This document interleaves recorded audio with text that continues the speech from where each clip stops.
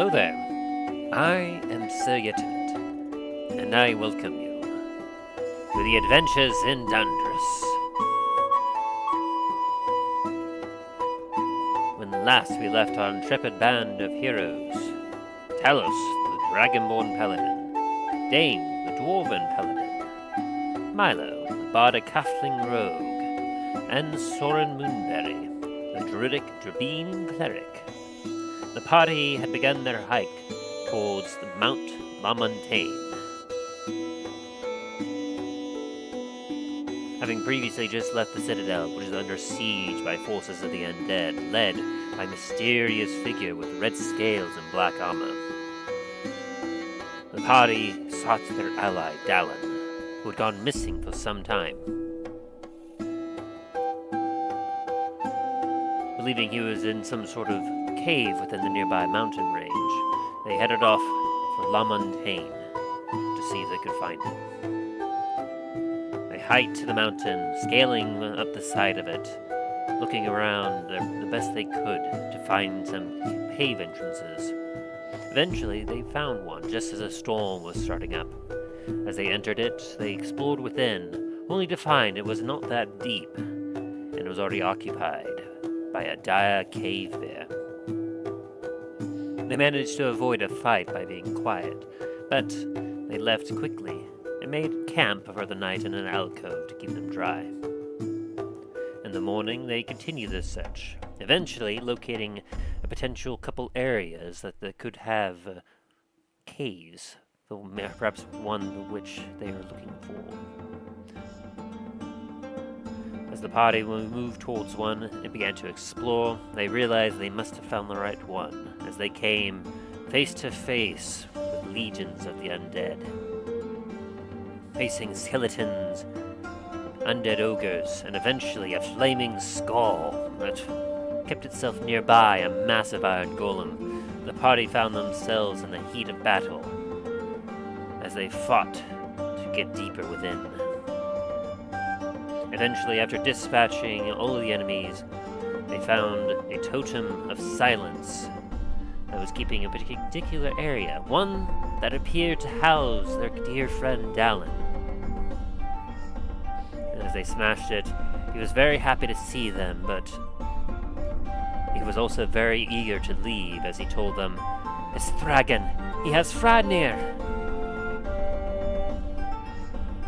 It was new information, and the old party member returned to them. What will the party do? We may just find out on the next exciting episode of The Adventures in Dundras.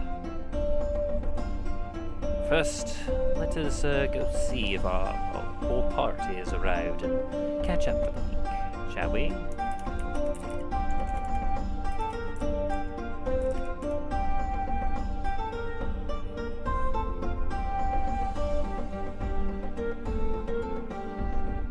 Hello there. Hey. Hello. I see only two of you have made it in. I pinged the other two. I wonder if they're sleeping in.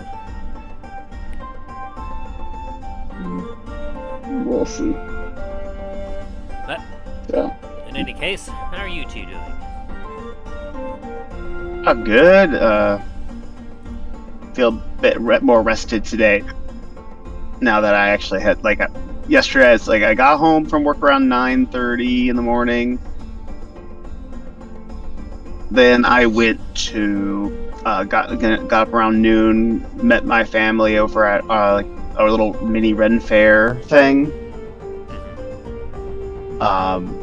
Stayed till about almost 3:30, 4 o'clock, went home, passed out, woke up around 7, 8 o'clock, ate, played some games, passed out again.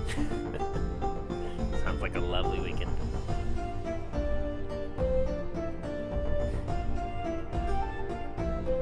And on the first, I'm gonna be, I'm gonna get off work, but instead of going home, I'm basically gonna just take a nap in my car. Then around 10 o'clock-ish, meet my family at the new park. Because I got my passes for them. And of course, that's the only date that I can get them all to go there. The ones for them that want to go. Of course, I mean, that's just how it goes.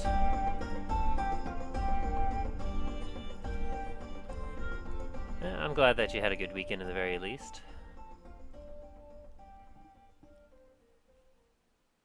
How about you, Ryan? How have you been faring this week? I'm a little bit behind on my homework right now, so that's something I'm gonna have to be working on. Well, not all of my homework. It's more of the lesser weighted ones, but Shame. yeah. But I enact bardic power. Vicious what mockery. does that do? Shame. Give me a The fact that save. vicious mock, honestly, the vicious mockery is an overpowered ability, though. It's like you're able to mock someone so bad that they could die. My favorite thing was what was it Krillin Halros did to that one NPC. Went straight to the feels. It's like you just see it, like it can cause either them to self-die, or it's like, oh, an aneurysm so bad that it's like...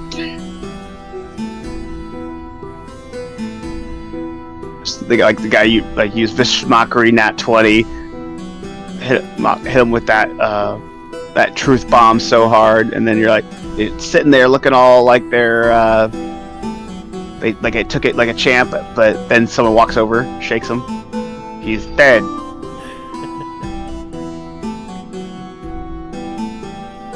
Hopefully you'll be able to catch up on that and have yourself a good week.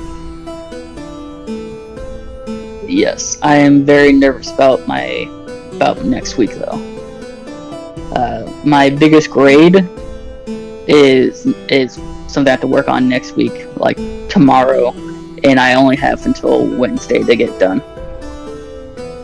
And it's like, I think 42% of my grade. Yikes. Yeah, Let me that look will up. be nerve-wracking there. Yes.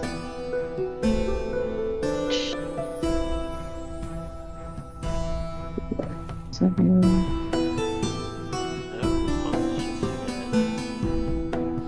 may have you, Ryan, maybe try and call or message Milo to see if he's doing alright. Okay. I'm not sure what your Dain is at. Check the RSVPs. I thought everyone had RSVP. Oh. Looks like it was just you two that RSVP'd. So double check that.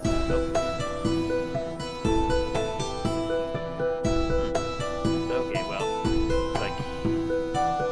Never mind, it looks like Aaron is here, just not wanting to hop in just yet.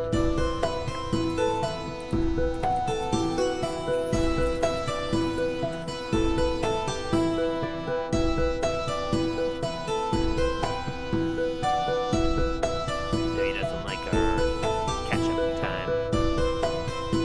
Yeah, I know he likes to get right into it.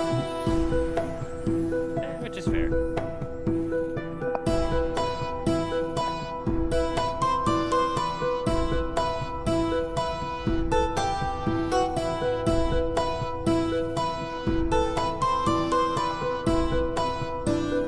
Dain obviously was talking yesterday, but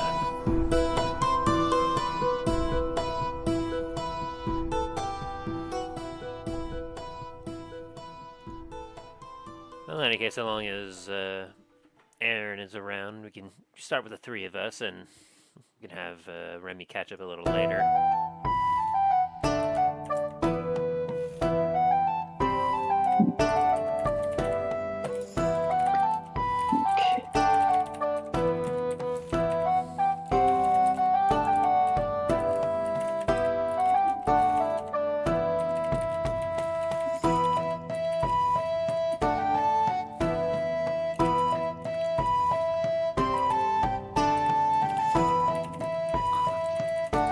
Bombs away. It's like, oh, the monster's asleep. Now I message Remy, so I suppose then Aaron isn't too terribly interested. I guess I'll share with you all how my week was. Relatively alright week. As you know, I believe last week I may mention. Well, I guess you weren't here for that one, Shaq, because you were busy with it. Yeah. But Yeah. we just had our store opening at another location about 10-15 minutes away from mine. So this week has been a lot slower, but not too terribly slower. I mean, it's about usual on par for this particular time of the season. So I got a lot of work done, a couple of trucks, got freight knocked out pretty good. Honestly, for work-wise, it wasn't a bad week. And then leading up, I took off Friday with some PTO and spent Friday and yesterday going to the local Comic-Con. Oh, okay. Yeah. Good for you, man. Posted. Sounds fun. I saw you posted some of the pictures from like what you at the laser pistol and some bottle caps. I see. Yes. I never get anything at these cons. My wife had encouraged me to actually get something, and so I finally was like, saw a few things. I was like, you know what? I think I will treat myself. I've been working extra hard, and she's allowing me to. Oh, I'm gonna get us a few things because I wanted to improve my outfit because I've been wanting to try and like portray like a desert reindeer for Fallout New Vegas for a while, and after looking at a few things, I was like, I could just get a generic like revolver, and that'd be like, yeah, like this is definitely the way that it looks. But I was like, but if I'm going to place a Fallout character, I want something more iconic. And I was looking around, I was like, I want a laser pistol because like their specific laser pistols are very iconic to the video game. Like it's very unique. Yeah. Yeah, one of my buddies, he got this is something he made years ago, and it's like he's known for it because he's put a lot into it to make all the effects on it glow and whatnot. He does the plasma rifle Nice. from Fallout, so it has all the glow effects and everything. When I was showing off my pistol one night to my wife, and we were walking by someone with a plasma rifle did come by, she was like, well, why don't you go for one of those? I was like, I was more of like a laser guy myself. I was never much into the plasma weapons. Which is true, like in the games, like the plasma like rifles and pistols, like they're cool, but I don't know, for some reason I was just never into the plasma weapons as much. Like me, I was that person that's like, it's like, what situation? It's like, what? It's like I'm that weapon situation. It's like, let's see, it's like, am I dealing with ghouls? Am I dealing with humans? Depending on what I'm dealing with, I got a weapon for that. So the model I got is obviously a heavy-duty foam base. It's as you can see in the picture I posted. Like it's massive. Like my hand is like can barely fit within the grip. I put my three bottom fingers on the handle there, and like I have enough that I can fit 4 fingers, and still have way too much room in the back for my palm. Although the trigger area, like the where the trigger goes, it's smaller than you would expect. Like I mean, if it's comfortable with my finger, but like. The handle feels as if I had a suit of power armor, I could comfortably fit this in my hand, but then I wouldn't be able to get my finger through the trigger with a power like a power armor finger. Yeah, I get you. So I mean, the dimensions feel maybe slightly off, but other than that, I mean, the details on it looks pretty nice. I got it for like $50, so it wasn't too terribly priced for what it is.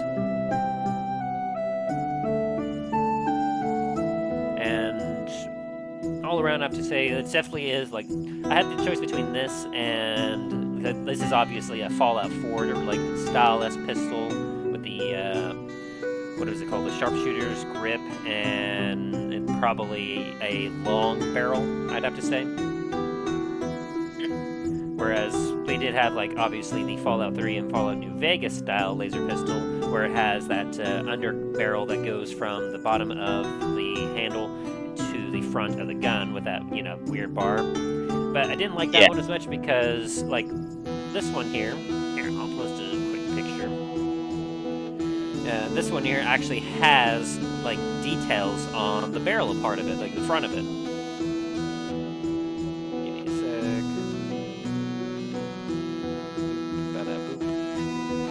Yeah, one of the last ones I went to,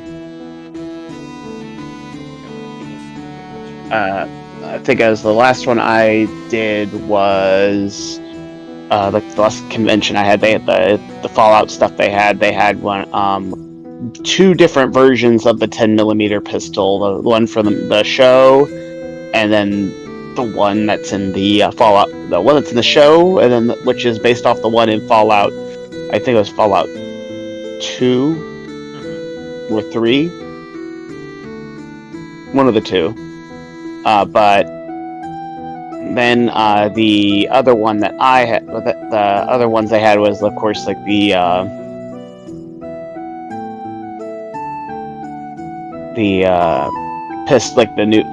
pistols, I wanted to get the sniper ranger, the sniper rifle, but I'm like $99, like almost $100. And it was foam, but it had it had one of those work like the actions? Yeah, the workable bolt action. Ooh, that's kind of cool. Which I'm like, ooh, that's. Not sure how much that would hold up to constant use though in a foam setting though. Well, the body was foam, but where the bolt action was, it's like that hard plastic. Okay. Like that hard PVC plastic. Gotcha. Yeah, I posted a picture. So this is the barrel, like the end of the barrel of the laser pistol. Like, if you know the games, like you've seen, like if you turn around like a laser pistol before, like this is what you see at the very end, right? It's got the little points that lead down towards the actual spot where the laser comes out of, and unfortunately, like their Fallout 3, Fallout New Vegas versions, the front of the barrel was basically completely silvered out, flat with like no details. It didn't have any hole or any indication of like a laser comes out of that. It was just very plain. I was like, ooh, I don't like that.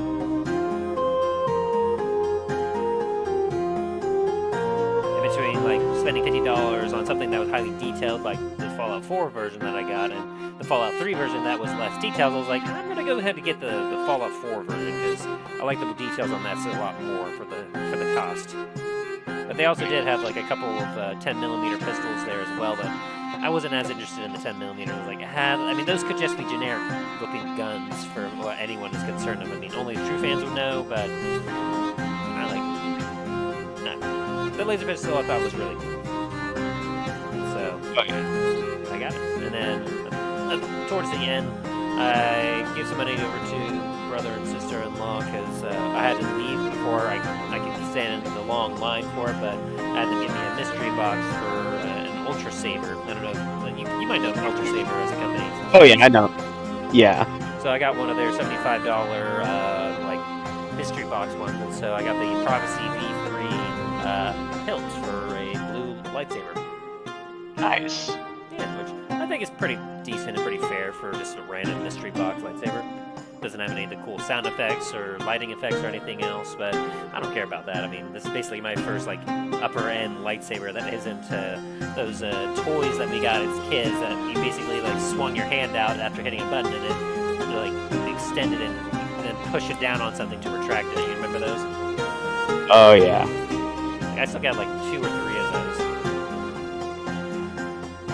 I have the lightsaber I have, but it's the one for my family went and paid that Disney money and got me the saber experience thing. Oh, nice. Which was nice. I like the lightsaber. I just like the one thing my one thing with the current lightsabers that for the experience that you have to make is that the hilts are so chunky.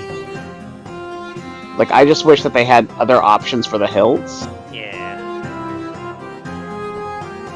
The one I got, I mean, obviously it's cheap. This one, chunky, unfortunately. Yeah, this one, like, if I wanted to actually say if it was an actual working lightsaber, for me I wouldn't be able to use it one-handed because it is that hilt is so wide that I have to properly use it. I would have to use two hands.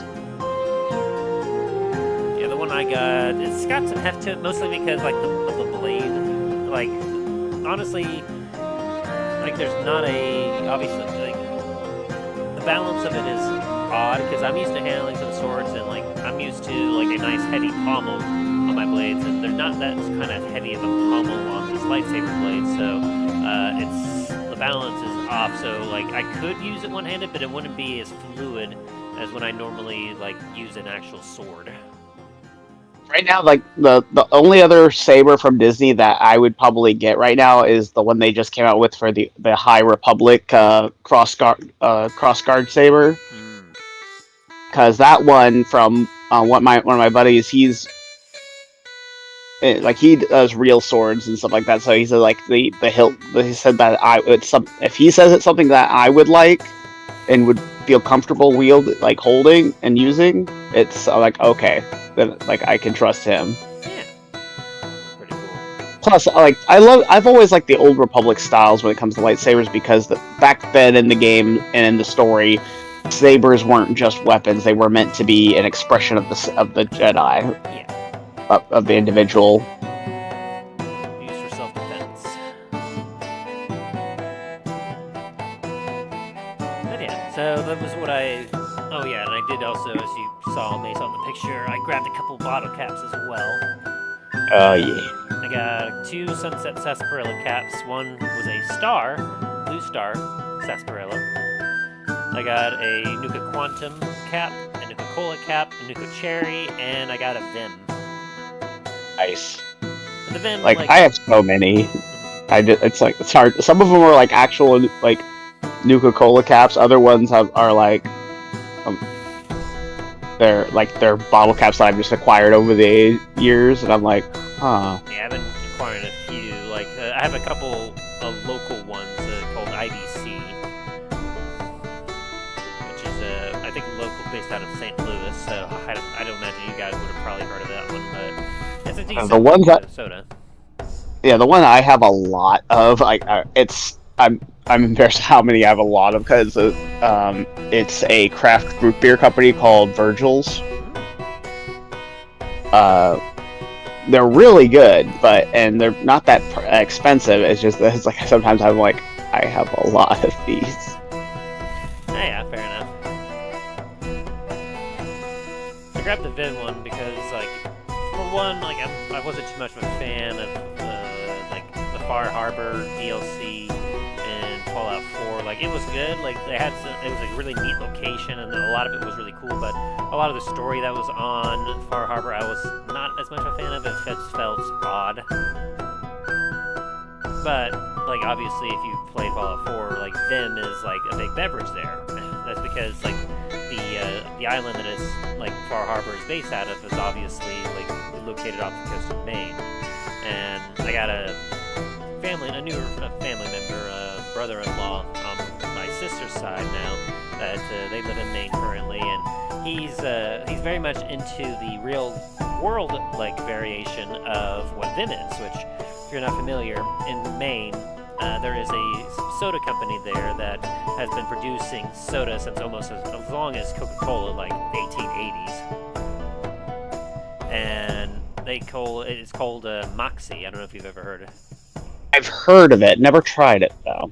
From what I understand, it seems to almost have kind of like a bittersweet, like licorice flavor to it.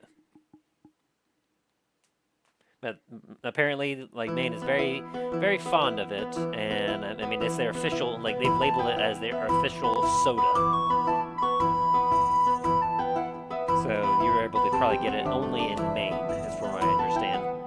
Though I did see a thing when I was looking it up for my wife, because I was wanting to show her some pictures, that apparently Coca-Cola finally bought them in 2018.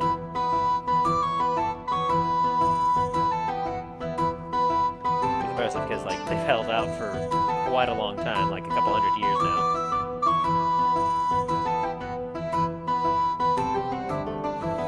yeah, I got the Vim cap for him mostly, just because it was like, for one, it's neat, it's a Fallout thing, but also it's like, I'll give a nod to my brother-in-law here. But besides from that, there were a lot of nice, interesting art things at the Comic-Con. But what I spent most of my time doing was waiting in lines, because one of the first things I did on Friday, we did and went to a panel for Andy Serkis. Listened to some questioning and stuff for him. That was very fun. And then we stood in line because we wanted to go ahead and just meet him in person, shake his hand. And we had a buddy with us, but he had to go do another panel. And so he was all like, here, take this cash, give me a signature, and tell me how it went. And we were like, oh, okay. And so we shook his hand. Andy Serkis, he seems like really a nice guy. I mean, oh yeah, he's a really cool guy. Oh yeah. Very chill. And then yesterday we went and we did a couple photo ops. One of my wife's friends, she basically had us group up with them because she bought a photo thing and she was able to bring up to 2 other guests. So she had me and my wife join her on that one. So we got a picture with Christopher Lloyd and the original Wednesday actress. Oh, nice. From the original Addams Family. And that was fun. And then we did another photo op, which there was a lot of people for. We did a trio photo op with the actors of Gollum, Gimli, and Faramir in the Lord of the Rings. So it was a Lord of the Rings trio. Oh, yeah. And that was pretty fun and exciting. John Rhys Davies was there, Andy Serkis was there, and I keep forgetting his name, and the actor for... David Wenham, yes. David Wenham was there. They've all done lots of other stuff, but it was cool that like all 3 of them were there. And a few hours later, we actually went before we left the con for the day, and we did a panel for John Rhys Davies. And let me tell you, that was quite the capstone for the day. Like, I don't know if you've ever listened to a panel or like been in the same room as John Rhys Davies is talking, but oh man.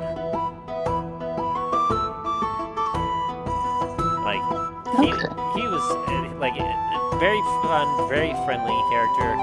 Like, I don't know if it's been a long time since I've laughed as hard as I did listening to the panel of his, because he was fantastic. I mean, for just kind of give you a quick example, it's something that you probably would have never expected to hear him ever say. He got a question about how he chased off some of the Uruk-hai and orc-dressed people in the Lord of the Rings movies, and he was all like, "So you've been hearing stories from I'm just doing such a voice." Like, he was all like, "So you might have heard some stories about how I was too rough, how I was. How do you expect me to be when I'm fighting orcs?" And they went a bunch of pussies. And that, he's fun. We lost. One of the things for him, like the actual reason why he was acting, because the stuff that they had to make. Apparently, he was having a reaction to the makeup where it was making him a little delirious. So he actually thought he was actually there. I never mentioned that. He did say he had to do 8 hours of makeup for it though, but. And also, oh yeah, it only happened once when they realized, after they got him to kind of seated down, they realized, because they looked at his skin and everything, the way it was reacting, they're like, I think he's having an allergic reaction, so we have to switch to the hypoallergenic one. I think it was in the behind the scenes thing. Yeah, I think you're right there. He was very fun, but surprisingly, he didn't talk so much about the Lord of the Rings side of things. Because aside the fact when he was all like, "How do you embody the dwarf when you are literally the tallest member of the Fellowship?" Yes. But he actually. That's what people don't. Yeah, people don't realize how tall he is until you meet him. He is massive, and he had a lot of conversation topics about obviously his stuff in the Raiders of the Lost Ark and the Indiana Jones stuff. Surprisingly, when someone brought up Princess Diaries 2, he had he really enjoyed that question because like he got up there Oh. and he did a whole like mock like he was the actor like the character again. It was fantastic. That was one of honestly I think not only like my favorite ones he's been in, but also I know from the way he reacts anytime someone asks him about the Princess Bride that was one of his favorite ones to do. It must have been because like he was so fun up there on stage as he was like revving us up. He's like, "Do I have your vote?" And we're like, "Yeah." Oh, that was fun. Yeah, good for you, man. And he remarked on a few of his other stuff as well, like how when he voiced Macbeth in Gargoyles, how he got to show gave him a new appreciation for like the maturity of cartoon animation. That was pretty cool. Because I did enjoy his voice acting in that. I mean, I enjoy all of his voice acting, but I did enjoy his performance in Gargoyles because I mean that was a fantastic show. Oh yeah. That was basically my weekend. We had a pretty slow, but otherwise like not a bad work week, and then a very fantastic Comic-Con. Okay, man. Well, I'm glad you had a good week, man. Yeah. It's disappointing because this next week's not going to live up to it. Not bad attitude. Well, I've only got one truck I'm expecting this week, and the rest of the week, well, my wife was actually going to be off because this is her school's spring break week, so she's going to have a lot of free time. So we might be able to do something fun together. Nice. So I hope you have a lot of fun. Any word from Dain yet? Nothing from him yet. So I didn't get any response back. I tried to do a one message and pinged him, so... Yeah, give me a sec. I'm gonna pop off this and I'm gonna see if I can get him a direct call from him. Sounds good.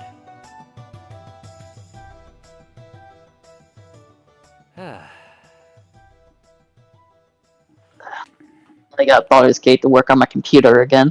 Nice. Yeah. Playing a Dark Urge with a red Dragonborn. Oh, neat. Yeah. My whole shtick is he's a barbarian wizard, warlock, rogue. But all my stuff is built around getting kills and getting bonuses from it. So you're just trying to make him a bigger version of Graham. I mean, I wasn't thinking about it like that. That's Graham's Like my- brother. Yeah, the whole build's supposed to be around when he gets kills, he gets bonuses. So like the necromancer, when you kill people, you get like I think you heal from it while getting kills. While with the fiend warlock, you get temporary hit points. But with barbarian berserker, you get a bonus attack, and with the rogue thief, you get 2 bonus attacks after killing someone. Very neat. Yeah. Sounds very complicated. I mean, I haven't fully got my build unlocked yet, but I'm very curious to see how it works.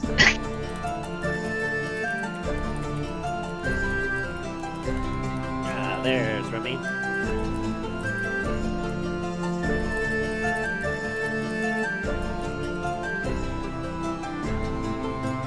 Sweet, so he'll be joining shortly.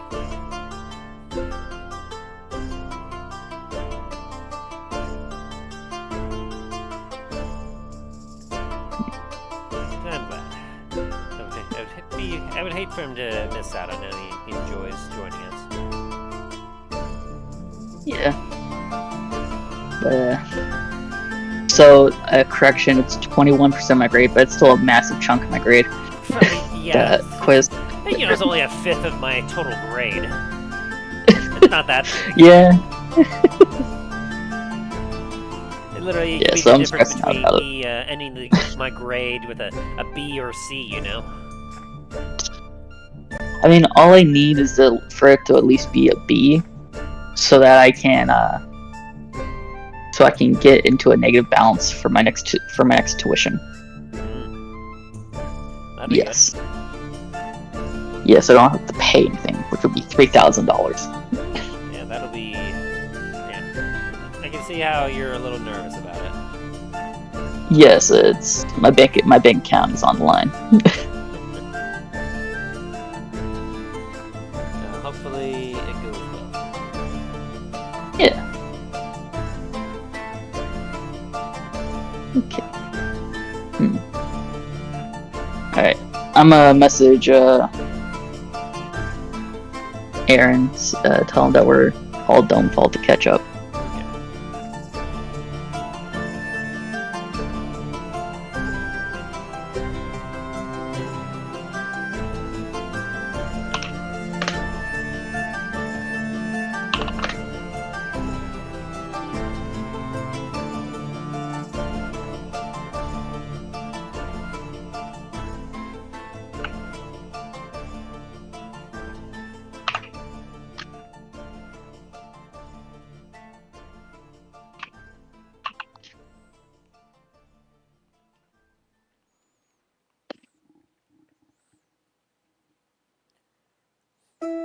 Okay. Remy responded, so why is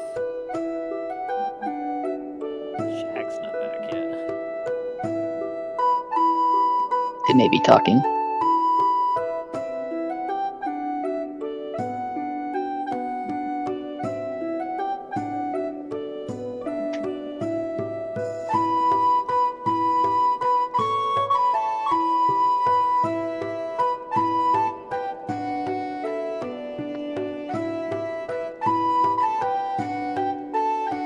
I still couldn't get a hold of them. Oh, I got a response from him. I did? Yeah, he texted saying that he passed out. Oh, it is.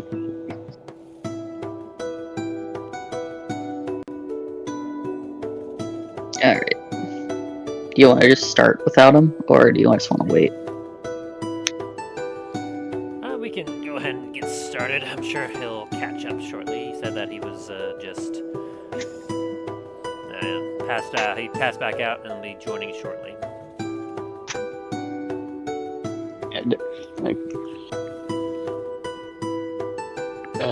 Like, I know that feeling. It's like, oh, I'm just gonna sit down and close my eyes just for a little bit. Wake up 3 hours later, or better, or worse, yeah, wake up like the next day.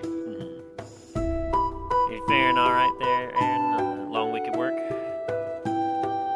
Yeah, I'm doing all right. That's good. You missed all the talk about me. Talk about all the toys I got at the local Comic-Con and the famous actors I got to see. I won't bore you with those details, though, but needless to say, seems like most of us had a pretty good weekend. That's good. Faring whatever Dain has to say, I'm not sure if... Oh, well, he's done, but he should be joining us soon. But in any case, we shall get started, and once he arrives, we can catch him up on any details that he may have missed. In the meantime, we'll just say that Dain is in the background, just smiling and just vibing.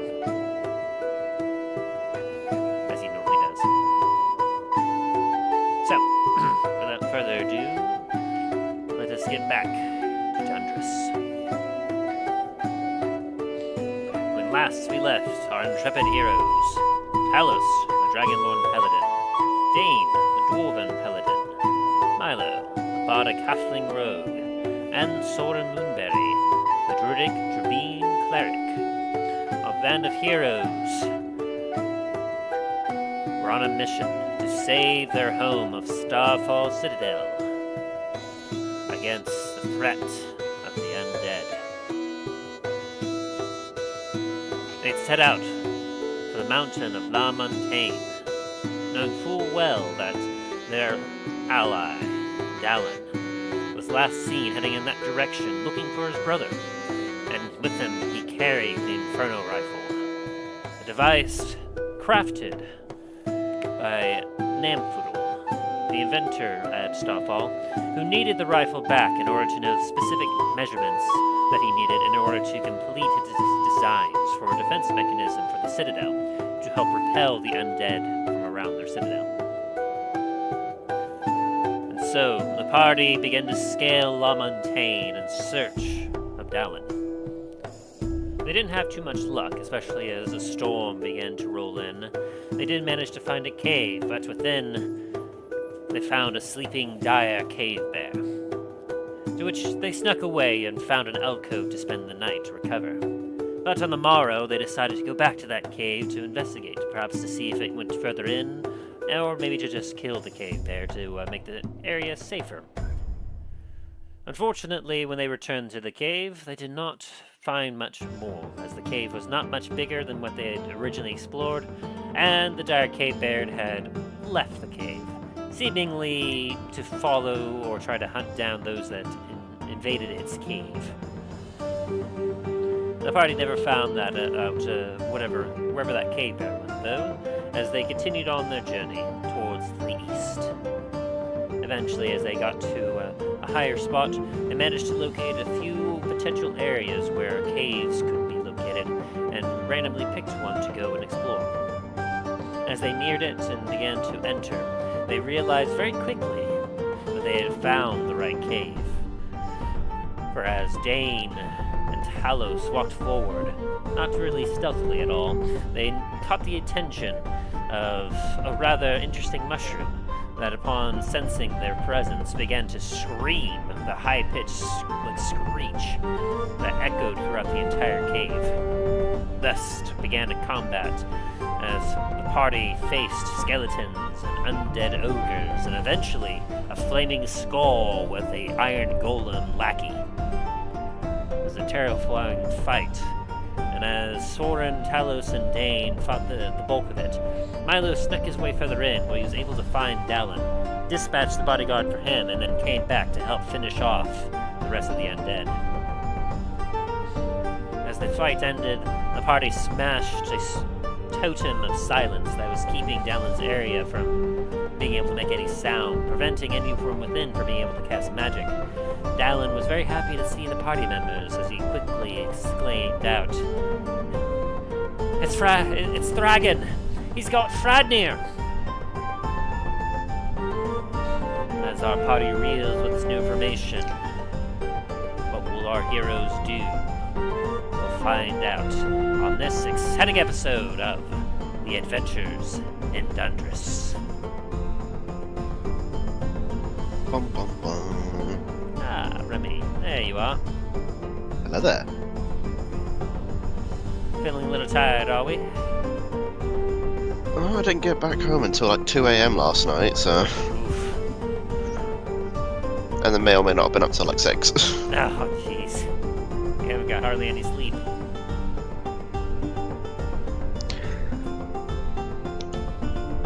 I appreciate Yeah. being able to make it. It wouldn't be the same without you. You wouldn't have your angry dwarves running around.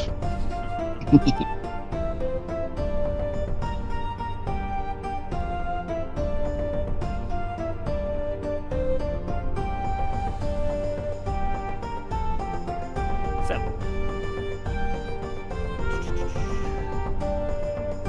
the sounds of the cave echoes as you hear drips here and there. Other than that, some slight wind blowing about. It is very, very quiet as you all are still reeling, as Dallen is kind of just standing there, just looking exasperated. He then kind of looks over to the side and goes, "Ah, my stuff!" as he runs over to a chest and begins to throw on his armor and his gear. Oh, no, where is it? As he kind of looks up, he goes, a couple of my things are gone. Oh, Thragon must have them. Oh, he's got my infernal What are you rifle missing? and my crystal orb. To be fair, the Infernal Rifle is me. Oh, As what? Milo just kind of pulls it out of the bag. Dallen kind of breathes a sigh of relief. Okay. Well, at least with the orb, at least the orb explains how he was able to taunt us earlier. Oh no, he's been using it against you? Hey, He may or may Yes. not have known all our plans for a bit. He kind of shakes his head. We thought it was you. Said, of course. I don't know exactly what's been going on. When I left the Citadel, I went to go find him because I was worried about him. I didn't want him trying to face off the forces of Maldraxxus by himself, but when I found him, like, he seemed to be normal, and he said he thought he had found a clue, and he wanted me to go with him, and so we went into this cave, and, like, he had me go a little bit ahead of him, and then out of nowhere, like, I got knocked out somehow. I still don't know quite how it went, but when I woke up, everything was super quiet, I was tied up, and there was undead all around, and I could see, like, Fradnir just, like, standing there talking to a few of them, but I couldn't hear anything. It was only until later I realized they erected some kind of silence spell that kept me from being able to do, like, almost all of my magic.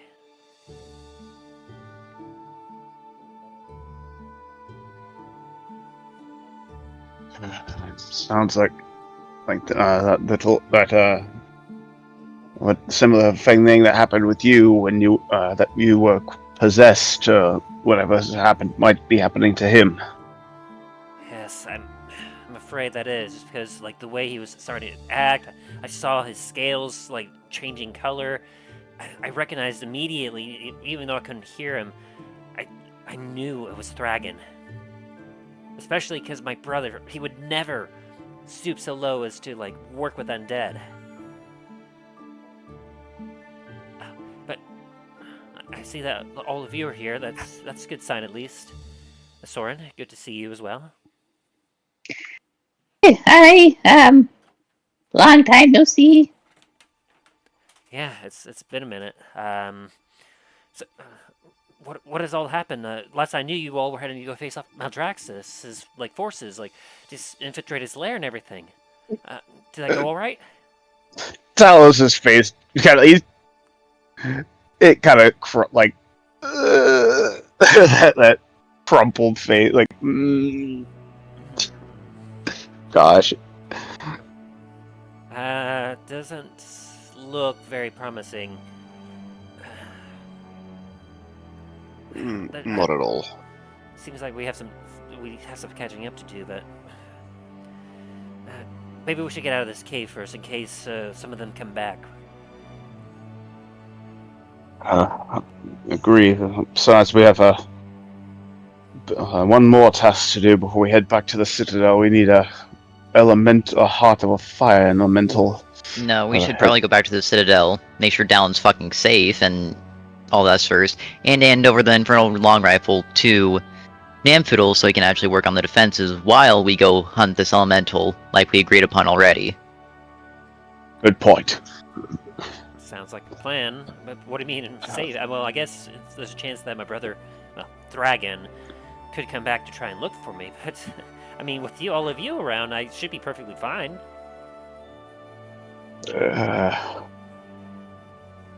Let's stick to the plan. Yeah. One second. Talos is after that. He takes off his one cloak and starts putting on his other one, the cloak of fly, wings of fly. Rested. I'll follow you then. As Dallen looks a little confused, and as he kind of like finishes strapping on his armor and his helmet onto his head, is there anything any of you would like to do in this cave while you're here?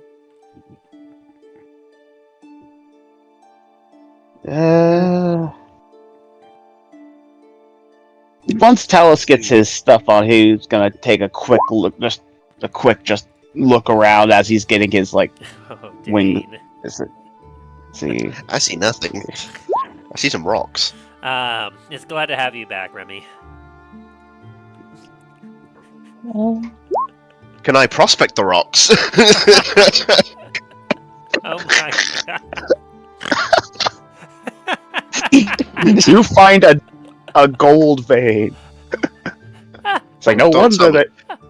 It's like, don't tell me that. That whole mountain's gonna come down. Oh my god. You try to do a basic investigation, and you're like, yes, this is a room. And then as soon as you're like, but what about the rocks? You just like, symbols start to appear, just like math, just, you're like, I see everything. I know everything about this rock. It's The like duality Sherlock of Holmes it. of rocks. You ever see Toph's vision, a little pulse? Oh That's how gosh, much it is. yes. Oh. Soren's gonna go investigate the golem. Alrighty. Talos is just kind of like, as he's getting like switching out his mantle and to his wings, he's gonna be going kind of just like going over whatever's in the room, like any boxes, anything that might look like there might be some, like just to see if he can get any information or any items that might either assist or might show what might be what's been going on. Mhm. It's like, nice 19, damn. Very good, very good. Anything from Milo, or is Milo just going to be keeping an eye out, making sure that no enemies are going to be approaching? At this point, Milo's just trying to get back and carry on. Oh, Carry on with the ow. mission. Gotcha. Ouch, jeez. I just sat down and I was trying to figure out what was poking me, and there was a fork on my bed. I'm like, but I don't eat in the bedroom. What the hell? Could be your girlfriend. Did you leave a fork in here? Yeah, it's right here. No, well, go wash it. I sat on it. Right, you were actually quite correct. She apparently wanted to eat something, and she put it down. But she was looking. I couldn't figure out where I put it. I'm like, you put it on the damn bed. All right, so, all right, Remy. As you kind of have a quick look around the area, like you basically just see generically what is around you. There is a small part of the cave that extends outwards where there's a chest that you saw Dallen go and retrieve his gear. There is a small campfire providing light to the area with a chair next to it where you see the dead body of a guard there.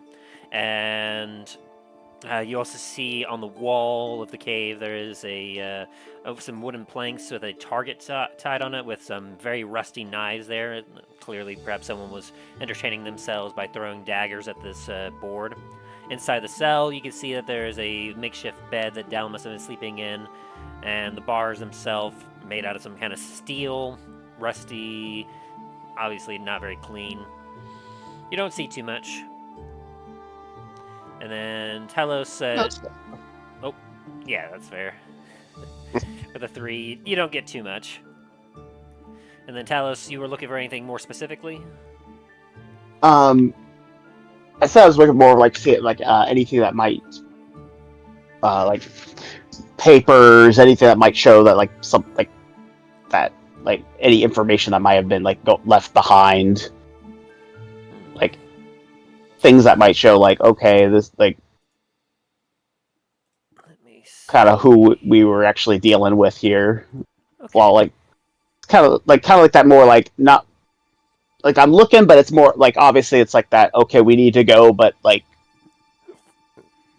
you make your way over towards the campfire, and there you happen to notice some slightly charred pieces of paper laying nearby the fire.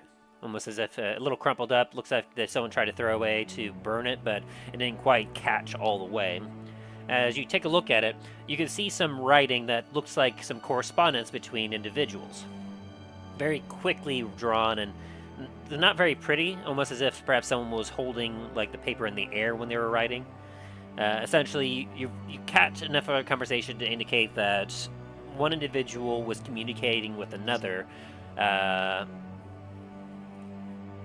explaining what specifically to give to the prisoner, and to make sure that they are healthy but incapacitated in all ways, and that they will be back in several days.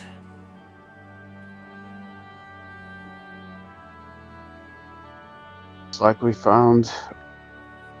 It looks like they're definitely going to be coming back in a few days, but I definitely need to get out of here quickly. Dain, roll me a 1d6. Aye.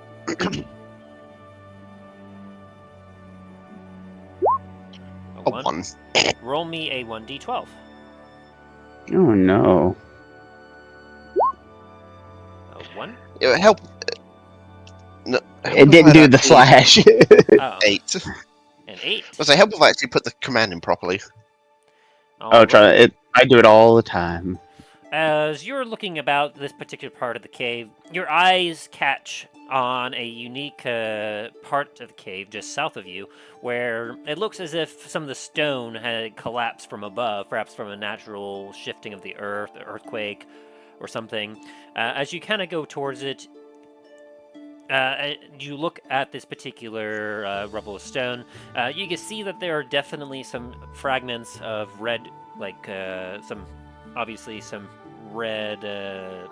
What did I call it before?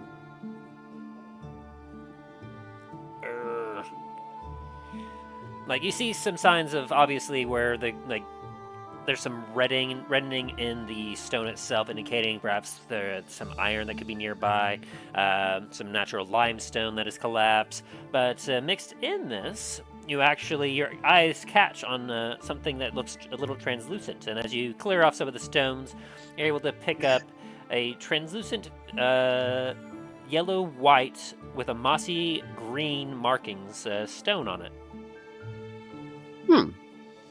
And with that history check, I'll allow you to do one more history with advantage to see if you can recognize what this is. Alright. Sorry, which roll with advantage? History. History. 12. That's just the duality of my history of my rolls right there. Very much so.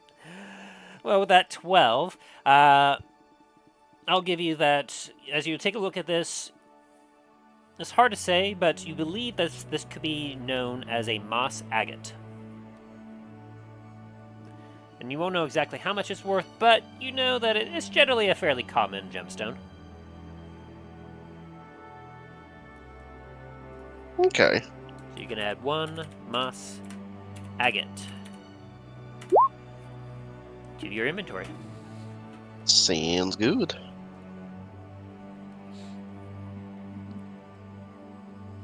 And in case you need a description for it, it's a translucent yellow-white with a mossy green markings on it.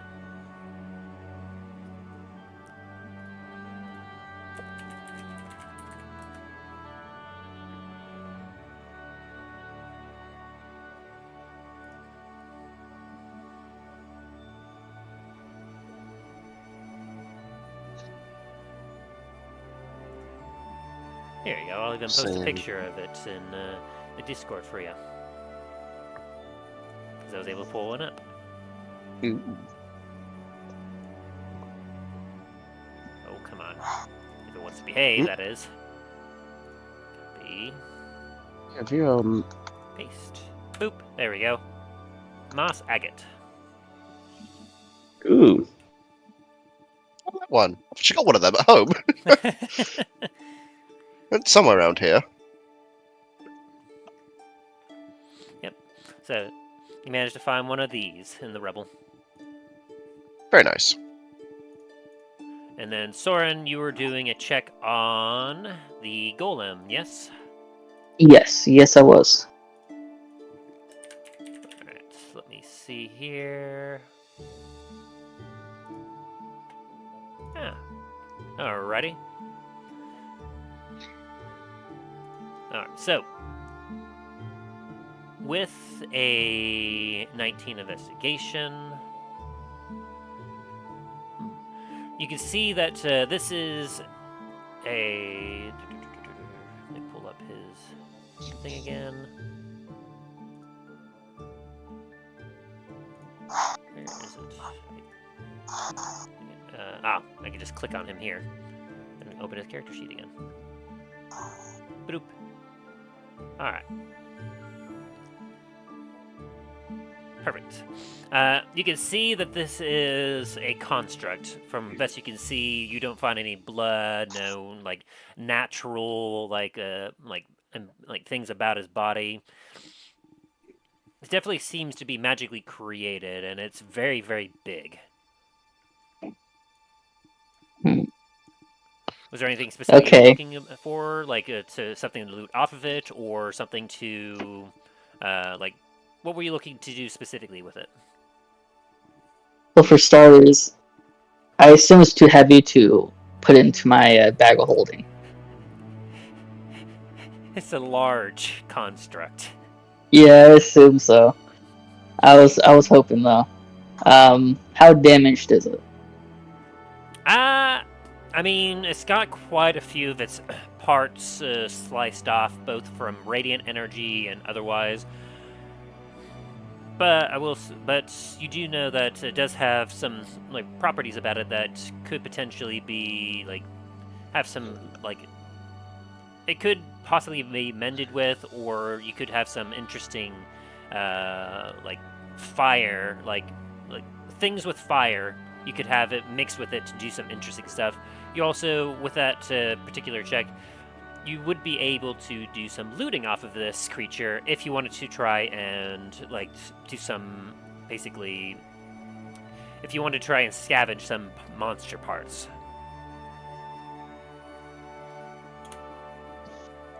And if you want to do that, let me see what check that would be. So, as you take a look at this creature, if you wanted to try and harvest from this, you would have to spend a couple hours harvesting it, because it is a large creature. There's a lot to go over. And as for, let me see. And in order to properly harvest from this creature, you would have to roll Arcana. I don't.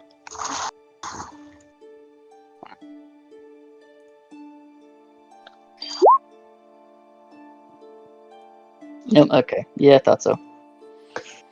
Okay, as you begin to kind of like take a look around this body and try to do some harvesting, there's a lot of complexities that, like, honestly, like, there's a lot of weird stuff on this thing. You're not familiar enough with the arcane and with how this thing could have been made to understand what you could have potentially...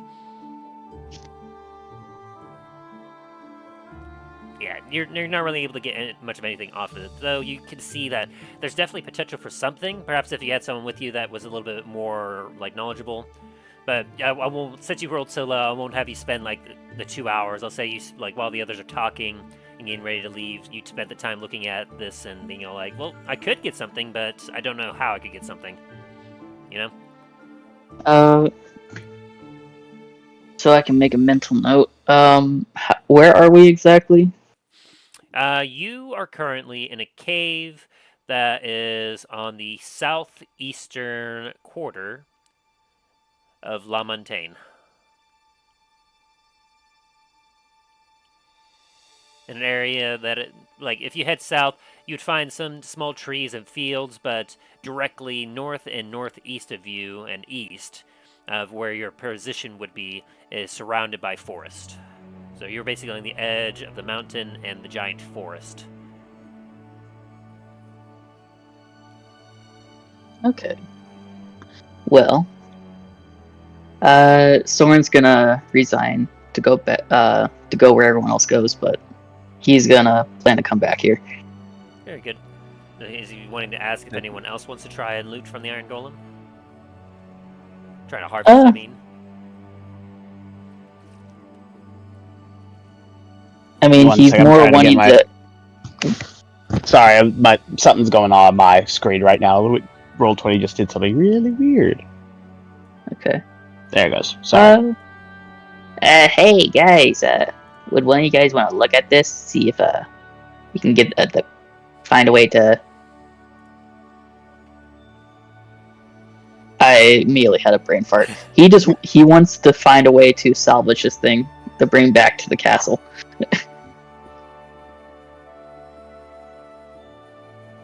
I was kind of looking at Soren and looked at Merce.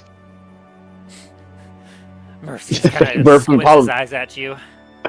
Merce would probably be the only thing that it could actually probably fit in. Dude. Yeah. Oh, come on, stop being a bitch about it. He looks over Shut that up thing and- and looks at you. Just shut up and take it. It's like, come on. It's like, how about this, Mubs? After this, and we take care of and because it could possibly help the Citadel, we'll get you a full cow, all to yourself. Just stretch yourself out a little bit. You'll be fine. Just grows arms, bitch slaps you. Hey, don't give us too many ideas, please. Nah, he respects you too much for that. Let me see if I can get a... Let me see if I can find some more specific information about this thing. To kind of give you, if one of you wanted to try and roll to see how heavy this thing is. Can I tell how heavy it is just by investigating it, by chance? Yeah, how? Like, what would I have to? Would I have to roll investigation or? Milo just goes over, tries to pick up. Yep, that thing's heavy. or a strength check or something? I mean, yeah, you could try to do a strength check. Milo's investigation could also help as well. Let me see. It is a large construct. Now, of course, it doesn't want to give me any other specific information about it. Let me see. It is a large creature. Let me try and do a quick check here. Like, it is a large creature. That's all you're getting.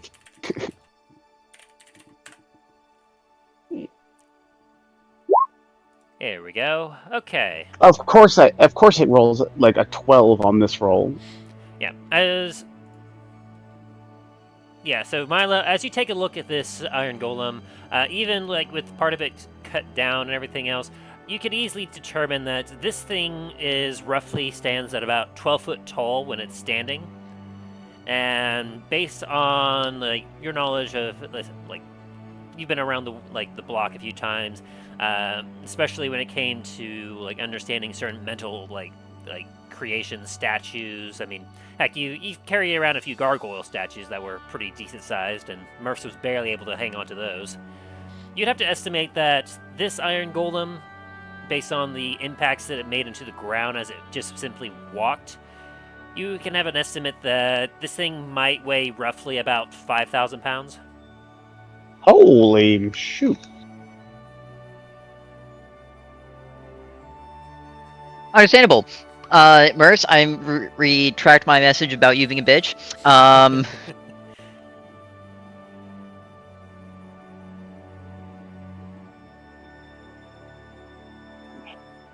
Is there, with that investigation, is there any way I could take like my sword or something and can I just like pry off a couple of limbs or something from it? In order to make it something useful, you could try. You'd be, especially with that investigation, I'd allow you to do an Arcana check. I think the best thing to get would be its core. That's if its core hasn't been shattered. Yes. 14. A 14, all right. And yeah, with a 12 like strength check there, Can I help Talos, with that? as you kind of go in and you begin to lift up. Well, if you're helping out Dain, then I'll allow Milo to have advantage, which would give him a 21 on that Arcana. Oh, very good. Which Yeah, is after very good. inspecting the walls, I'll go over and help out with that as well. Yeah. And yeah. And gets so overwhelmed with all the rock information that he's absorbing. He's like, you know what? I need a break. Stop. Six straight. I know I'm a dwarf, but there's too much rocks in here. Yeah, it just seems like the deer almost having an aneurysm is like the veins on his ears popping out as he's trying. Yeah. You look over, he's trying to lift up a finger. I mean, one of those fingers is Pulls probably a weighs, muscle like, trying to pick it up. one of his fingers alone probably weighs 3 times what Soren weighs. It's probably the size of him. And so, yeah, and Talos, you're getting a similar thing. Like, you can barely lift up his arm. Like, it is massive and heavy. Line up. God, this thing's heavy. All I'm saying is, if we had like a dozen of these, the castle would be safe. Do you have the funding for that? I'll get back to you on that. That's what I thought. Alrighty. If we just had like one of these, it would be pretty nice too. Alrighty. So, as you all spend a couple hours working on this Iron Golem, trying to harvest from it, you are able to find the Iron Golem blade that it was using to fight you. It's kind of lost a bit of its shape. It's bent a little bit, but you remember how, like, using it, it was able to harm you quite greatly. You can imagine that if you wanted to take this Iron Golem blade with you, it could possibly be restored into a specific type of long sword or great sword. You are also able to collect 8 Iron Golem nuggets. Nugget. 8 ounces of arcane dust, and 2 vials of golem grease. Its core, I'm guessing, was kaput. Yeah, as you kind of take a look for whatever core it may have been holding it together, you're only able to find, like, arcane dust. Ugh. Very sad. It would have been real nice to have at least one of those protecting the castle. Well, I got Can what you we repeat all of that again a little bit slower? Here, I'll go ahead and just type it in. That works as well. So, you course. have 8 of this, 1 of this. Because of that, you were able to get at least a little bit of everything from this harvest, since you got such a nice high roll. And that, you had 8 ounces of arcane dust, and 2 vials of golem grease.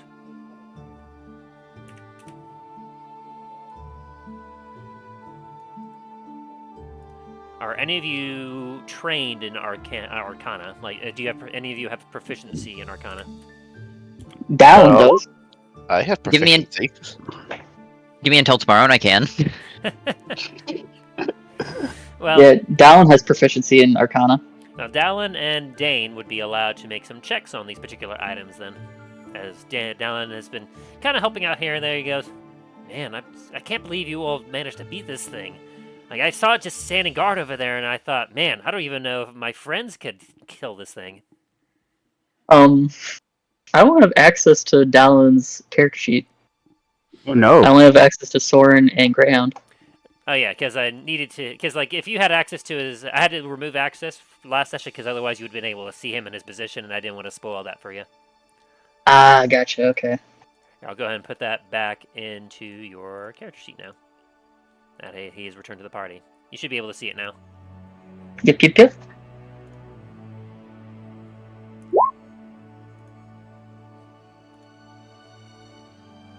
Alright, what do I roll? A 9. A 9. Fuck. Both ways. Fuck. Dain. Whoa! Oh, fuck.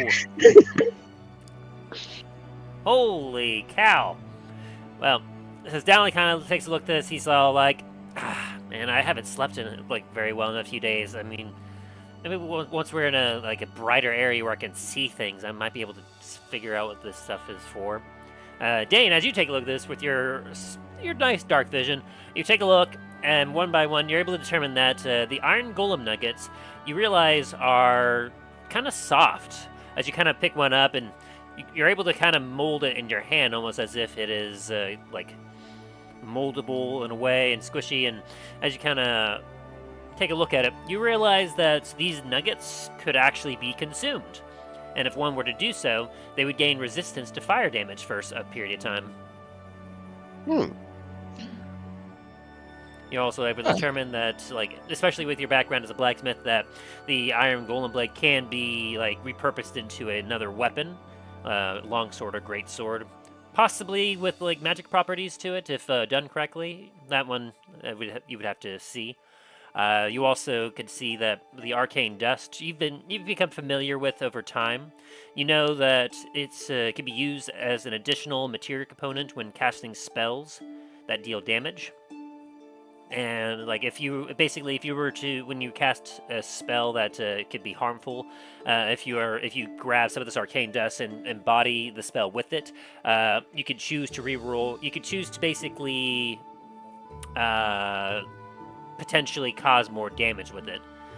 In out-of-game terms, you can choose to reroll one of the rolled damage dice and must keep the second result. So if you like rolled a 1 in your damage result, you can like if you used arcane dust, you can re-roll that particular die, and you might be able to get like a higher number.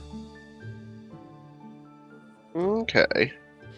And for the vials of golem grease, you also could take a look at it, and you can see that it has some sort of organic properties to it.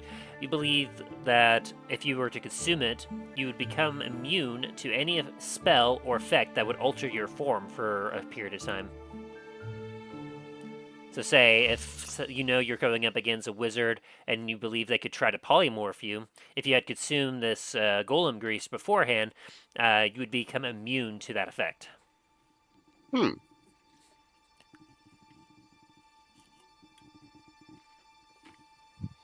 Interesting. Very nice.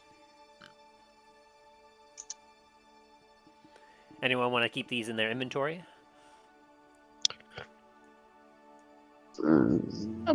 I'll collect them. Why not? Alrighty. So let me transmute this over to your notes. Alright, thank you, thank you. You have 8.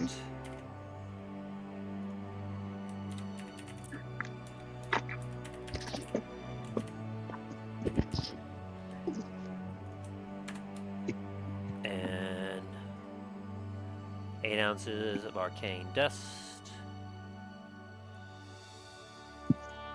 This one's a little complicated, so I'll be sure to include the entirety of the description here.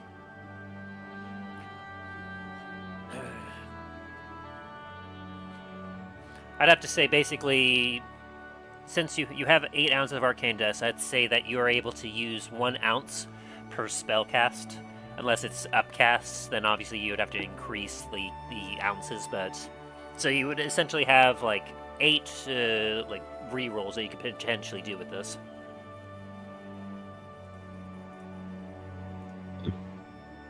That's good.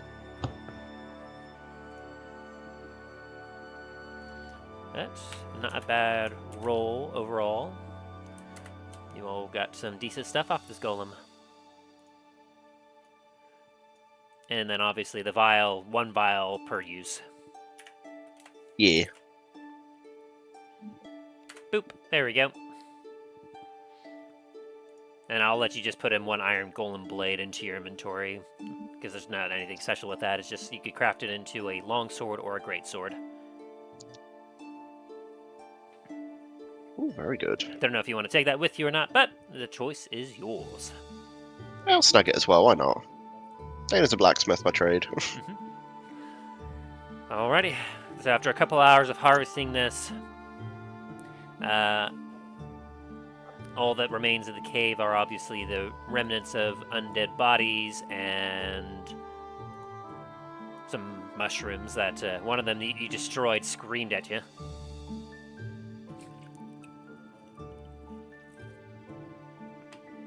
Yeah, no more screaming mushrooms, please. Some might say screaming mushrooms. So, anything any of you want to do and left in this cave, or will you head out for the day? Think of Soren. What? Were you saying something? Oh no, I was just clearing my throat. Oh, okay. Shax? Nope, I'm good. Talos is good. Anything more from Dain? Not on my end, no. Alright. And so all of you follow Milo as he leads you out of the dark cave into the sunny day outside. Making all of you squint your eyes for a bit as the difference in light is a little jarring for a few seconds. Cue that first scene from Fallout 3 as you all leave the vault into daylight. My light settings are too bright.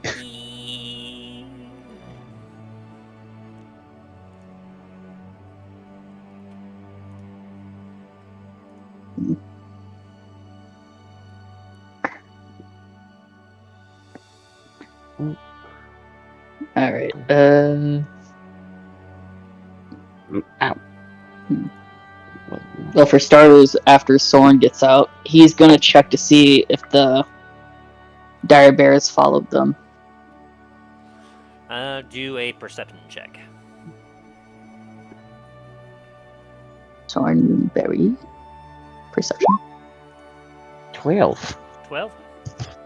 As you take a look outside of the cave where you're at, you see there's a few spots of trees here and there. You can see the forest to your east, and as you look west, where you remember where the cave bear was located, as well as where the cave is itself, as far as you can see all around, you do not spy any dire cave bear nor any signs of them. That's good. Okay. Well. Oh, bears. Yeah, it doesn't look like the bear followed us. Y'all want to get moving? What, bear? Yes. Dallen kind of looks over at you a little, like, scared. Yeah, we might have found a bear's lair, but we should definitely keep going. Bear bears. What? It's a big bear. Not very good. Let's see, Dallen's, let's see, he's not really good at nature. What about history? He's good at either or, so let's do a history check for Dallen. 10. I don't know what that is, but I know what a cave bear is, and I don't think I want to face one. So, yeah. Okay, let's keep going. Enough time should have passed for my to be reattuned to my wings, right? Yeah, I'll say that you took a short rest. Like, if any of you wanted to take a short rest while you were harvesting the Iron Golem, you're able to, like, take the benefits of a short rest if you wish.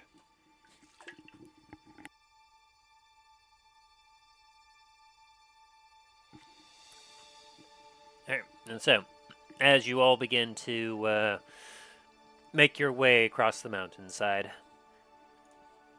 you're heading back on a direct path to Starfall.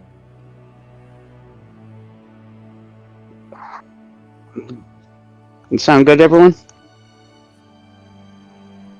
Hey, sounds like a plan. Okay, I will say that upon leaving the cave, like, initially when you went to go find it, between all the traveling, it was close to the afternoon, and so after leaving the cave, it is late afternoon. Evening will be arriving shortly, so you'll be able to travel for one square over before you'll have to stop for the night. Unless you just want to walk through the night, that is, of course.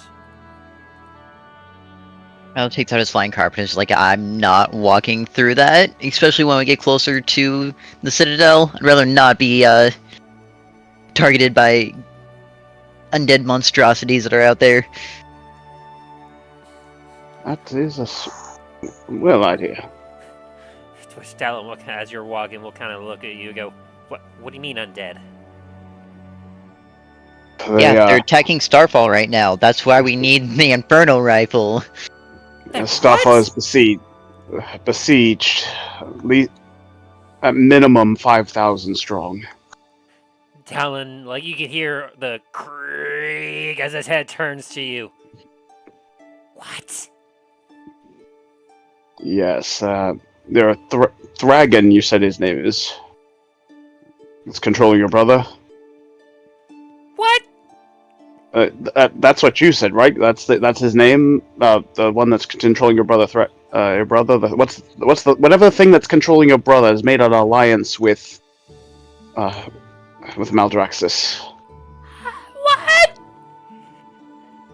Yes. Well, one thing at a time. For now, let's get back. You see his eye twitch. A lot has happened.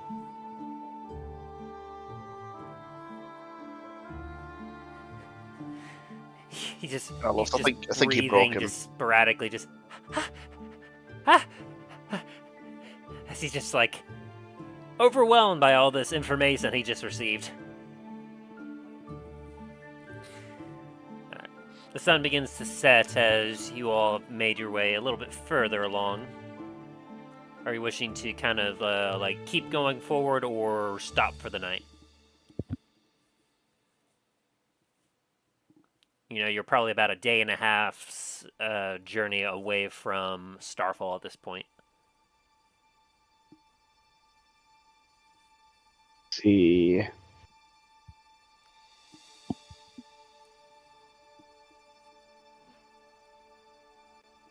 You also know that you are like basically like well, you're about a day and a half travel from Starfall. You are about a day's travel away from Port La Montagne. When you look at the map.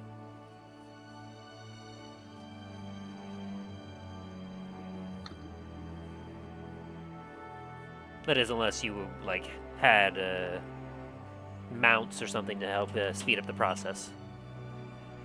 Well, technically, me and Dain can summon, but I'm not sure how many people can Well, we know fit on there's both. 5 of us. Yeah, there's 5. You basically you have 3 medium humanoids and 2 small humanoids with you at the moment.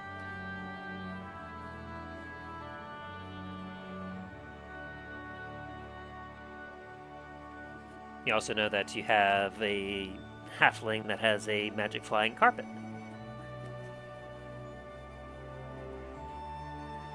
Who, I imagine, as you said, you pulled it out, Milo has been riding this whole time. Yes.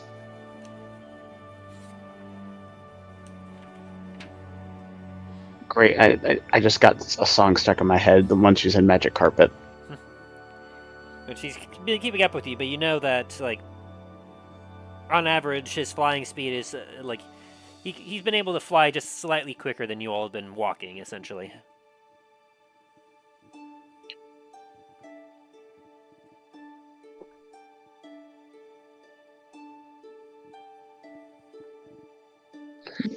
All right. Do you think we can chance pick probably us something in our little spectral steeds and pick, or do you think it might the light they give off might risk it?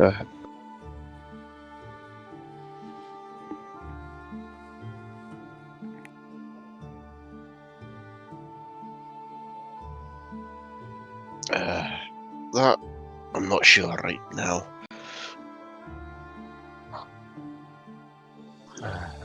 Milo, Soren, I just blanked. I'm sorry. So, What's going on? Soren was staring at dirt. I was saying we could, me and Dain could each summon out one of our spectral steeds if we want to pick up the pace a bit, but the light they give off that might attract something to attract unwanted visitors. Well, I think it would be best to get there as soon as possible, but if you guys don't want to get into a fight, we could try and sneak there, but it would take way longer. Milo? Milo, at this point, has just been casually flying higher and higher in his magic carpet. Soren's gonna try and hop on there. Well, seeing as Milo Milo allowed that? apparently is going up to space. Soren, you gotta jump! It's like Milo, like Talos is kind of like realize Milo. It's like he's expecting to look down to find Milo, and now it's like Milo. Soren's gonna go over to Dallen and just do like an uppies type of motion. And Dallen's gonna pick him up and chuck him over to the flying carpet. Have Dallen roll a athletics check. Or acrobatics. Athletics probably better. A 13. Are you going to try and prevent them from trying to do this, Milo? No, I'm not going to prevent them from doing it, but Milo will start casually going up, directly up a little bit faster. With the 13, as Milo continues, ascends, Soren, you're able to basically land stomach on the edge of the carpet. So you have your fingers and arms on top of the carpet, but your legs are dangling off at this point. Yeah. Oh, did you want Dallen to make it the roll, or Yes. Soren to make the I roll? wanted Dallen to make the roll. Oh, okay. Okay, Since got he it. was the one throwing. Gotcha. Okay. So Soren has managed to get onto the fine carpet. Halfway. Barely. Halfway. Okay, got His it. legs are dangling Screw off. it. I could just see like a freaking gerbil like scrabbling trying to get like. It's like when you have a pet that's like slightly sliding off your bed, and it's like. Hmm. Tim, how far would you say I'm up in the air right now?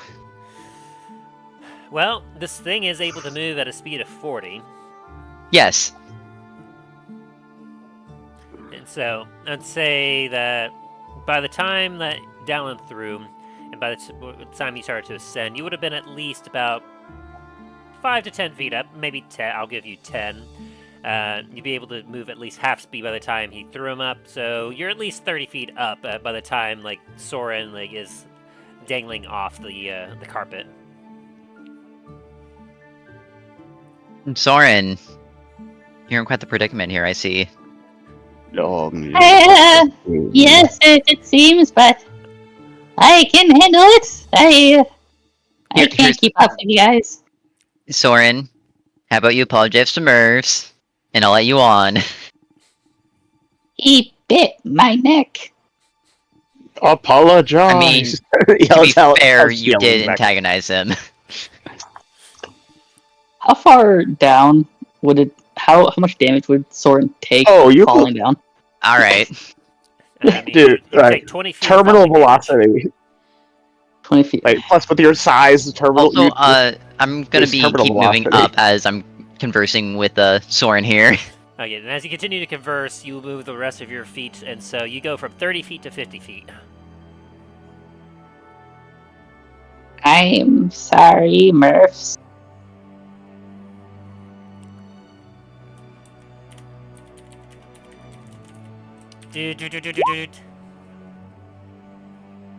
Alright, that'll do. As Milo will help Soren get back onto the flying carpet.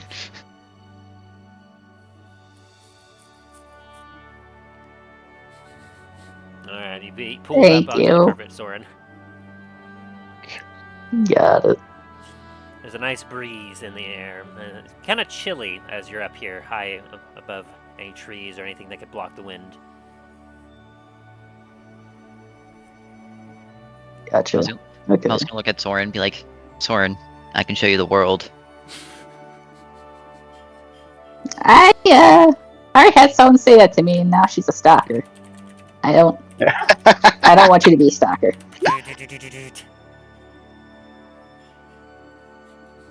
As his eyes squint at you, Milo.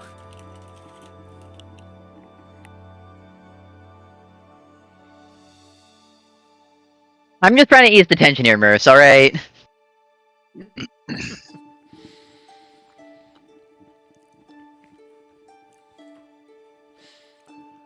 Alright, so the sun has set at this point as it is getting dark. Are you all continuing to travel, or what are we doing?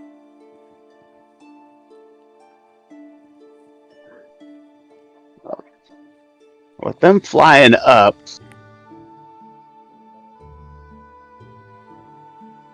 I imagine Milo would probably fly back down after he got the apology. Yes. So he'd be within speaking range again. Well, do you want us to? Think we should all try to keep going, or do you think we should try to find a place to rest for now? And the faster we can get to Starfall, the faster Nameful can start working on the defenses, faster we can go back and find this elemental. Actually, it's the crux of it there. Well, let's see. Day and a half from Starfall. A day's ride from where we are to the port.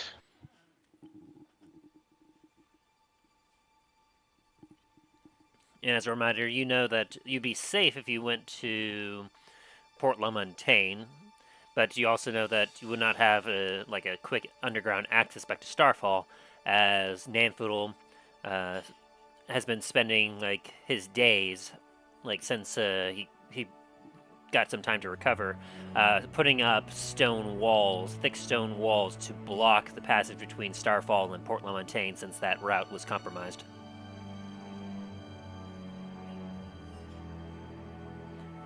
Unless you want to try and break it down as you try to go that route.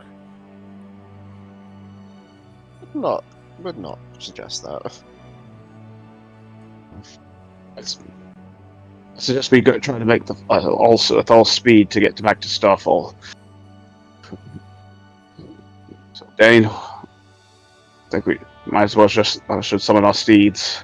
The others can take on can ride with Milo if it's okay with him on his carpet. Hey, sounds good. Is that alright, Milo? Didn't realize I was becoming a bus transit now, but sure. You can charge fare. Not the point I was trying to make. Like Talos was trying to just crack a joke of some kind, a very bad. It's Talos is not good at cracking jokes. What he thinks is humorous, others are like, okay. It's like, I made a funny. So, how far away how close would we have to be for Dallen to summon a summon of a dragon and ride it over to the castle? What? Let's see, what level spell is that? It's the 5th level. Excuse me, moi? Let me see. You heard the man. Summon a dragon? You don't have that. It has a 60 feet fly speed. Yeah, you don't have that in his roll 20 thing. Yes, I've been busy with school. I've been wanting to update everything. I just haven't had the time. What was the name of that spell again? It is Summon Draconic Spirit. It's when you call forth a Draconic Spirit, it manifests in a unoccupied space that you can see within range. This corporeal form uses a Draconic Spirit stat block. When you cast the spell, choose a family of dragon, chromatic, gem, or metallic. The creature resembles a dragon of the chosen family, which determines certain traits in its stat block. The creature disappears when it drops to 0 hit points or when the spell ends. It is an hour long. It's concentration. The creature is an ally. Yeah, that's really the main thing what I'm trying to work with right now. Yeah, for it to be about an hour long, being able to travel 60 feet, which is double normal walking speed, I would have to say you would need to be within a quarter to a half a day's travel away from the Citadel before you could use that. Gotcha. Okay. And quarter would be comfortable. Half a day, you'd be pushing it very closely between when you summon it and when it expires, making it to the Citadel. Gotcha. Okay. So, we could do the steeds, get over to that point, and then use a dragon, just fly over. That works. Sounds like a plan. Hey, I was thinking, well, something similar along those lines. All right then.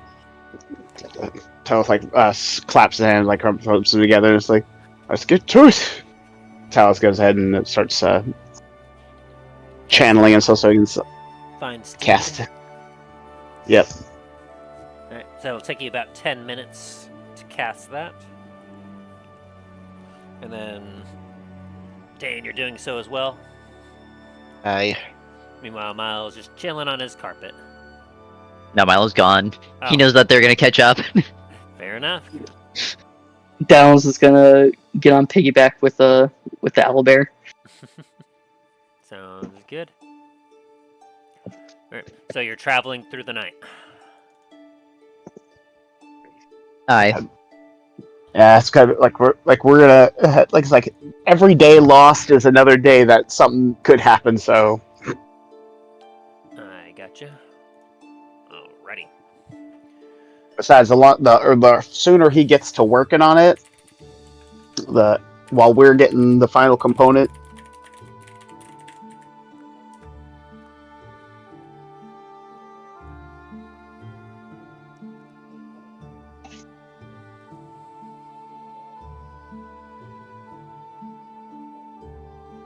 Okay. So, as you summon your seas, you take off. After a period of time, you are able to catch up and keep up pace. The party keeps up pace with each other as you start to make good time. Yep, that's what I thought. And this will trigger. Let me see. Where did he have that? Because you all get to finally experience something that Justin was wanting you to experience a long, long time ago. Oh dear. What were they called? Nope, not that. Not that. How long ago was this? Don't think it was that, was it? Let me jump to that real quick. They aren't going to be those weird flying things from the Underdark, because that's going to be. Oh, no, not quite that. No.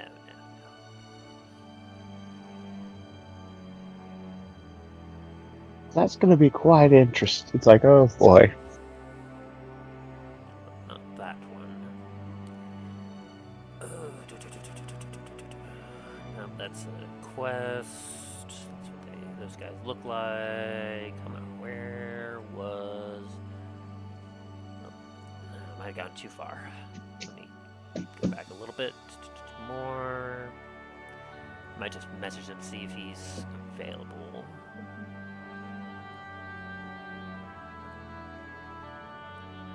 Okay, so it's not in his notes. Let me see if he's available.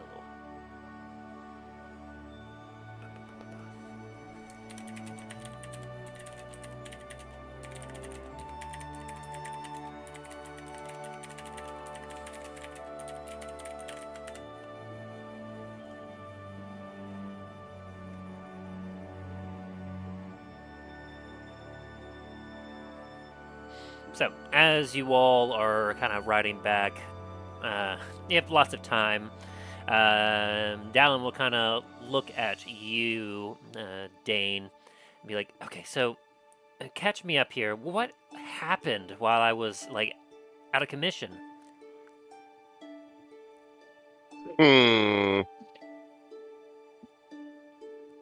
Like, army of the undead, like, Thragon's in charge. It was with Maldraxxus.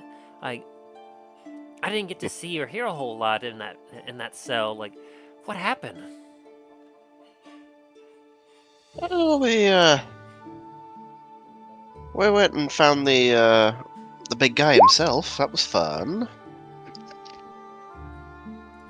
Wasn't intentional. Wait, so Maldraxxus was there? Yeah. He's a odd fellow. Man, and I wasn't there to be with you, to help you fight. Man.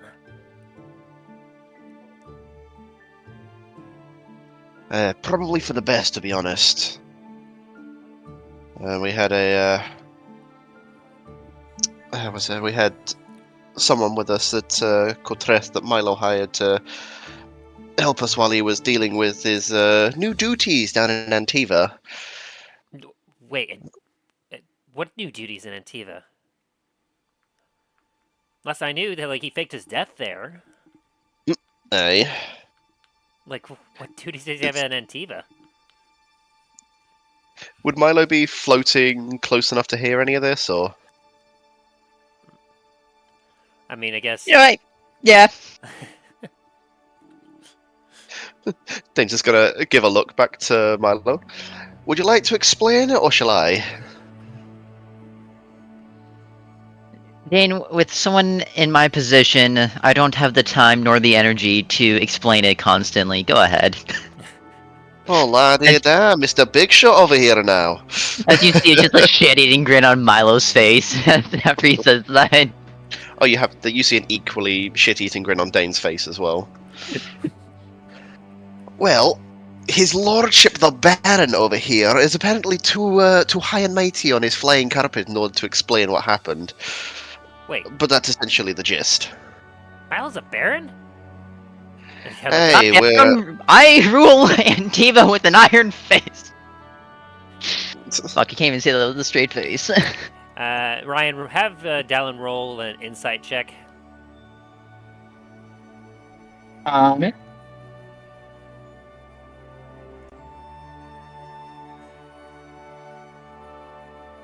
Insight, where are you? There you are. As Dallen kind of looks up at you, like, you see that on his face, he's like, oh, he's probably just telling another tale or whatnot, but then he looks at you and realizes that you're not, like, trying to intentionally lie or, like, deceive him in any way. He's like, he goes You from know, just you know a- what? Hmm? Also, as he's taking a look at me, I'm gonna raise my hand and point to the Baron's ring on my hand. And as you do that, you watch as, like, he kind of looks at you, just kind of like, really? And then it's like, his jaw begins to drop a little bit, just like,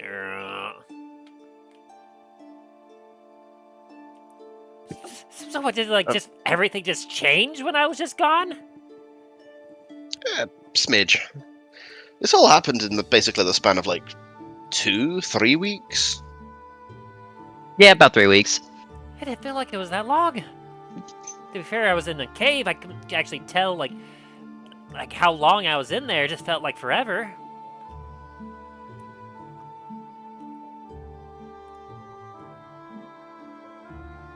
Right, a lot has happened. This new friend of ours, Treth, who's actually back at Starfall right now, unfortunately did kind of temporarily die. That was not fun. He died? Someone died? Turns out that Maldraxxus is not exactly the most friendly of hosts. I would imagine not. And then he mumbles something under his breath. Do you want to do a... Ryan, have Dallen roll a stealth check. And then if you want to do a counter perception check, you can try and listen to what he mumbled. Yep, sorry, I'm back. I had a package I had to sign for.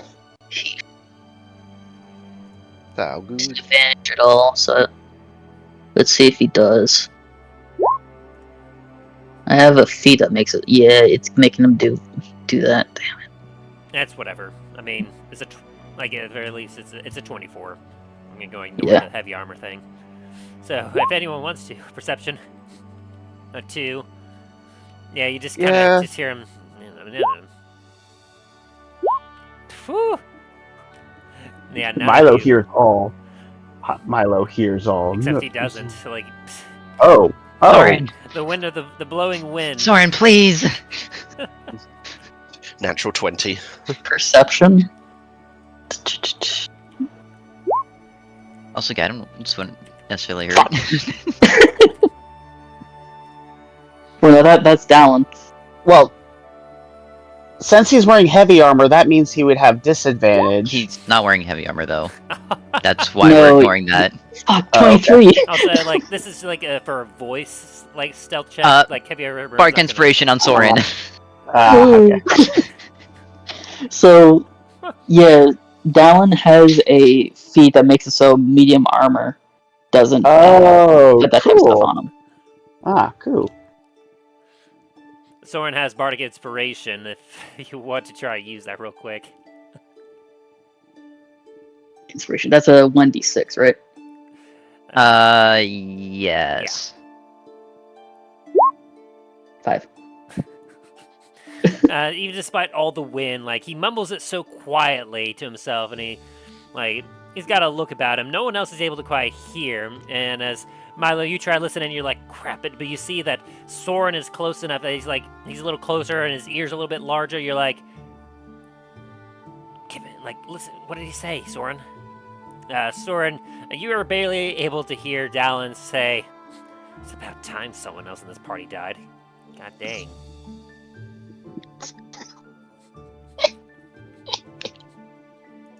I'm sorry. Don't worry about it. It's honestly, it's kind of pathetic. What did he say? He said about time someone else died in the party.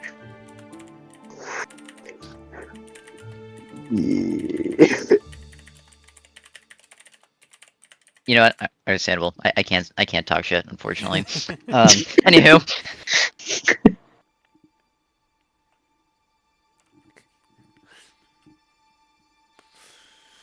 As Dallen was kind of just like, well, I'm glad to see all of you survived. That was a very close call. But we made it out. Talos has a look on his face, a bit like a self-deprecate kind of a look of yeah, we made it out, but the cost was heavy. At a cost that shouldn't have been made.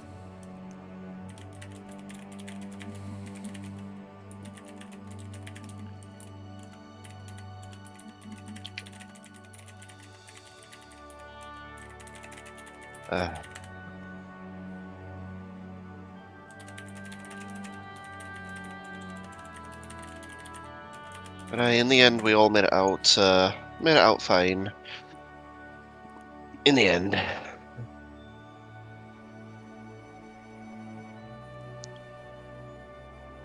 Make it out of the scrap yet.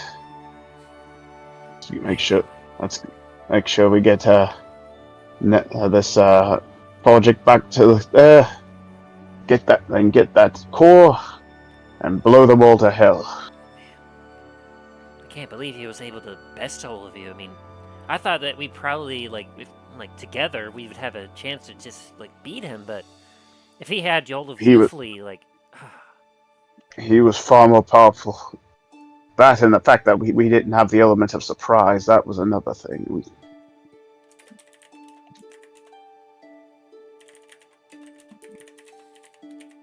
We thought we did, but well, it turns out that didn't know that Thragon had acquired your orb, and I might have been giving him the plans by accident, thinking it was you.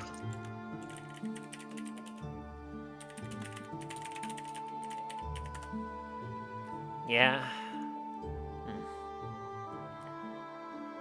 And then you said that Thragon used my crystal orb to trick you, and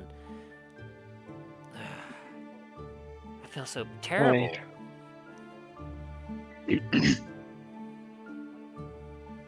wouldn't have been put in such danger if it wasn't for me. It's not your fault. How do you even know when Thragon kind of influenced Fradnir? I don't know. I mean, as far as I'm aware, I guess that he by the time I went to go find him, that Fradnir must have already been under his control. If I had to guess, I mean, we heard some strange things about someone that was in that room that you all showed me, that apparently when Thragon was controlling me, he had ordered built, and we thought that was the end of it after after that, and after like he left my body, but I'm guessing that perhaps he may have returned to Starfall, took control of Fradnir, started to continue whatever he was doing.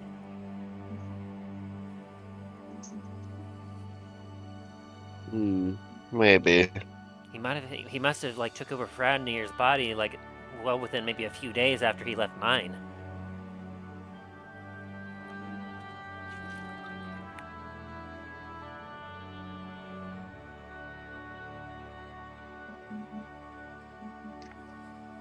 In any case, we have to try to stop him and save Fradnir. I don't want to lose him. We'll save your brother and get that thing out of him. It has to be some type of spirit thing that's controlling his mind, body, like a possession. That's gotta be. Milo, give me a perception check. Ooh, 23.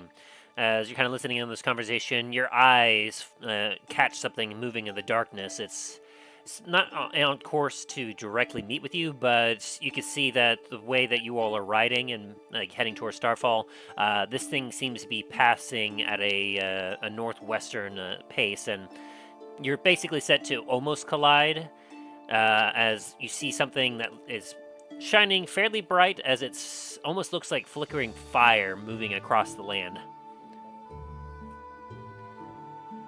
Dain, Talos, I'd move into some tree lines if I were you. Got something up ahead.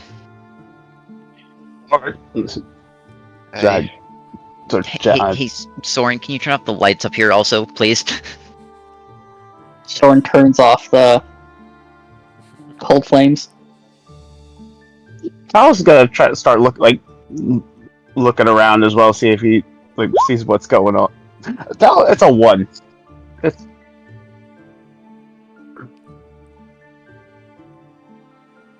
Get smacked in the face with a friggin' tree limb. Ow! Clonk. Dang, gets the 18. Dane clearly watches you get thwacked by a tree.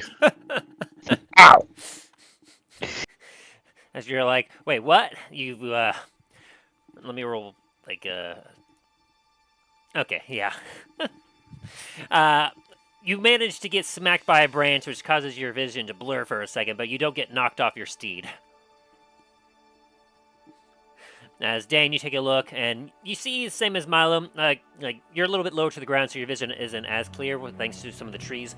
But you do see what almost looks to be like a trail of light and something a little bit more flamey, like fire-based, making decent speed through the night. And so, Dain, Talos, you both are kind of going to go and hide real quick in the tree line. Yeah. Alrighty. And then Milo and Soren, are you going to be kind of trying to be stealthy to see what this is? Yes. Alright. Go ahead and roll stealth. What's Dallen doing? He's riding along with Dain, so he's got he's also kind of hiding with him. Ah, gotcha. Unless you're wanting him to hop off the owlbear and start something. No. If no one else wants to start something, then he's not going to start something. I love that response that you made, like the way you said No. no. That was great. Alrighty. So, as you kind of float amongst some tree branches, you watch as this thing is not heading in your direction, but is coming nearby. Both of you give me a perception check. You won't be with disadvantage since it is emitting light itself. It is not in very pure darkness. There we go. So, 23 both ends. All right. As you two are floating on the carpet and taking a look through the trees, you see something running on all fours. It is a huge-looking creature that seems to almost be emitting flames from its body. It's every time that its feet hit the ground, you can almost watch as it leaves flame behind, as it's almost like throwing like flaming dirt as it's kind of galloping nearby. It seems to kind of go just slightly past where you're hiding before it slows down a little bit and kind of looks left and right, moving towards what looks to be a pond.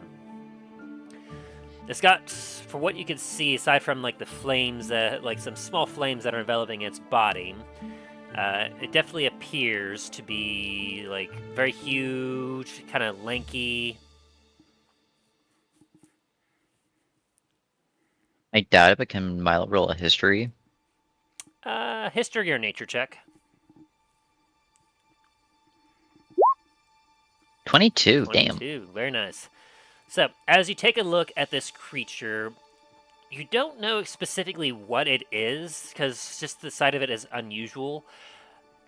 But especially for the fact that, like, the main part of its body seems to be draconic. You've seen and killed a few dragons before. This one, like, is strange, because you feel like this should be some sort of drake. But it doesn't have any wings. It's, like, has, like 4 limbs and a tail, and it's got like a head that looks like a dragon, but for some reason it doesn't have any actual wings to it.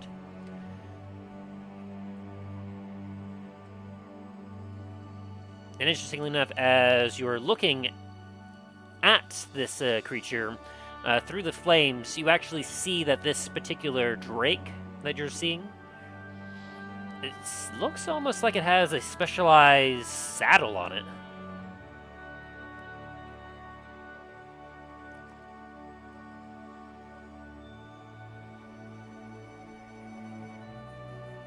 Soren, I'm gonna go do something stupid, alright?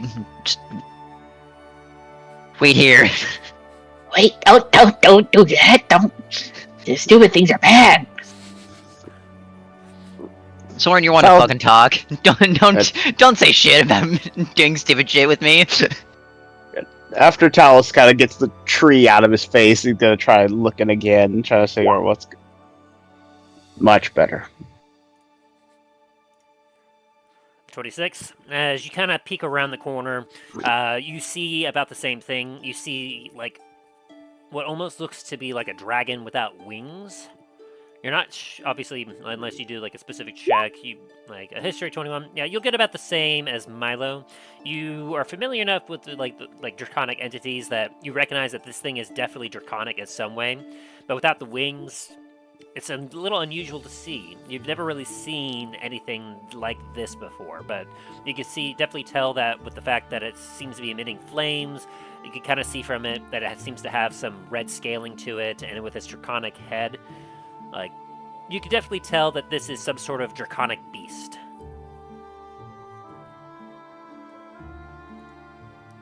What in the name of Bahamut is that? And with the 26, like, much like Milo, you are able to also see that this thing has some sort of specialized saddle on it that seems to be like immune to the flaming effects on this creature's body. Mel's gonna hop off the flying carpet that's still in the air, and then as he's falling, cast Featherfall on himself. All right. As you then slowly float to the ground. Mel's then going to casually just walk up to this thing. It hasn't detected you, as you have a pretty decent stealth. It rolled a 12 on its check. And as you kind of slowly walk up to this, you can hear a sizzling as this thing is lapping up waters. And then you hear shh as there's some steam coming off the surface of the water where its mouth is.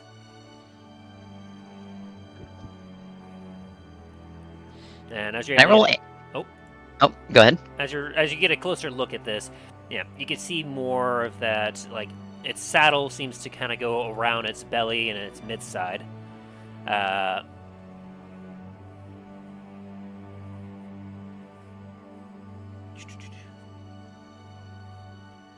Okay. this thing is definitely very big. So, have you ever seen a Clydesdale horse? Yes. Yeah, so basically, as Milo's standing next to this, he's looking at the size of this creature, and it's almost as if, like, your child or your halfling size looking up at a Clydesdale horse is how big the comparison is here. Like, this thing is huge. According to Justin, that's what he said, if a child was standing in front of a Clydesdale, or if they played Ark, a player riding a Rex. Jesus. Oh dear. Which I feel like like a Clydesdale and a Rex, I feel like are two definitely different sized creatures. Well, compared to like Milo's race being like a halfling, that might be a right comparison for that. Yeah. Can I roll animal handling? Just see if I can get it to not attack me at first. Sure. Ew. You know what? You know what? I'm gonna use my +1 inspiration on this. Alright, reroll. Oh, much better. Yes, 22. As you kind of start to go up, you step on a stick, which initially for that initial roll, and you break your stealth as this thing. You watch as it stops lapping, and its head just immediately bolts over to you, and you can see as his eyes begin to squint as it starts to bare its teeth. Oh As it boy. Easy. turns, Easy. and as it takes a good look at you, you watch as it kind of sniffs the air a little bit. As you then hear, do you know Draconic? I have my goggles of comprehend languages. Ah. Would you have activated that beforehand, though? Yes. It takes an action. Yes. Okay. Yes, I would. So as like you listen to its guttural, like initially it starts to sound like now you hear, thanks to the translation, you are not undead. You are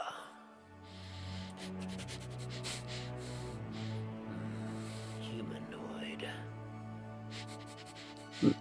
Mal's going to very. With my perception, would I hear this from this distance, or would I need to get closer? I'd say you could hear some Draconic, but you're not able to make it out fully from the distance you're at, but you can definitely tell that it seems to be communicating. After it finishes sniffing, you watch as his eyes turn to more of a glare. He stops baring his teeth, and his more rigid, like, stance becomes to relax a little bit as he takes a look at you and goes, threat level minimum. As he turns his head and begins to drink a few more laps of water and then kind of sits down. I doubt it, but do you know, common?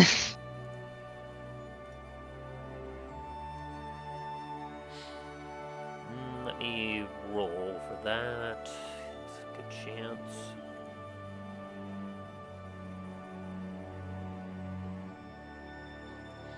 It kind of cocks its head a little bit. And then you watch as it just kind of like squints its eyes a little bit. And do you speak Elvish? No, but I understand Elvish Yeah. right now. You watch as he like opens his mouth, and you get the basic understanding thanks to the comprehend languages. But like initially, you hear like kind of a La Trutela, which Talos, as you're starting to get, I'm assuming you're inching a little closer. Yeah. You hear the Draconic voice suddenly change to Elvish, as you both will hear. Look, Talos is definitely interested. He's starting to come a little closer. Like, he's still being cautious, but he's not trying to be threatening at all. He's like, as you hear as it speaks in Elvish. I know not that tongue, but perhaps you understand Elvish. As it cocks an eye, like an eye. I'm assuming, even with my passive perception, I realize Talos is trying to move closer. I mean, Talos hasn't stealthed at all.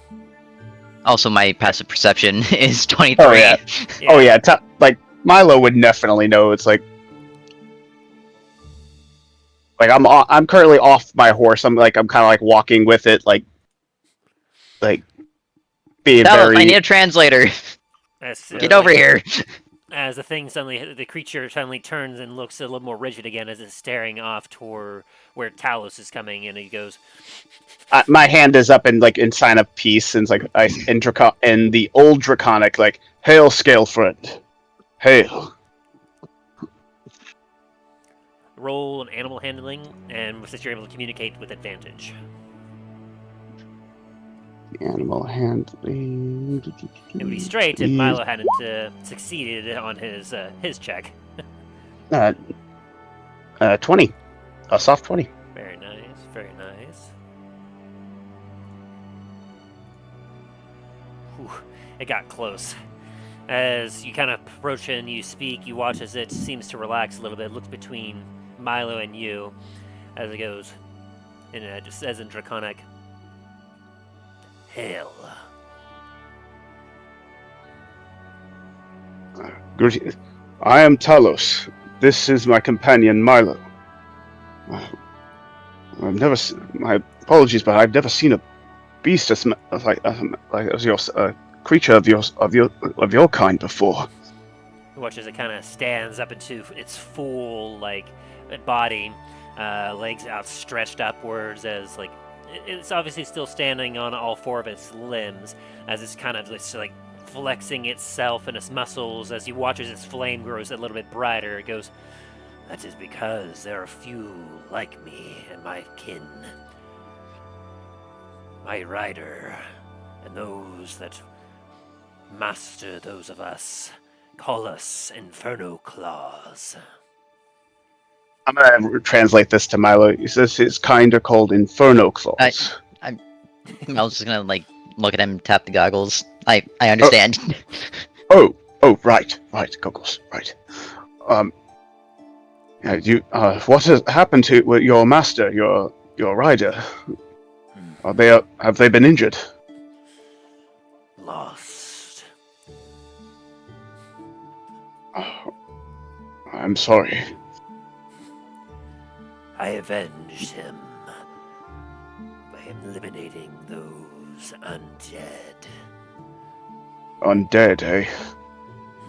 It seems that we have a common enemy. Our home, our citadel, is under siege by the legions of undead. When he watches it, kind of bares his teeth and growls. My riders and kin would gladly make short work of them. We could definitely use your aid. We are currently returning there now, so that our allies there can build better fortifications and weapons to fight against them. I was returning.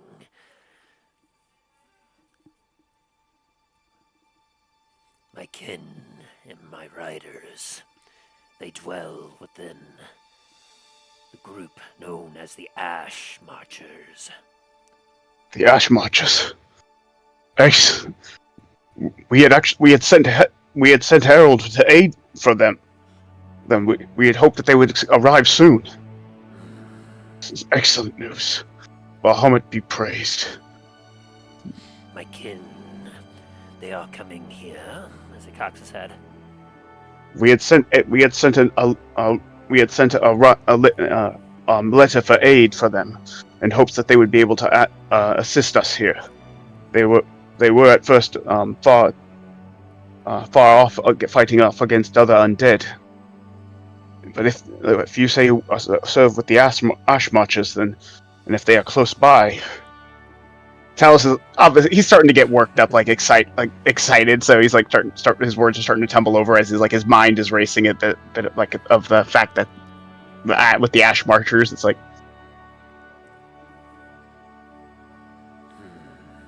it's quite wonderful news.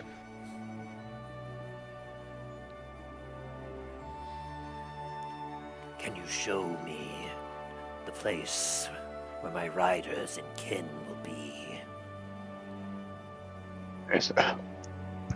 I say, Talos like fumbles out his like map. It's like, I say, we are here. This is where they will be. He points to the little symbol that we have for Starfall Citadel. We had sent a word for aid for them to come to our aid here. Starfall Citadel. It kind of looks at the map and here's what you're saying. It kind of blinks. It goes, my rider usually is the one that handles directions.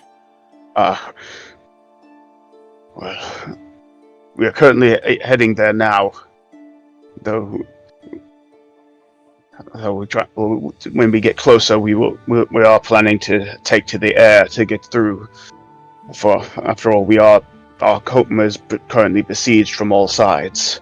So we were planning to go once we got closer to take to the air, but I'm not sure if you can fly. She tries to say it like with like sorry. I cannot fly. I am well at climbing, though.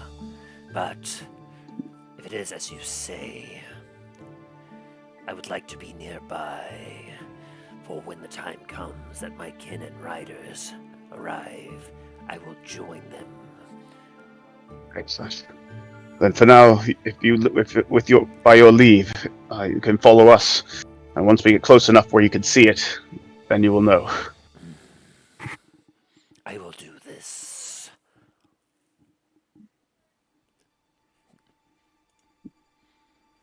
I give him a salute of gratitude and thanks. And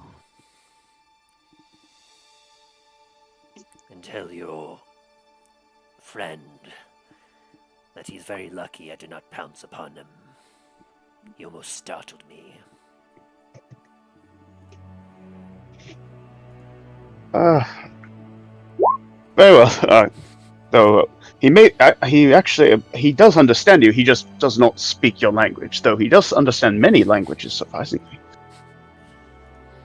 As he kind of looks around and goes, It appears I scared him off. Talos kind of look around like, oh, he does tend to vanish like that. Anyway, come, we'll join my other allies and start making our way. But we are trying to gain as much days as possible. Every day lost is another day the undead horde attacks our home. Talos hops back up on his horse and goes up to catch up with Dain and the others. As it follows you up, and so Dain and Dallen and Soren, you watch as this large, like slithery, wingless draconic being that's enveloped in like some small flames just approaches and looks up. We have a new companion. He serves with the Ash Marchers. We're going to once we get closer, he'll to the Citadel. He's going to stay and wait until reinforcements arrive, and then link up with them. Hey, very good.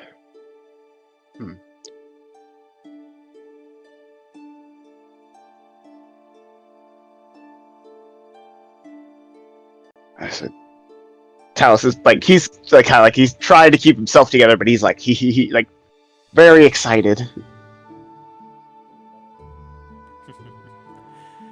Naturally.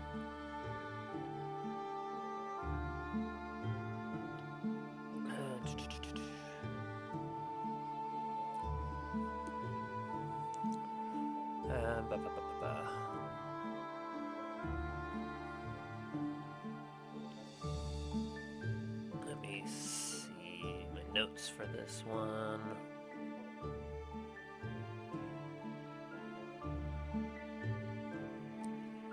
As he kind of looks at you and goes, my rider, he raised me from an egg. He bestowed upon me the name of Azar. Azar. Strong name. I am sorry for your loss of your rider. Be known that that you have avenged him. Indeed. And I will continue to avenge and honor his name by continuing to ride with my kin, as we will bring an end to these undead abominations. And I will be and me and my companions will be right at your side.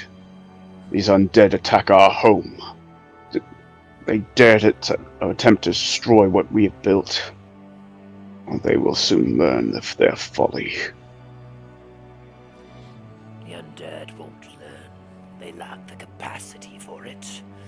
It is their ones that command them that we must call. Yes. The one that is attacking our citadel, unfortunately, is being controlled by another being. We must capture him alive and exorcise this horror from his soul. He kind of growls a little bit. He goes, I cannot guarantee if I get involved that he will be captured alive. Any and all that would have anything to do with the undead deserve to be put to rest permanently. I understand.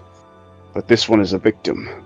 They're using his body as a shield while the spirit creature possesses him, under the command of an even greater evil.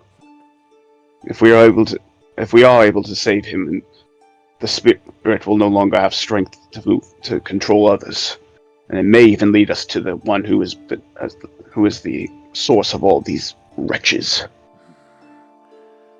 And pray that you and your allies reach this one before my kin and riders. For if we reach them first, they will not survive.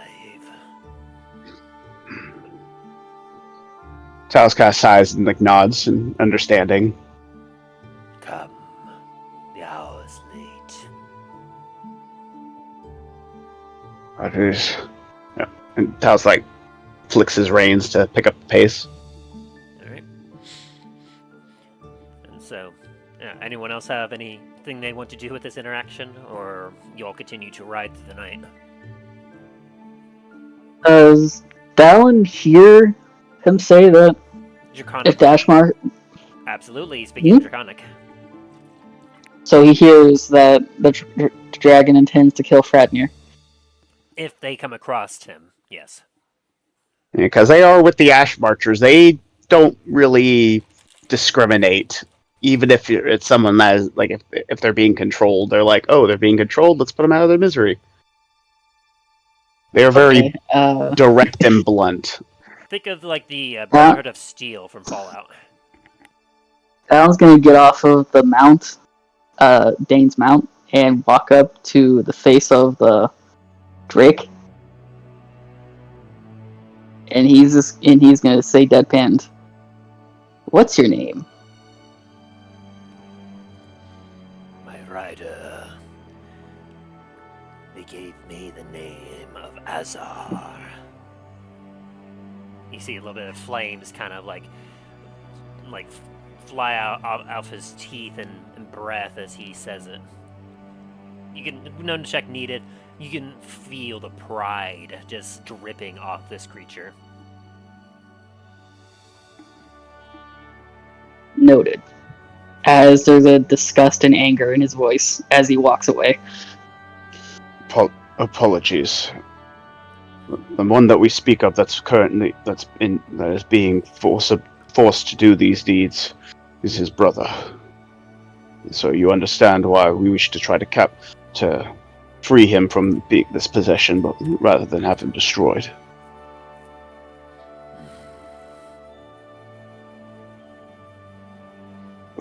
The bond of kin is strong, as with all of our scale kind.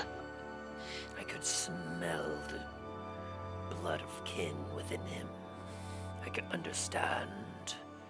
Alas, though, Even kin that has fallen must be put out of their misery. Well, with the blessing of the gods, we may be able to free him and put down the creature that did this to him. For now, let us be on. Each day wasted is another day for the undead horde to swell. And he watches, like, as you turn and you all begin to ride off. He's able to keep up pace with you as, like, you watch, like, it's harmless enough as it's, like, in the dirt, but they're, like... you see that, the Ghost Rider movie way back in the day? Oh, yeah. Like, think of how the Ghost Rider horse left behind, like, fiery hoof marks. That is essentially what this creature is doing, is leaving fiery, like, claw marks, just...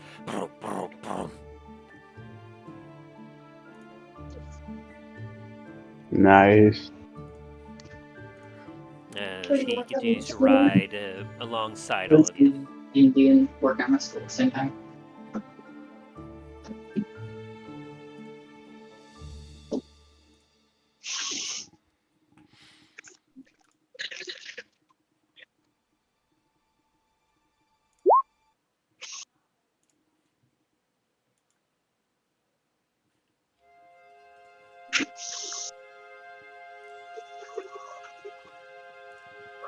Alrighty.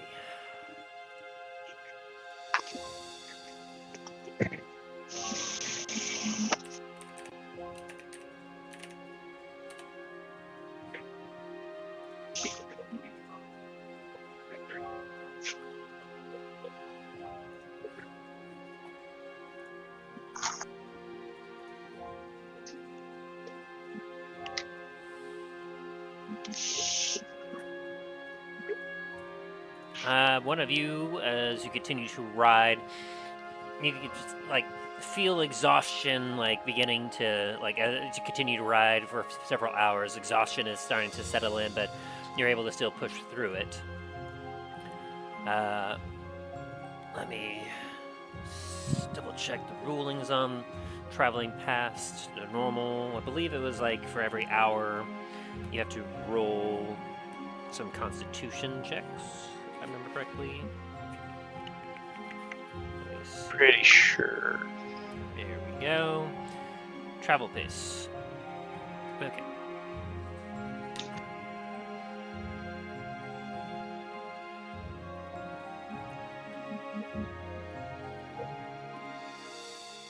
Mounted character can ride up to a gallop for about an hour, covering twice the usual distance for a fast pace. If fresh mounts are available every 8 to 10 miles, characters can cover large distances at this pace, but this is very rare except in densely populated areas. Characters in wagons, carriages are their... you can choose a pace as normal. Characters in the... certain special mounts, such as Pegasus or Griffin, can allow you to travel more swiftly. Yep. Okay, so for the travel pace... They can push beyond the limit at the risk of exhaustion. For each additional hour of travel beyond 8 hours, the character covers the distance shown in the hour column for their pace. And each character must make a Constitution saving throw at the end of the hour. The DC is 10 plus 1 for each hour past 8. When failed, they suffer 1 level of exhaustion. Alright, so I'll go ahead and have, at this point in time, all of you roll Constitution saving throws as you are continuing to travel well past the 8 hours. 9.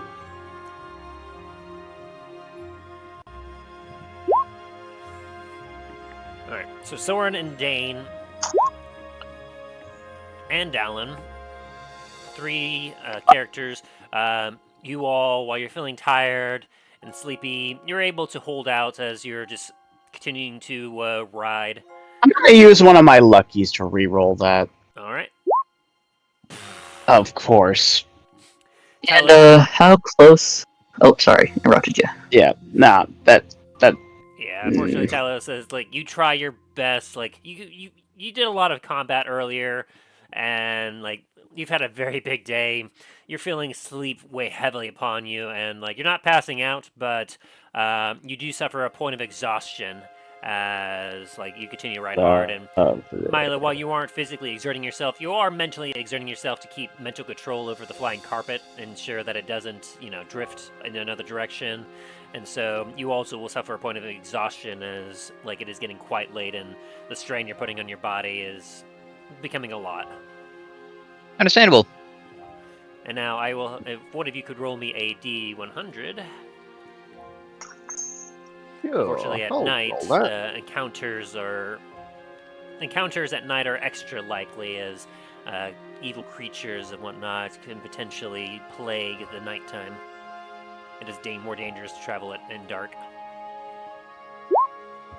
40. Let's see what you got.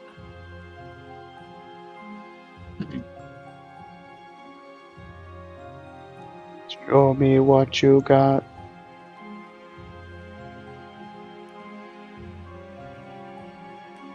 So, how far away are we from the castle now? At this point in time, I would say that you are getting close to about. Yeah, you're like by the time like you're all feeling some points of exhaustion. You're about to clear out the trees and enter the large expanse of field. That is about half a day's foot travel to Starfall. What do you guys say? Do you guys want to ride the dragon now, or do you guys want to get a little bit closer?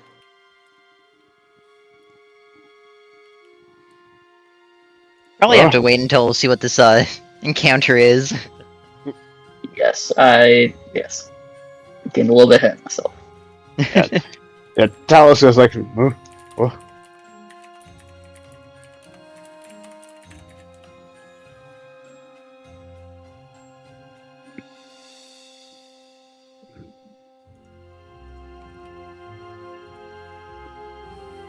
Okay.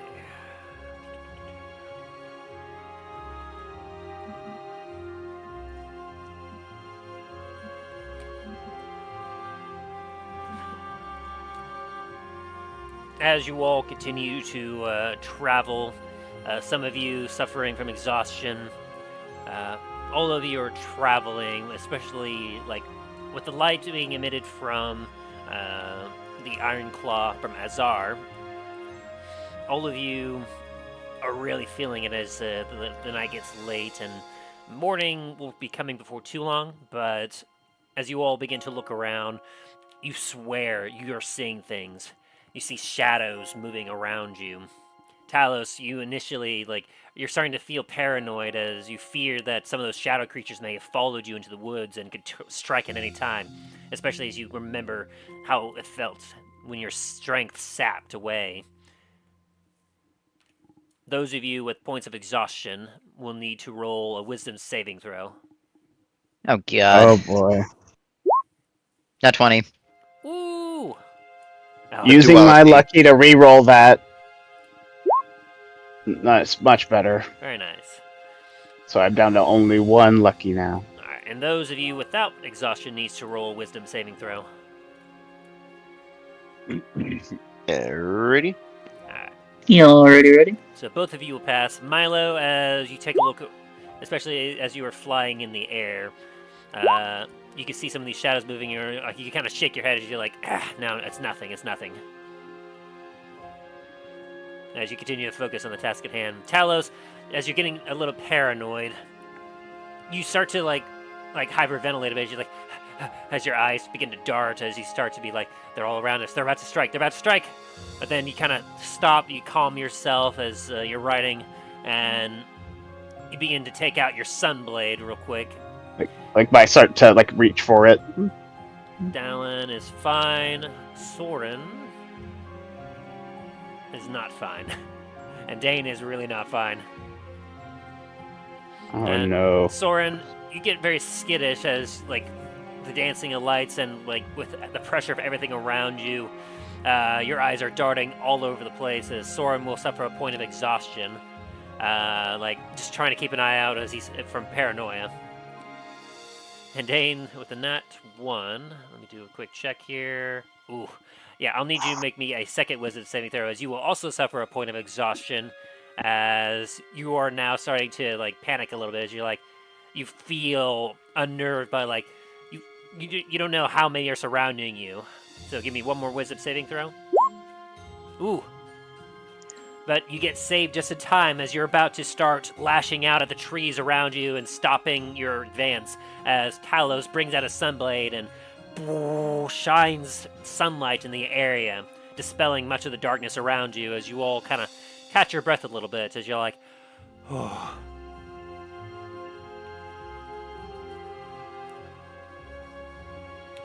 And fortunately, none of you are receiving additional negative effects. All of you, just like the failed, just get points of exhaustion. So, everyone should have, like, except for Dallen, should be at 1 point of exhaustion currently. Yes, I believe so. Alrighty. And as you all kind of slow down a little bit, feeling calmer with the light of the sun around you, thanks to the sunblade, you feel calmer as you can see that you have entered the fields, as there's no more shadows to conceal what could be around you. As you see a few flickering lights from the like Starfall Citadel before you, but because it's so dark, you don't see much of anything else. As Dallen will go, it's good to see home again.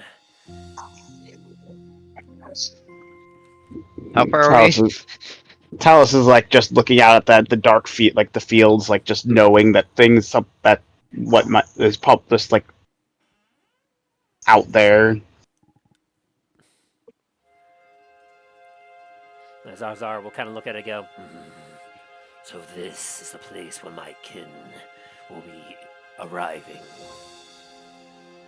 Hopefully soon, yes. The Starfall Citadel. He kind of looks around a little bit. I will wait until the sun rises and then I will investigate further, but as much as I would love to jump in and start eliminating as many of these undead myself, I know better than to go alone. I would need a rider. One to cover my back as I cover theirs. I will wait nearby, and as soon as I see my kin, I will join them, pick up a rider anew, and we will bring the hells down upon these scum. Very well. We'll await you in battle. We shall let us meet again in the fields of battle. The ashes of our enemies. He gives you a nod as he kind of walks off towards kind of a rockier area as you see his flames start to dim a little bit. As he goes to potentially rest. As Dallen kind of looks at the Starfall and goes, well, if it's completely surrounded, as you said, we don't want to get too close, otherwise we'll start to have to fight our way in. I could probably summon a spirit that could maybe fly us over there, and I'd say it's about an hour's flight away at this point. Please. It's Very well. probably for the best right now. So, Dallen's gonna cast Summon Draconic Spirit. And it's gonna be the embodiment of Hashan. Of what? I don't think anyone else knows about that. Do you want to give a description? So, this is a very old brass dragon from Dallen's hometown. Home. It's based. He looks very beat up,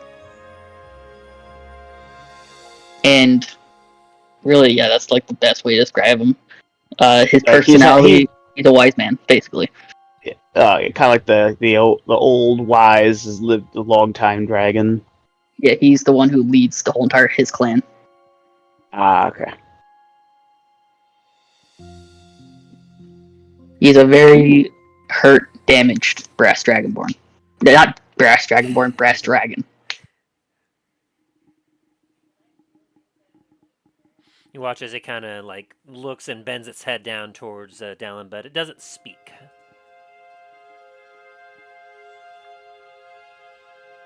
And while it seems like a fully corporeal thing, you can definitely see that there's an etherealness to it that shimmers. And while it has like you're able to touch it, you know that obviously it's not physically present.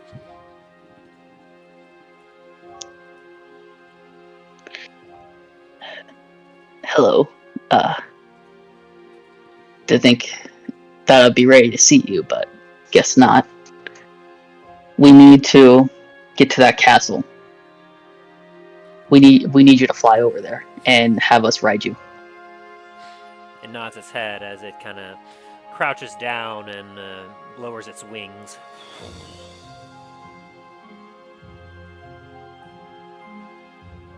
Dallen and Soren are gonna hop on. Soren's gonna be very scared.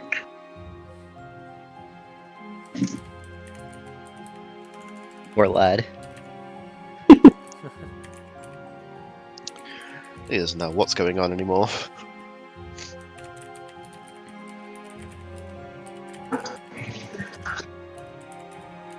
Soren's reaction, I think, like, this is some bullshit. Had to apologize to my mortal enemy after I had a fucking fake dragon that's not here.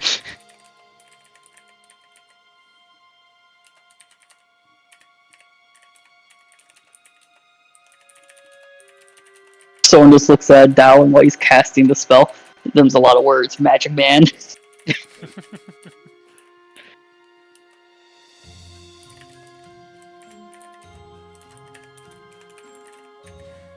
So, I like your funny words. so Talos and Dain, you mounting up on the dragon as well, or Talos, you're gonna use your wings to fly. I'm gonna use my wings because I like me get my big butt. My big butt might, even though this is a dragon, this might take up a lot more room because it's like.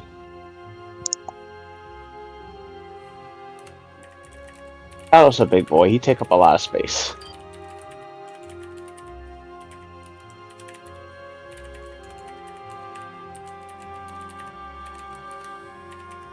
Alrighty, and then Um, Milo, you have your carpet. Dain, you're gonna ride with Milo, or try to ride with Milo, or are you gonna ride the dragon? Is there enough space for all of us on the dragon? I mean, it's basically like the size of it's a large dragon. So like adult dragon, one could say. Mm-hmm.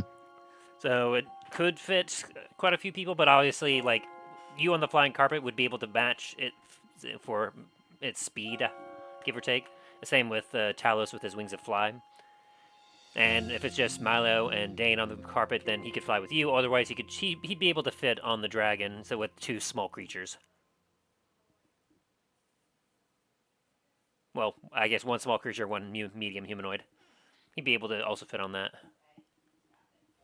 So, it'd be up to you. I think I'm going to go with Milo. Fair enough. Milo, do you allow him to hop up on the carpet with you? You have to pay the toll. Sorry, Dain. Is it toll now? Hi. You're riding a magnificent luxury carpet, the finest that there ever has been, or will be. Minus 6. You're killing me, Milo. I'm kidding. Get on.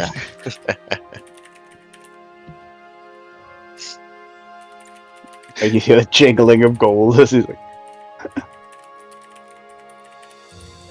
Though I will not say no to tips if the ride is to your expectation. Dain just gets off, and then Milo just nudges him and shows him like one of those iPads with like a tip percentage.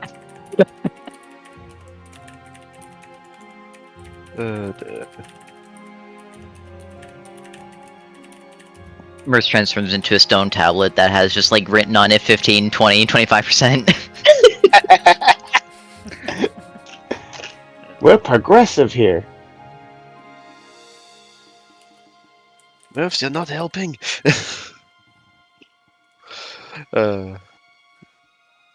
As you say that, the percentages go up.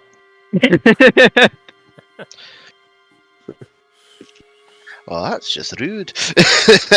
Alright, and so, mounted up, the dragon flaps its wings and rises up into the air as the party begins to fly high in the sky over to the top of Starfall Citadel. As you get to the end, one more hour will have passed. I will need all of you to make one last Constitution saving throw. With an additional +1 to the difficulty. Of course. Of course. Talos' wing flapping gets very distressed. Oh dear. Okay, so Soren is fine, Milo is fine, Dallen is not fine, Dain is fine, Talos is not fine. No, we are. No. And so, as you all fly over, on the carpet, Milo, you steady yourself. You feel fine as you continue to guide the carpet. And Dain, not having to really do much, he's no longer having to worry about guiding a creature. You're able to just kind of hang out there, chill. Dallen, who's concentrating hard on this spell, begins to falter a little bit. He's just like, and Soren is fine as you're relaxing, but Talos, as you're concentrating on flying, the two of you are feeling the exhaustion. As Talos, you will unfortunately suffer one more point of exhaustion. As same with Dallen, as you make it to the top of the citadel, and just as you do, you all manage to touch the ground before the spell on the dragon dissipates. As Dallen will be suffering a point of exhaustion, and as the enough time has passed and no long rest has been taken, everyone suffers an additional point of exhaustion, having not taken any long rest for this night. So that makes us a total of what, 4? For you, everyone else should be at 2 or 3.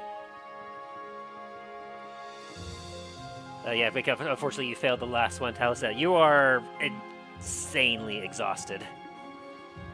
This was a long night for you. Lovely. So, those 4 of you who points are of at exhaustion. 1 level of exhaustion have disadvantage on ability checks. Those of you who are at 2 levels of exhaustion, your speed is halved. Which fortunately, because you were riding mounts, you didn't have to worry too much about that. But needless to say, Talos, you were at risk of not being able to make it to the Citadel. Yeah, Talos is not in good shape. Those of you that are at 3 points of exhaustion, which should be most of you, so basically a disadvantage on attacks, rolls, saving throws, and ability checks. Talos, you are so exhausted with your 4 levels of exhaustion that your hit points maximum is halved until you take a long rest. Wonderful. You are so groggy and you're breathing heavy. Let's see.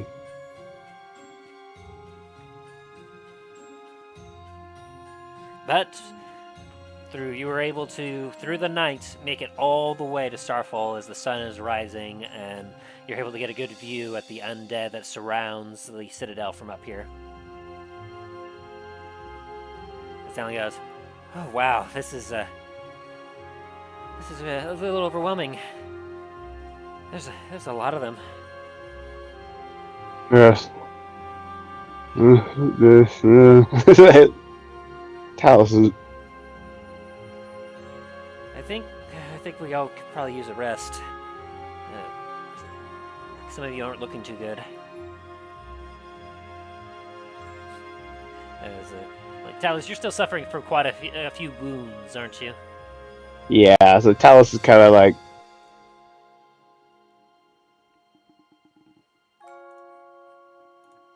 he's a lot of his words are not comprehensible or actual words at all. Yeah, because none of you obviously have taken a long rest, so those of you who have taken damage, you're still obviously you're low on spells, you're low on you're not fully healed. Like it's been a long day. As you kind of slowly start to make your way down, you start to hear some like hammering and some tinkering about as you kind of look to the right, and you see fresh and spry Namfoodle currently making some more adjustments on what looks to be some sort of metal contraption. Nampoodle, your ass over here. Let me roll something for him.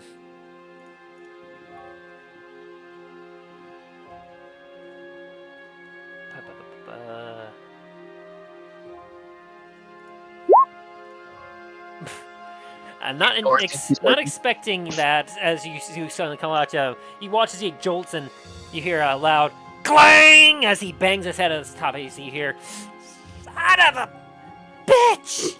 Yeah! As he grabs his head and then looks around and goes, "Ow! Ugh. Hey, fuckers! I was not expecting you this early." Yeah, well, fucking get back to work. As Milo will hand him the infernal rifle. Huh. As he kind of holds it, and you watch as his angry scowl and look at you suddenly goes to a happy look as he holds it and goes, "Ah, hello again. Well, Yeah, that's what I fucking thought. well, you all certainly delivered. Excellent. I'll be able to use this. I'll have to disassemble it and get a few specific measurements. Oh, by the way, hi, Dallen." As he kind of gives you a slight wave, Dallen, but he doesn't look at you at all. He's just looking immediately at the rifle. Dallen's sad that he's losing his fire gun. Oh, don't you worry, you like fiery-headed like dragon. Like, once I get through with like making sure I get all the proper measures and everything else, I'll have this back to you in no time. That way you could use it to help rain down some fire upon those assholes outside. Oh, thank you. Do you mind if I watch you do this? Actually, wait, I'm very tired. As Dallen immediately flops over and falls asleep. Talos is like already trying to shed his armor, like trying to, as he's he's trying to get more inside, but it's like You guys look like shit. I don't care. I got my rifle now. I can get started on my project. As his eyes widen fuck up you too! as he goes over and puts the rifle on a table, and you watch as he puts his two hands into his vest, and he pulls out like tools in every finger. Fling! If any of you may have seen Fullmetal Alchemist and remember some of those scenes where Winry did the same thing. Maybe not. I have never actually seen Full Metal Alchemist. Good anime, good books. You should take a look at it sometime. It gets real at some points. Yeah, been meaning to. And so screwdriver finger, and every finger basically as he pulls them out, shing, as he begins to disassemble. And it's a good thing Dallen's asleep, otherwise he'd probably feel a little. He'd probably be horrified by watching this display. But Namfoodle does it with precision and accuracy. I mean, he basically picks it up, so he knows what he's doing, as he ignores anything else that any of you are doing or saying. So everyone's just gonna let Dallen just flop over, face plant on the ground, fall asleep. I'm just fully expecting, or I'm just imagining Dallen just like ragdoll straight to the ground. Does the whole legs bend and he's like falling back onto his back. You hear a slight ow as he then slips.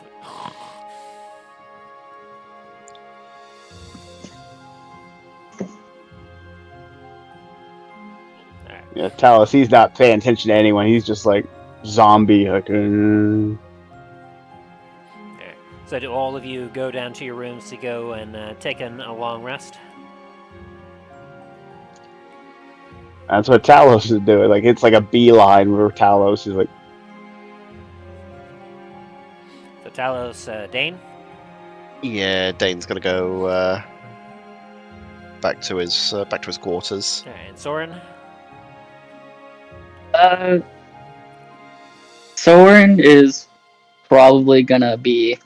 Well, he's gonna try and drag Dallen over to somewhere more comfortable to sleep, and he's gonna find a bed himself and fall asleep.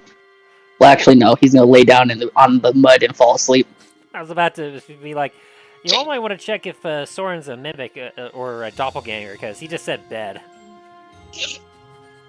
Torn is so tired he does not give a shit where he sleeps right now. He's got his jar of mud next to him so he can sleep. Yeah. Milo, same thing with you? Actually, before Milo does go to a long rest, he's going to send a message to Lure through the sending stones. And all he's going to say is any updates. You will get a pretty quick response as he got up perhaps an hour or two before this point to get the tavern ready to go. As he will respond, was told little later today, may have something to report. Very well. He said, have Treth check in with me in a few hours. Very well. Milo's going to bed. Yeah, as the magic stone fades, and it won't be restored until the next dawn. Yes. But obviously, he knows that there's someone that could bypass that, as you would have, I imagine, have well explained that to him before. Actually, no, wouldn't be tomorrow or later today that we would be able to find out. It'd have to be tomorrow because because Lure never wrote his name in Tress book. Okay. Is there anyone in Antiva that Treth would have had written down though? Milo. Oh. Gotcha. So he wouldn't be able to respond instead of that, it would be like, report, we'll receive a report potentially later today. Try contacting me tomorrow after the stones and then the magic land. As far as he's aware, that's the only way to communicate right now is through the one-a-day use of the sending stones. Yes. And he has the other end, so he can't initiate a sending stone. So he can only receive and then respond. Oh, is that how they work? I believe so. Let me double check. Because the sending stones, they allowed you to cast, sending. At least that's the way I've always understood it to be. Let me double check, though, just in case. Because that could change a few things. While you touch one stone, you can use an action to cast the sending spell from it. The target is the bearer of the other stone. If no creature bears the other stone, you know that fact as soon as you use the stone and don't cast a spell. So it never actually says... So it's kind of like a walkie-talkie, but as long as it's to the same stone they're linked to. Indeed. The other one comes on magical... Well, I suppose by the description it gives, then it's probably liable that they would be able to use the sending stone either or. So long as one is activated, the other one will get activated on the other side. So yeah, he said he'll contact you later once the sending stone is Okay. Never looked closer into that. I just assumed it was sending is oh well, whoever has the first stone can cast sending, and then they just have to wait for word. Good to know. And so, as each of you makes your way into bed, all of you will benefit from a long rest, as you will be waking up on the afternoon, evening. I'd have to say probably late afternoon to early evening of... Let's see what day it is.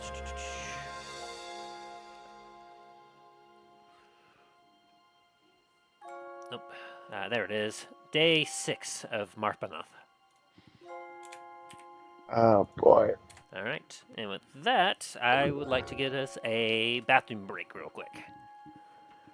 Seems Alright. good. We'll be right back.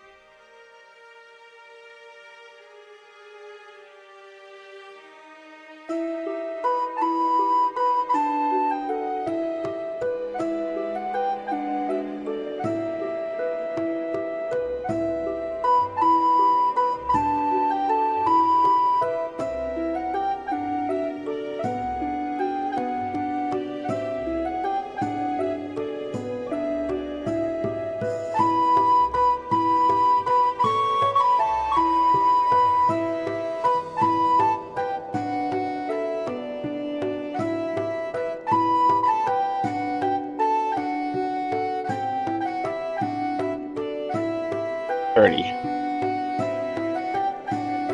So basically, so to make it easier, I'm just gonna sleep in my car till around close to that time, get up, and drive. Because luckily, my work, they provide showers and stuff, so I can at least do that prior to actually getting off property. Yeah. I'm a little jealous of the entertainment guys. Their quote break spaces actually have full on bedrooms, and they got some like the Blues Brother guys that my uncle's part of. They have those like movie style trailers where they have like separated, like there's like the recreational area, then there's a full like a kitchen, bedrooms. You have those kind of things. Yeah. But then you got the new buildings that have actual like the ones for other places, like some of the people like the stuff for in other places, they have full on like gyms and stuff like that, which I'm like, that's not fair. It's like, why does the entertainment division get everything? Because they bring in the money. But we're the ones actually doing the hard work. We gotta deal with guests screaming at us, why can't my toddler ride this ride? Because they're too short. That's discrimination.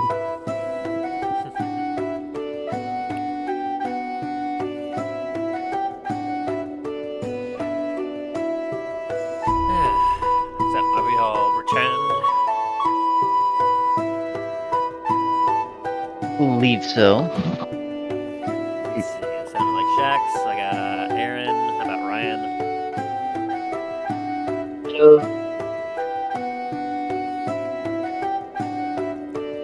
I think that was it. Yeah, wasn't that it?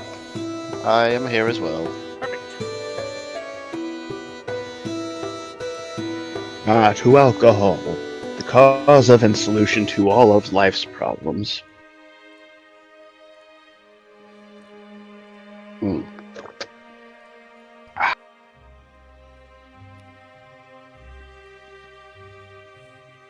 Alrighty, so. As you all begin to stir and wake up, you may remove, so from your long rest, you may remove 1 point of exhaustion. I believe that means that most of you will be down to like 2 points, and I think maybe one of you are down to 1, Milo. I'm down to. I'm up to. I have 3. I had 4 points of exhaustion, so I'm down to 3 points. Yes. Yeah, I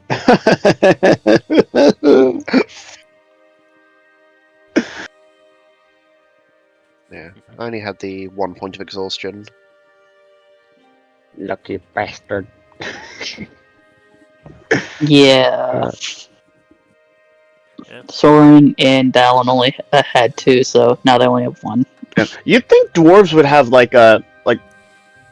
have like some type of thing that would like give them an advantage with that, because of the labor they do and stuff like that. Now, all creatures, no matter like how hardy you are, require rest. Tell that to the elves. We They don't just need. meditate.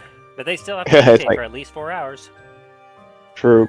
I still think it's right. It's like we don't need sleep.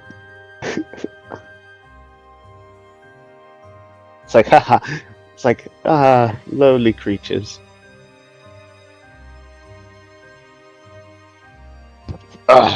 Anywho. As you stir and prepare to make yourself ready,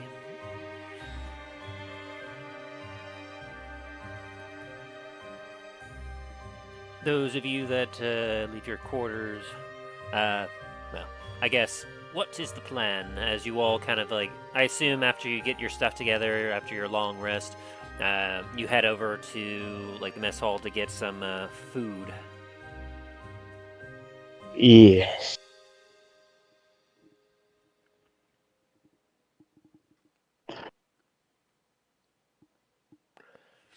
And from there, once again, you get some of the bare poultry stuff necessary to kind of keep you up and going. But besides that, as you all kind of reconvene, Dallen is there, Soren, Milo, Dain, and Talos. As Dallen goes, man, things definitely don't look so good around here, with all the undead around and all these people. What are we gonna do?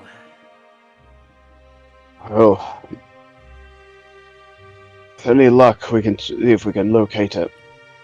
That elemental.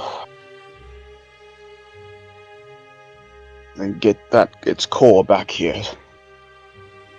And if we're even more lucky, the ash marchers will be arriving soon. Where do you even go finding a fire elemental heart? You know, surprisingly, they have people for that.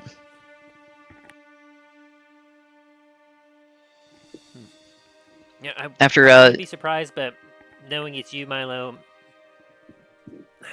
I could see you having the connections. I mean, being the Baron, there is a person underneath me that kind of deals in acquiring high valuable items and kind of sent them to go search for it. Laura said that we should have a response by tomorrow morning. Oh. Darn. Talos is like he's trying not to be rude by talking with his mouth full, but he's like trying to swallow and talk at the same time. Pardon. That is why he is the Baron. I just assumed that he got it by just killing someone and just taking his place. Listen, I know that's meant to be a joke, but let's not make that joke. Yeah. It's a long story. Kind of Talos just goes, wait, did you kill someone? No, I didn't fucking kill someone for it. Yep. Talos just goes back to just minding his food, just like it's like let's not get into that. Well, A quick story of it, so you're all fucking caught up. Remember my son? He killed the Baron because of that fucking amulet, and then Wait, what? we had the one that we found in the coral a weird underwater one. place. He kind of points at you and like does a couple of pointing things like, see, I told you that thing was not good. And once you have an Infernal long rifle, I feel an itch in the back of my throat. Don't have a long rifle, but I got this. I'm just gonna pull out the Abyssal Trident. Well, I got this, and I pull out my bag and kind of shake the mantle. I still don't like anything that we got from down there. Like, that place was dark and I knew there was something wrong about that amulet the moment I set eyes upon it. Oh, woe be me, as Milo will take the tentacle blade and just like start putting the pointy end into his chest. Don't. This Dallen just kind of like is looking a little flustered at this point. I'm gonna take you guys. If you all don't know, I'm gonna go check around and check on the defenses and see how they're holding up.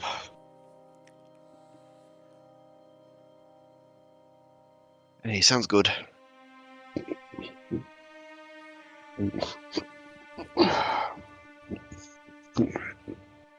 Carl's gonna get up and take his leave.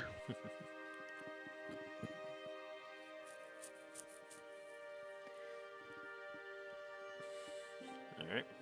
So, Let's see. you all basically have from the afternoon to, like the late afternoon to late evening to basically do what you want before you can take another long rest. So, in that period of time. Talos, you said you're going to go check on the defenses.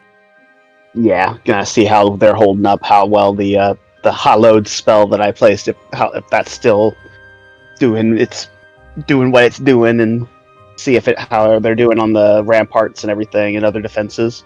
Mm-hmm. And Milo, anything that you'll be up to? Going back to bed. Well, you won't be able to sleep this early just yet. You have to wait several hours before you'll be able to try and take another long rest. That was bullshit. Yeah. Unfortunately, that's just the ruling. Yeah, get those you don't want to get those bed sores. It's better than having 4 points of exhaustion. Very true. Unfortunately, even with that much exhaustion, you have to space out your sleep, otherwise you won't be able to benefit from long rest. Yep, you get overtired. Which the fact that that's a real thing is bolt BS. Sorry, not overtired, overrested. Yeah, You've rested so much that you're exhausted. Gotta balance it out. Yep. The fact that that's an actual medical term, though, that's I'm like, what? Anyways, circle back to me on what I do. Okay. Soren, what are you going to be up to? Unless, Ryan, you're wanting to swap some characters. Well, since both of them are exhausted, I'm probably gonna be maining a Greyhound for a bit, but there is some interactions I would like to see. Alrighty, such as? Well, Soren, like always, he's probably gonna be going over to the wounded. And see if there's anyone who needs to be taken care of. No matter how exhausted he is, he's gonna be doing that. Does Dallen know the princess is here? I would assume so. I Okay, I believe you had him have an interaction with him previously. Greyhound's been having interactions with her. I don't know about Dallen having an interaction with her other than when session 1. I would assume then, if you don't remember, he would likely know that Princess was there. May have had some interactions off screen, just because Dallen has spent some time at the Citadel, and obviously with Princess being there, it's a little hard to not know that a Crocagator is within the walls. But you can have an interaction with him if you want. You're melding crocodiles and alligators together. Yes. Is that an actual thing in D&D? Actually, I think there is something in D&D called a Crocagator.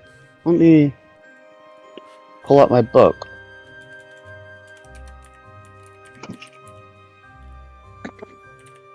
Anyways, Dallen is probably going to say hi to Princess.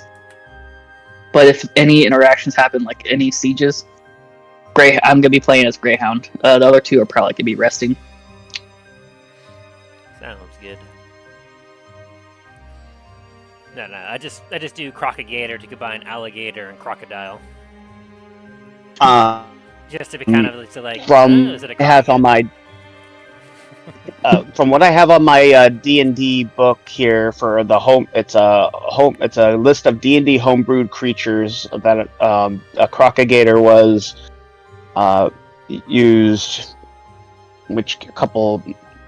It was used in one of the Critical Role as a homebrew creature, and when they went to that one the carnival things, and it was one of the menagerie area. It's had hybrid creatures. It was undead though. It was they basically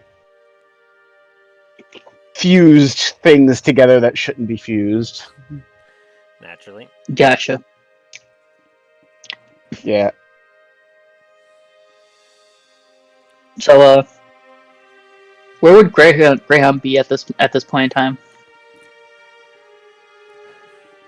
At this point in time, Greyhound would likely have been spending a little bit of time with his family. As they were inside the walls, he's having a good time, like, catching back up with them and spending some, like, good quality time. Perhaps helping them, like, cope with the fact that they can't do any farm work by helping them, or perhaps even listening to some of their old adventuring stories. Okay. Well, basically, that's what my three guys would do.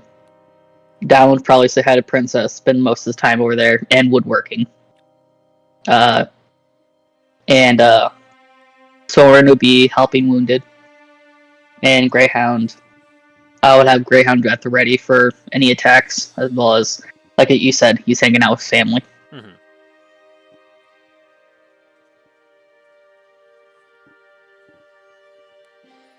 And then anything Dain would be doing?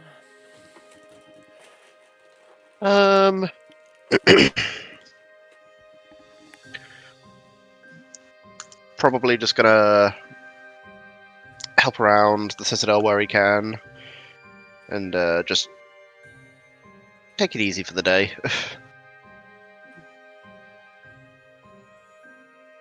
Fair enough. Maybe do some maybe go do some blacksmithing as well. Okay. So some general aid and blacksmithing from Remy. Shax has got checking the walls and the troops. Soren is off to heal. Milo, have you come up with something that you wish to do?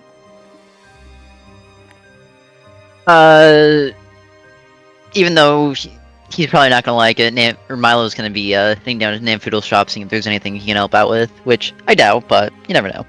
Well, he wouldn't be down in the shop at the moment. He'd be kind of up near the mechanism, currently working on between like making another diagram of the Inferno rifle and getting it translated over to the larger machine. Well, you'll go up there then. Very good.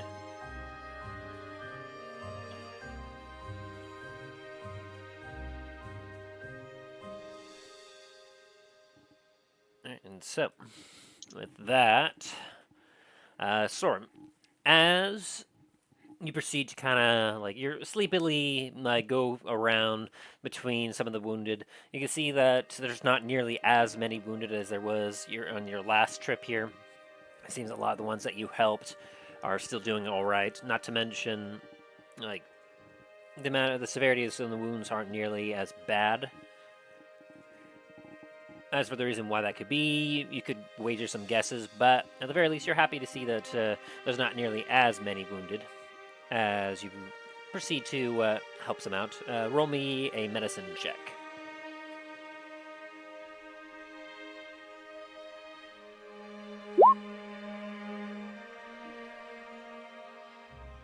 Alrighty, with an 18, you go around.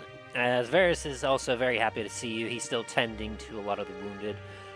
You assist him in tending to some of the wounded, a few bite marks here and there, some that are sapped of their strength that you help make them comfortable and give them some food and water to help them rest easier.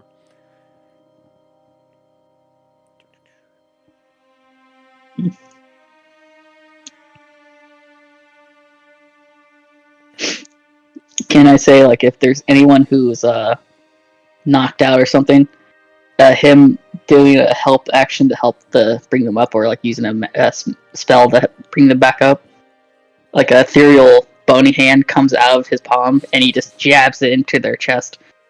Yeah, I'll say you could do that. Just like the visual of that. Like,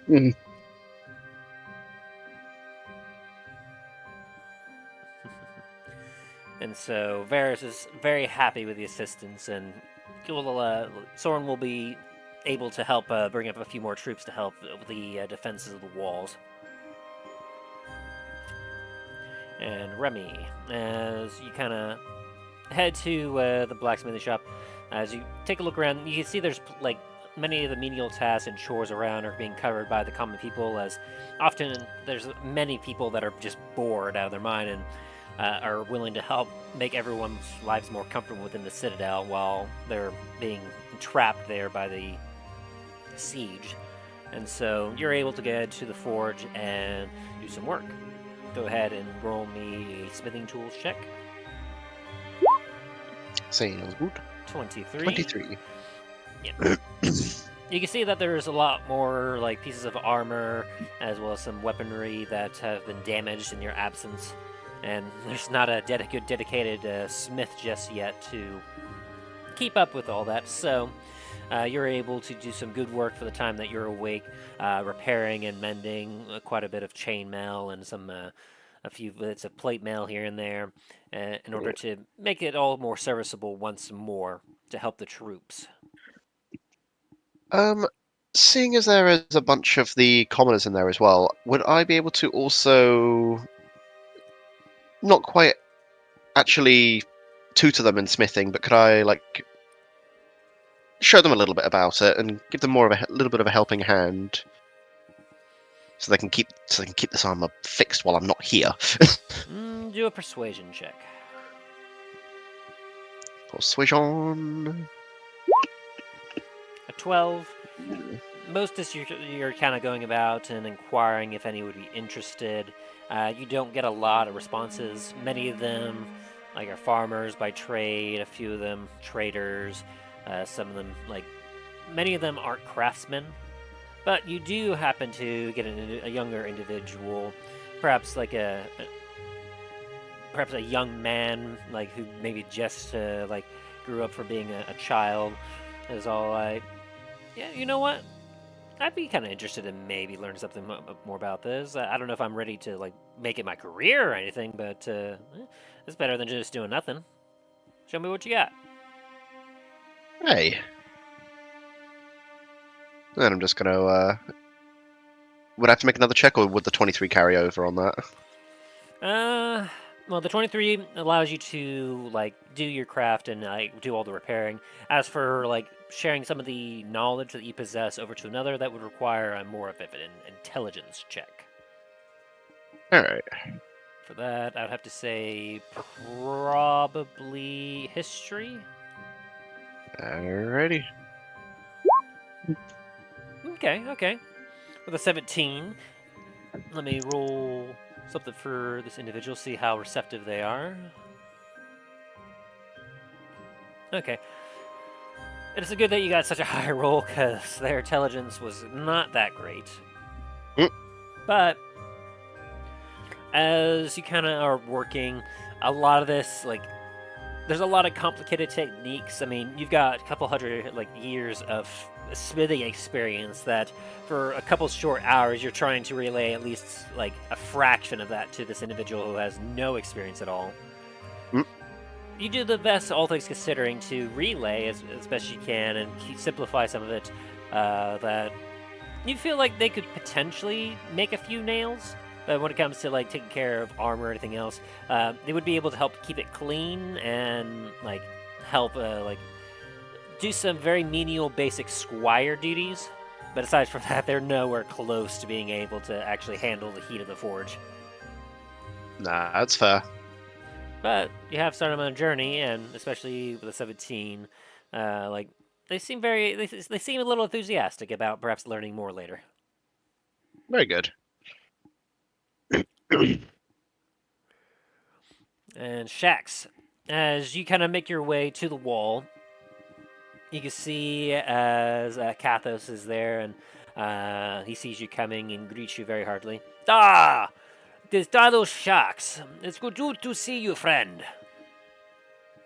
See you as well. How's the defenses holding? Much better now that we have place that we can take some shelter. Though they still try to come in, it is much more difficult for them to harm us while we're in hallowed area.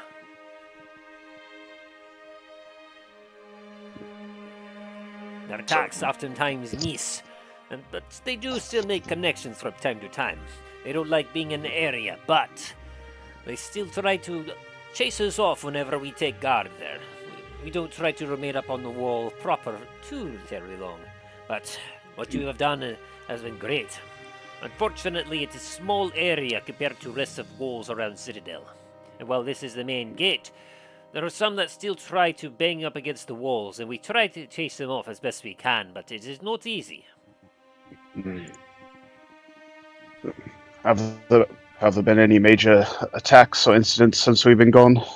Nah. Like the lobbing that they did? Negative, Talos. It seems that after you left... Well, to be fair, my men and I, we have not spotted the leader for some time. I'm not sure exactly if they've perhaps noticed your escape and tried to follow after, or if he had business elsewhere. In any case, they have not tried anything too serious, more poking and prodding to find weak spot in walls.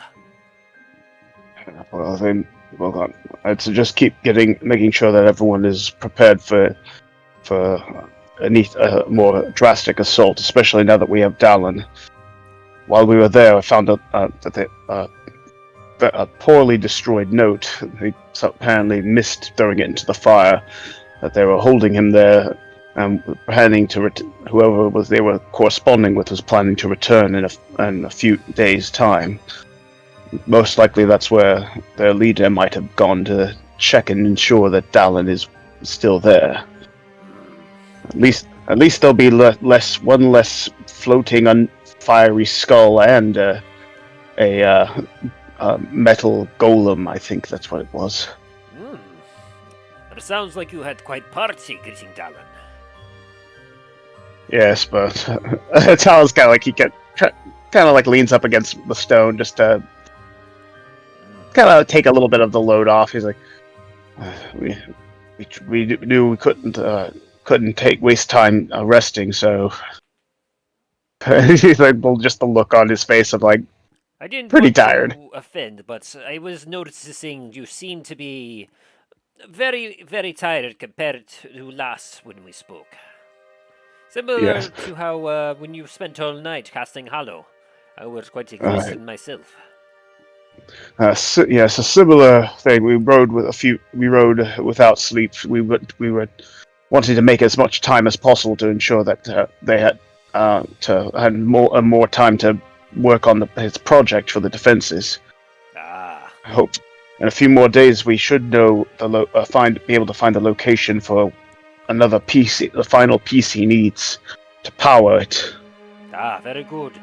And I'm glad you did not say what it is you seek, because we never know who could be listening in. As his eyes kind of flick around. Agreed. My men, many have reported having strange voice haunt them at night. Quite a few Also, are getting spooked. That would most likely be the enemy. It's using an item from our comrade Dallen's, some type of orb that allows him to speak to people in their minds. I was worried about such thing. It is very ill. Is it missing morale? At least we can at least let the men know to ignore such things, and to keep heart and to ignore whatever it says. We shall do this. Unfortunately, even over a course of time, even the hardiest individual can fall prey to words, especially as silvery and as slippery as the ones they've been reporting. We'll need to at some point. We'll need to gather the men and look, see if we can raise their spirits and strengthen their hearts against such things. It will be difficult to do, but especially considering circumstances. But knowing Comet's company, you all have very good ways of ensuring that we are able to keep heart. It's like it's like a look, like he's thinking for a moment. It's like, I think I might be, it might just be just a stray thought from a story from my father told me that I wonder if I might be able to use it for defenses. If I'm right, we may just have a way to deal with a lot more of those undead. once if my theory's correct, I'll let you know. But keep heart, my friend. We shall. Until then, you should do what you can to rest and recover strength. We cannot afford to Agreed. have any man too terribly exhausted to be able to hold his own. Talos nods and starts heading out looking for Dain. He starts to go try to see if he can find where Dain's at. Very good. Because an idea has popped into his head. Oh dear. At the top of the citadel, Milo, you come across Namfudo, who has the Inferno Rifle before him on a table, and you can see that it is completely disassembled. It's little parts all over, and on another table, just a smaller table to the side, you can see a parchment where he has an ink well and an ink pen as he is scribbling and drawing, as he keeps looking back and forth as he mumbles to himself and writes a few things. He stops as he kind of hears the small patter of your footsteps as he kind of looks up and goes, "I'm not gonna have you do that to me again. What can I do for you?" I just want to say that it looks like your gun there's a little broken. Ha! Seems to be in pieces all over the table. The enemy wishes it was broken. No. It seems as if, as incompetent as he was to get captured, Dallen at least knows how to take care of his gun, so there's that at least. This thing is still in pretty decent condition. I had to clean up a few things here and there, but I got it fully disassembled, and I'm currently now making all my notes that I need to then blow up for the mechanism required in order to operate the machine later. It's going to be... Needless to say, it's going to blow your minds and figuratively, and it's going to blow their minds literally. In a hand? Depends. Not too sure how much I can help with that, as Milo kind of gestures for the table with the gun. However, that, as he points to the smaller table, I could definitely help with. How? As he kind of rubs his chin a little bit and looks at you. Familiar are you with tinkering or perhaps magically inclined items? I have a sword that's enchanted. Does that work? Or that's magical? Well, do you know how it's magical, how it works? How it was enchanted? It talked to me in my sleep when I first attuned to it. Does that count? He kind of blinks a few times.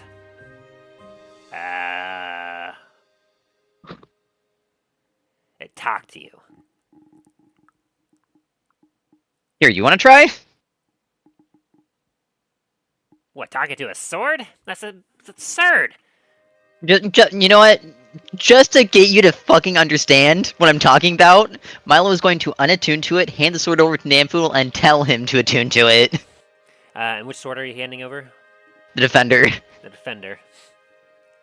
It's kind of like grabs it for a second and goes, you know this is going to take me an entire hour of just this waiting and just feeling this out before I could do anything else, right? Alright, fine, we'll do this later then. However, I'm trying to help you with the blueprints that you're writing for the gun. And I will say that if you help me with that, it'll help me go a little bit quicker with this, but the problem is I don't know if you'll be able to understand what I'm telling you. Do you have the confidence that if I tell you something, you will be able to correctly put it down to parchment?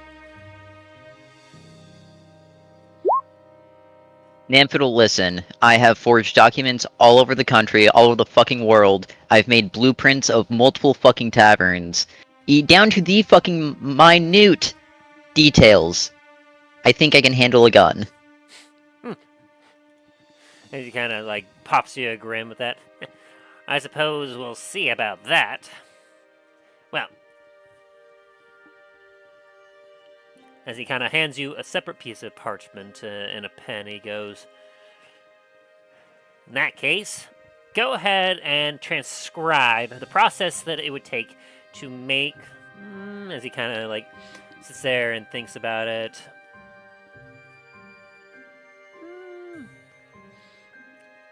How about this? The process it would take in order to create a returning weapon. First, you need to inscribe a B-class rune with, and he starts to go into a bunch of jargon. I need you to roll me an Arcana check to see if you understand what he's saying. I have advantage on this, right? Please. What would give you advantage? I'm just stretching for straws here at this point. Yeah, are you trained in Arcana?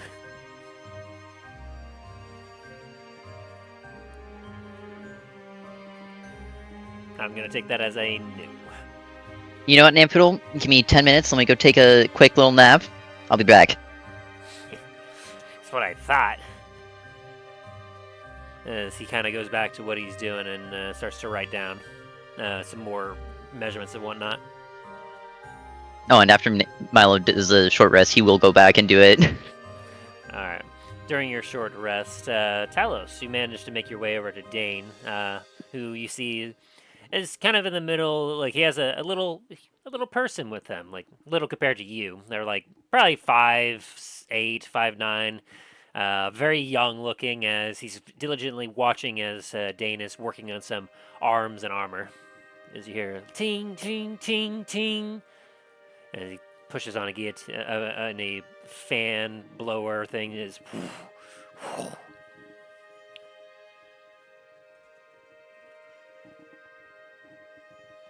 Dane.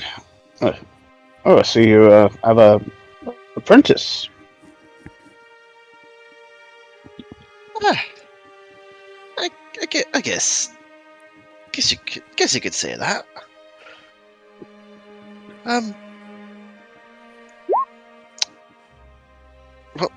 What is this? Who is the guy? I don't think you actually ever gave him a name. I mean, you didn't ask for one. But in terms of the one that you're kind of teaching at the moment, let me see here what I got.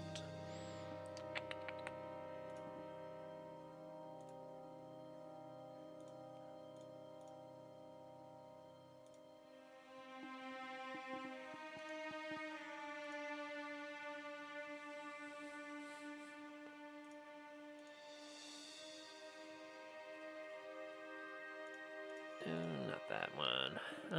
Let's go.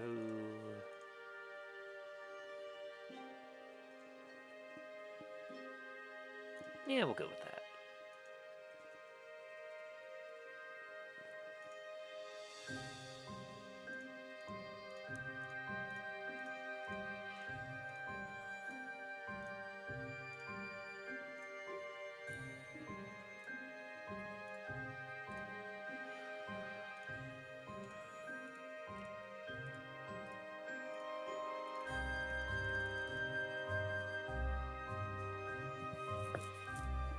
The individual with you is a young Bryce Drake.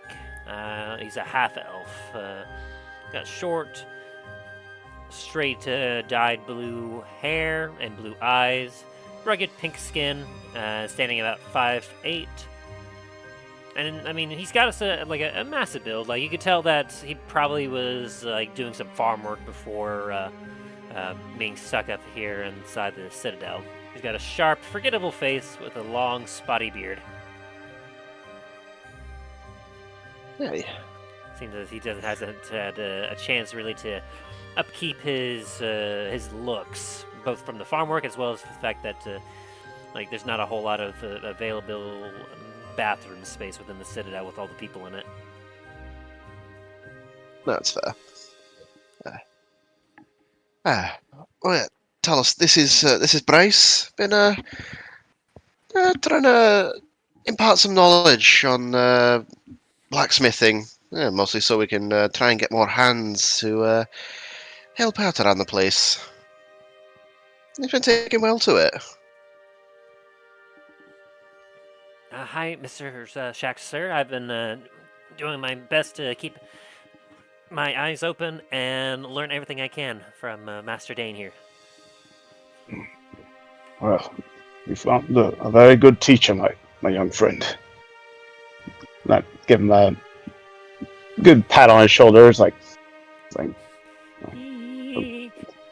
As his eyes are beaming. well, if you get just a moment, I have a question to ask Master Dain here, real quick. Oh, of course. I'll leave and I'll be right back. As he heads off, and he's like, "I'll be back with some more weapons and armor." Hey, thank you, Bryce. Dain. Hey, what's up, Talos? I'm not sure if this would work, but it's an idea that popped into my head from an old story my father told me. Do you know that of your alchemy jug? Do you think that it could produce? Obviously produce different types of liquids. Do you think it could produce holy water?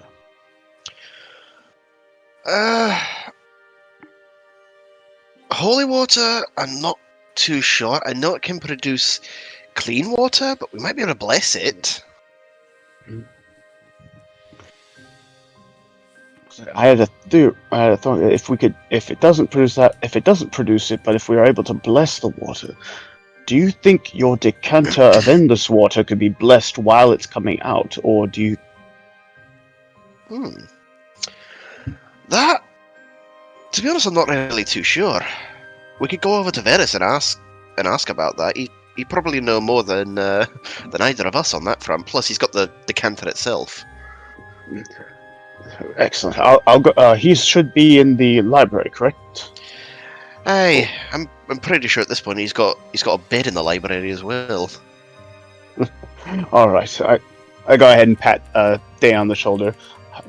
I'll leave you to it. See if I can find him. Hey, if anything, I'll finish up here and come on over. Oh, getting a little tired of your apprentice already. Think he's ready to work on his own? Not yet, but well, there's unless there's more arms and armor that he finds, there's not really much else I can do right now. You look over and there's a pile of fixed stuff in the corner.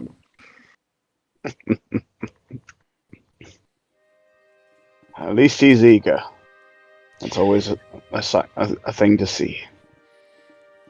Hey, he said it's probably not going to be able. Probably not going to make a career out of this, which that's fine. But it's definitely nice to know that someone is willing to learn a bit of the other trades.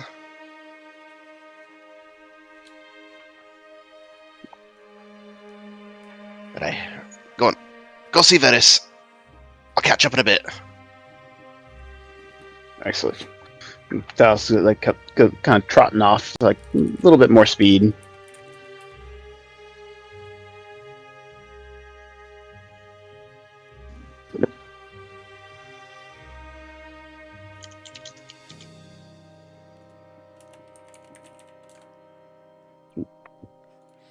All right. So as you head off to go find Varys, enough time has passed as you use your unique skill to gain proficiency in Arcana. I imagine by tapping into some spears from beyond, Milo. Yes. Literally called Whispers of the Dead, but yes. Yes.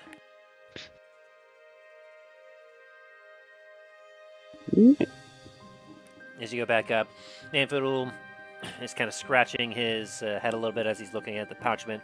And he scribbles something and goes, and he hears you approach. He goes, So, did that little short time of yours give you somehow years upon years of experience necessary to understand what I could possibly tell you? Yes. As he slides over the parchment pen again. Very well then, let's see what you got. as he begins to once again do the returning weapon description. Alright, first you have to transcribe such and such runes, and he gives it. And you manage to stay focused as you write down what he's telling you until the very end. He goes, and finally, after that, you have to wrap around the skin, around the hilt there, and say Arcanalis Returnalis in order to finish the spell. As you shook. Alright, let me see what you got. As he kind of takes a look, and you watch as he has a mockingly smile on his face and eyes as he starts to look down, and then as he kind of reads through it, you watch as his smile fades away, and he looks a little more serious. He kind of looks up at you, looks back down at the parchment. Well, be damned! Got a few maybe spelling errors here and there, but aside from that, you did surprisingly well. Yeah, sir, the only gnomish I really know is the curses that you yell. Fair enough, fair enough. Well, then. If you think that you can handle the big boy game now, I think I might be willing to give you a shot on that. Mind you, I'll be checking frequently to make sure, but if you are able to transcribe this will make this process go a lot faster. Yeah, that's fine. Just let's get started. He watches, he kind of cracks his fingers as he bends over the table and goes, alright, are you ready? Ampoodle, I swear to God, if you fucking ask me if I'm ready to do this one more goddamn time, I will burn your fucking Artificer's Workshop down to the fucking ground. Hey, I have to be sure. You have no idea. The minus miscalculation of this, and the entire citadel could explode. Milo casts his silence. As he just starts talking again, and he blinks a couple times, and you watch as he reaches down into his belt and pulls out a gun. No one will ever know. And he points it at you as he kind of gives you a nod, as put it down. Milo will lose concentration on silence. Can we start working now? Yes. And remember, I don't need... I swear to fucking God. I don't need sound to stab someone in the fucking back either. He feels those sparks in between the air. He goes, alright, for the next part, I need you to transcribe, and go ahead and roll me another Arcana. Ooh, 19. And so, as he begins to describe, you're able to keep up with a lot of the words and a lot of the directions he's given, as you will be helping him for the rest of the day transcribe what he needs, and this will cut the time down that he was going to use very significantly, and he'll be able to, by the end of the day, reconstruct the Infernal Rifle for further use. Woo! Instead of taking him not only the rest of this day, but most of the next day. So you cut his time down very significantly.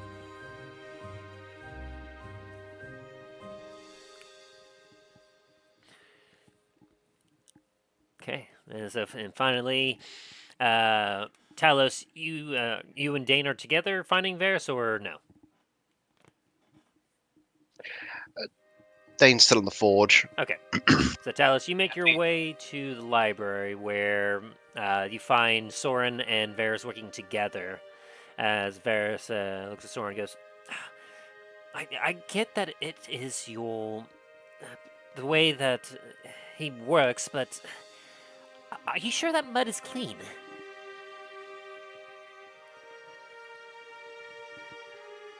Natural.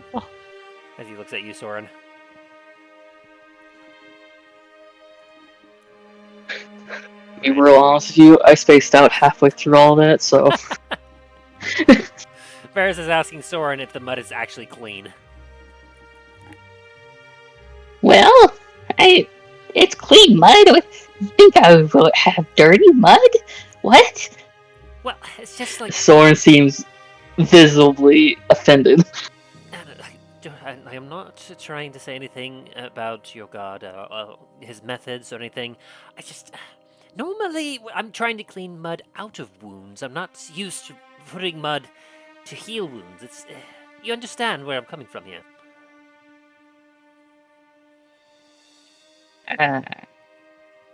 You can't heal. You've been watching me this whole time. Like, I am very capable of healing.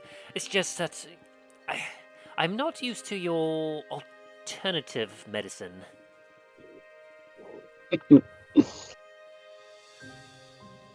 As he grabs one of his jars of mud, opens one of the patient's mouths and just dumps it into his mouth and kind of has him chew it. As Rose goes, ooh, see, that seems rather intense. As he then just, actually, the taste is terrible, but my body does feel better. See? It works. If it works, it works. Oh, Talos, good to see you again. I'm glad to hear that you were able to find Dallen and bring him back safely. Yes. I actually have a bit of a quandary for you. I'm not sure if it will work, though. It's an idea that I was thinking that I had a memory from my father's tales from back when he was younger. Obviously, with the amount of undead that we're facing, we need every advantage. Now, my question for you is this: if we use the decanter and endless water, is there a way to turn that water into holy water? As Varys kind of stops and thinks for a moment. Let me roll this will be probably religion for him. And of course he gets a nat 20 on that. God dang, Varys, like, it's so consistent. Every time he has to do any sort of like history, religion, or anything, he gets such high or critical successes. Jeez. Well, in a way, you would certainly be able to, but if I'm to understand you correctly, I'm afraid that you wouldn't be able to change the properties of the decanter of water, nor would you be able to like change the unique properties of certain items without potentially destroying the magic combining and being able to produce such water.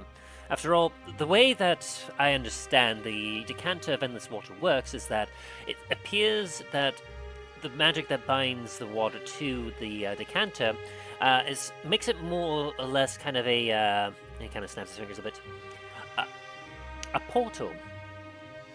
The item itself seems to draw directly from the plane of water in a way. Different parts of it, whether it is salt water or fresh water.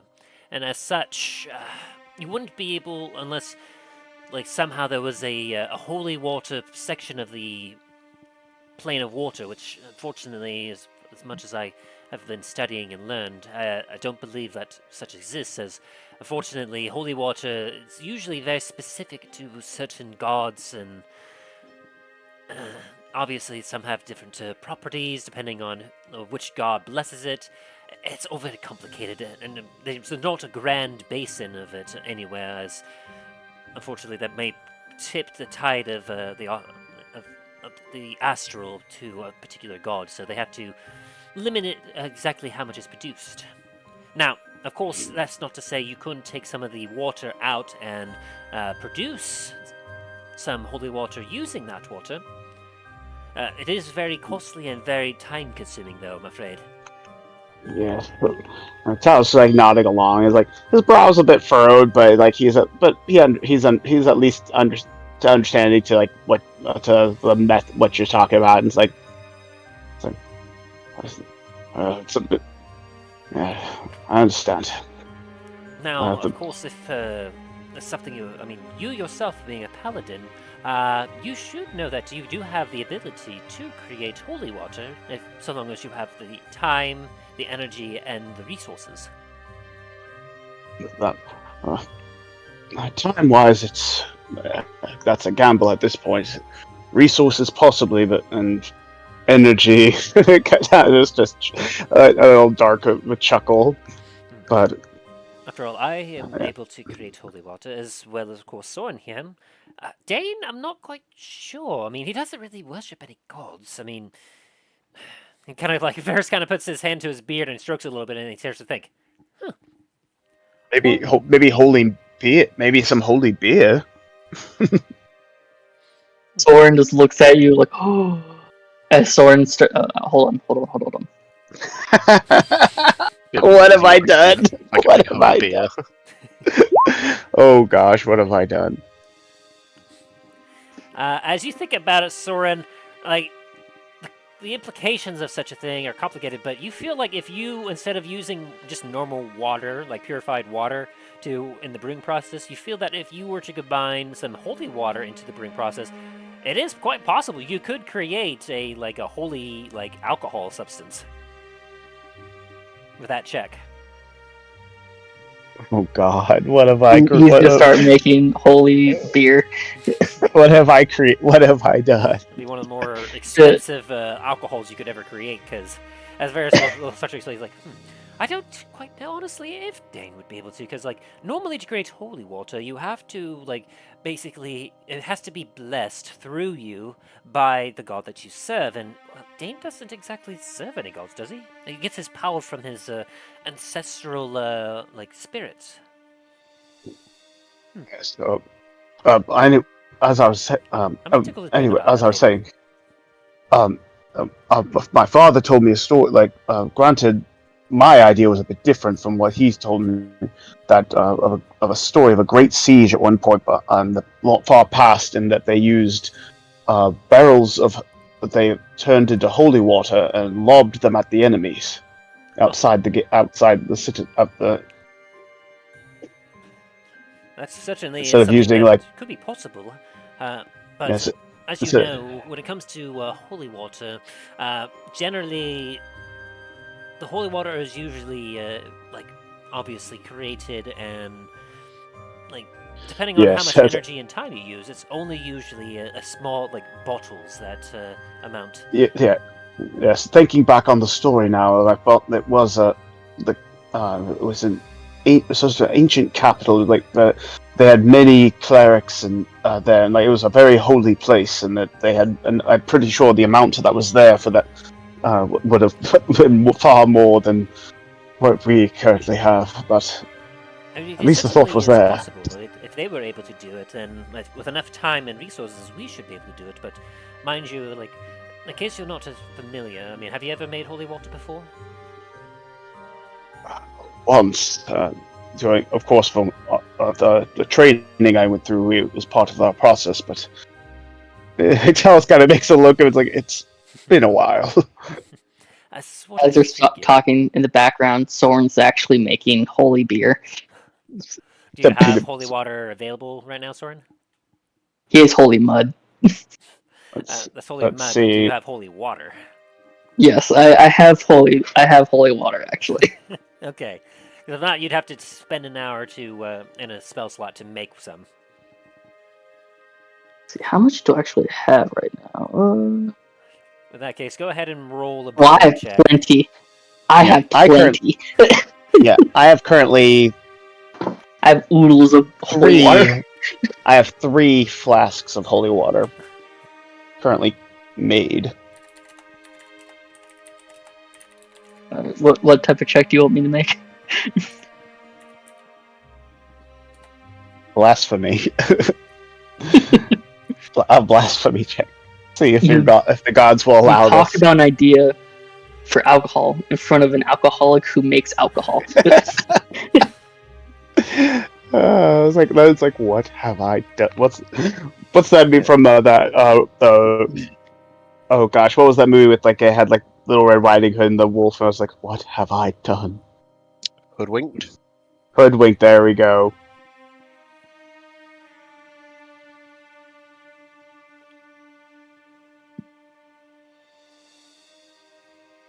Let's see.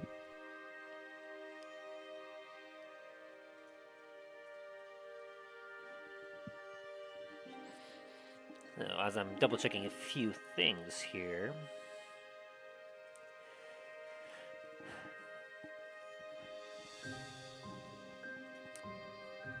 And with that, Soren, give me a religion check as well, I would have to say.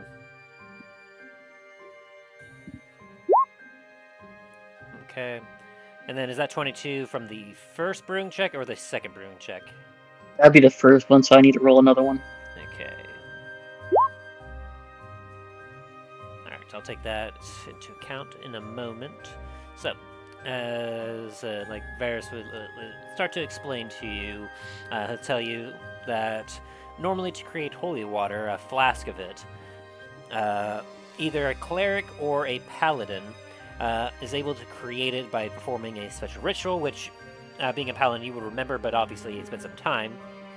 And he'll remind you that it will usually take an hour to perform, and usually it requires whoever's doing it to expend a first level spell slot and use about 25 gold pieces worth of powdered silver to create just one flask of holy water.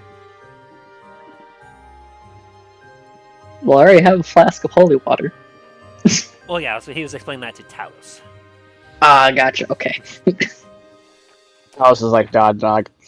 It's like he's like, it was a good idea, but not everything was. It's like, In which, I mean, definitely is possible for you to take the time to, of course, like, but obviously you know how many first level spell slots you have, so that would usually limit how many you can make in that. And obviously, when it comes to... I have 4 first level spell slots. Let's see, and as for storage wise, where's my... 3 second level, 3 third level, 3 fourth level, 1 fifth level. And it's like, of course, all my I only get 1 fifth level spell slot, and I have a lot of good stuff I could use at 5th level, but I can only use 1. And you know that a flask can hold about 1 pint of liquid. And so, as you know, like, a pint, like, it's a decent amount, but it's not that much. Yeah. Because, I mean, comparatively, I mean, a barrel usually can hold up to 40 gallons of liquid.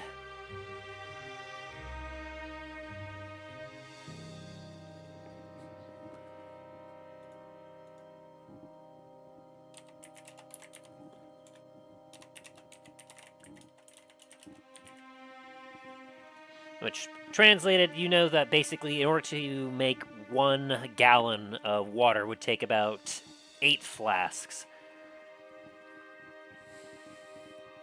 So basically, like, you would have to use 8 first level spell slots in order to make just even enough for it to fill up a jug or a pitcher. Yeah, it's like not like Talos, now that he's thinking of it, it's like, it was a good idea, but the math thing. Yeah, and just for 1 barrel's worth, it would take 320 castings in order to make enough holy water to fill that many.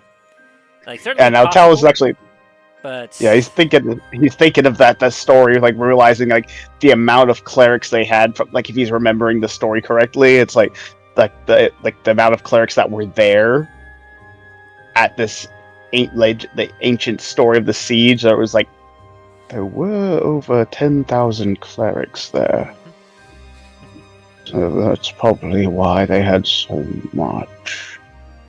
Well, at least the idea was there. certainly, and well, I could certainly produce some holy water. I mean, let me double check, because if I remember correctly, someone had asked Varys if he could try and create some. Was that... Let's see, who was that? I think that was... Because I don't think it was me, because I have 3... Unless it was it you, Soren? I think Soren did try and make some, but he decided to go and buy a ton of it. Mhm. I have 30 flasks. Well, I don't have 30 flasks anymore. I have 28 flasks of holy water.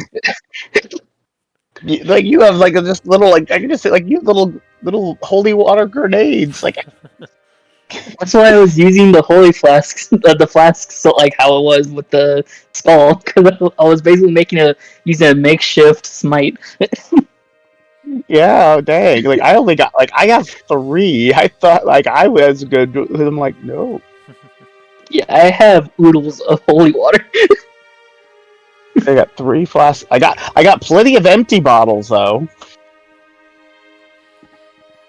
As Varys will he will go ahead and actually bring out and give you 4 bottles of holy water, Talos, as he goes, I believe a few days ago you had asked if I could spare some, and I have been able to, thanks to, Soren's help, I have been able to reserve some of my energy and was able to create some of this for you.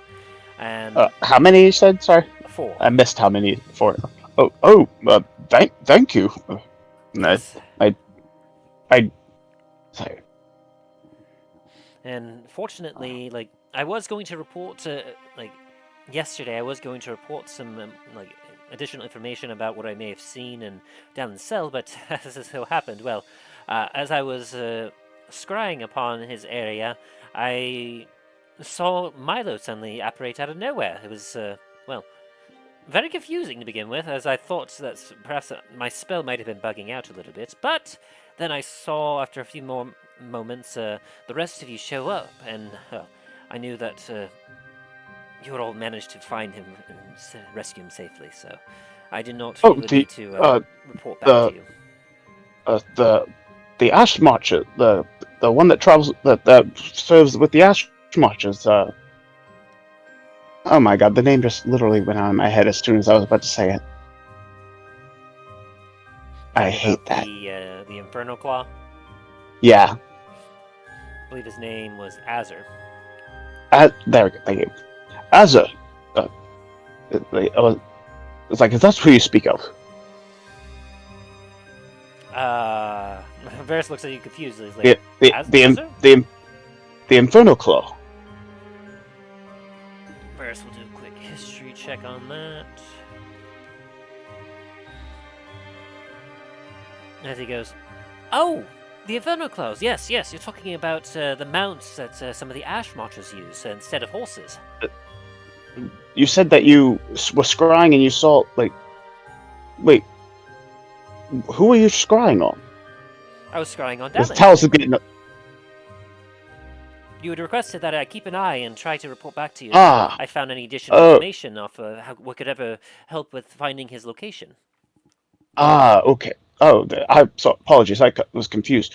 But yes, as I was saying, we are on our way back to the Citadel. We ran into one of the Inferno Claws at the Ash Marchers ride. His master, unfortunately, was perished by the undead. But he's staying close by in the woods close by now to keep it. Now that we've gotten him closer, and he waits for the arrival of. I lower my voice, hopeful reinforcements. That is very lovely to hear. Well, with him being nearby, I do know that those Inferno Claws, they're not obviously highly intelligent. They're not able to really plan or create strategies, but they are smart enough to be able to understand and look at a situation. There's a good chance.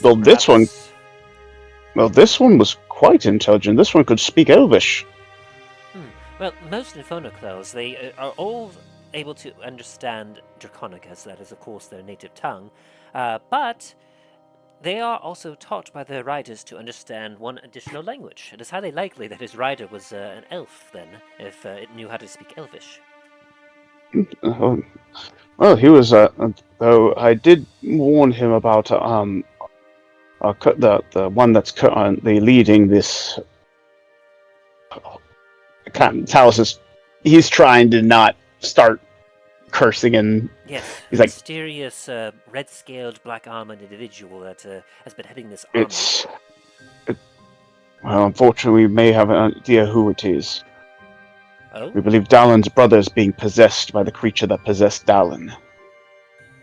He put a moment of pause, comes, and he goes, oh. Yes, I did warn them that we were going to try to capture him alive and exorcise it out of him, but he was very to the point of what his masters would do if they run into him. So, if we're able to get into once we're able to officially defend more presumptively defend the citadel and we are able to make a strike, we need to make it priority one to capture him alive and remove this thing from him. Especially before the Ash Marchers get their hands on him. Varys kind of like rubs his beard for a second. I agree. Fradnir. He kind of looks at you. A moment, if you will, as he kind of goes and sits down, and you watch as he kind of puts his hands up in a motion as you watch as some radiant light begins to shine around him as he seems to be casting a spell. Let's take a step back to give him some room to work.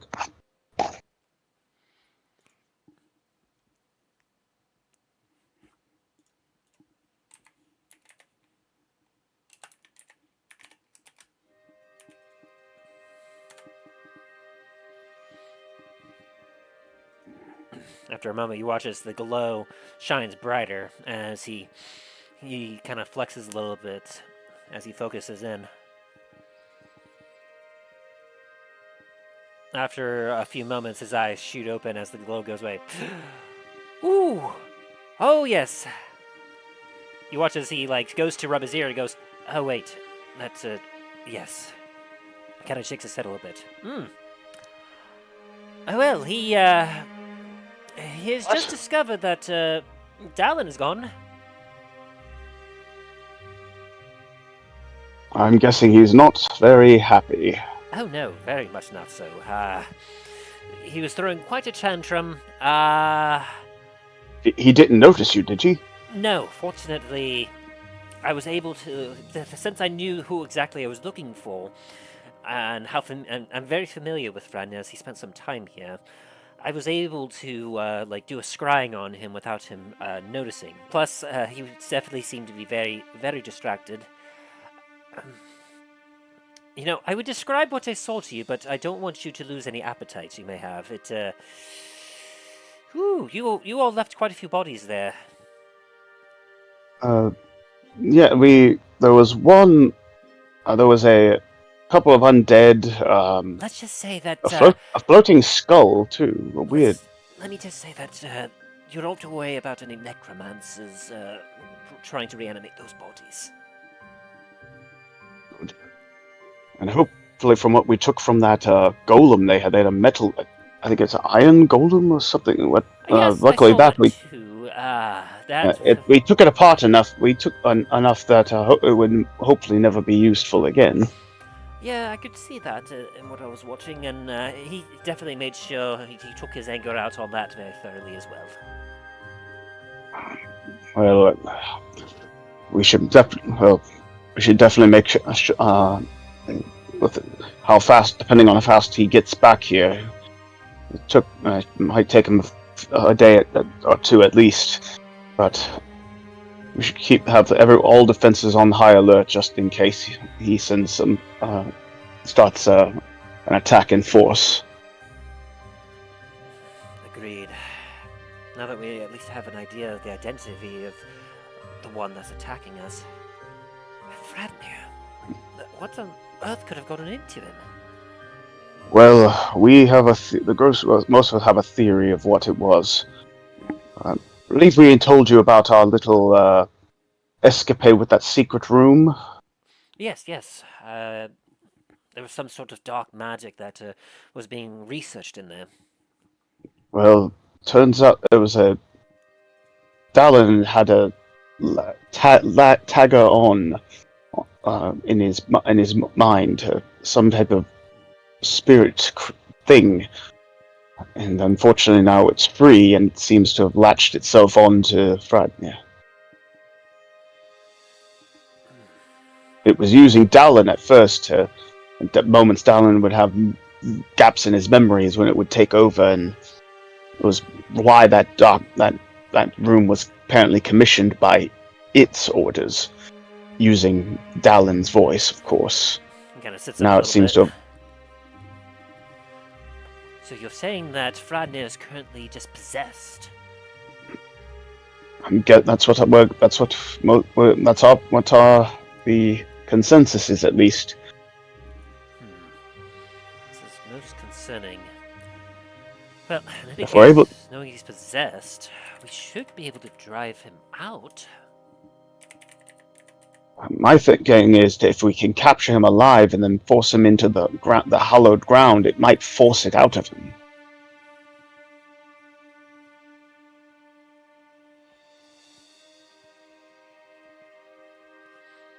Generally, from Plus- what I understand, anything that is usually possessed by a spirit is almost impossible to, like, get out unless you bring that individual to the brink of death, and the spirit has some sort of fear that they could lose possession of the host, and it may try to, escape from the body in order to possess something else.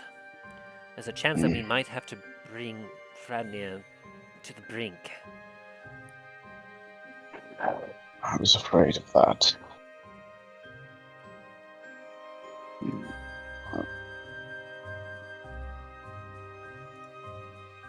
And the Talos to kind of sit there, kind of standing there thinking for a moment.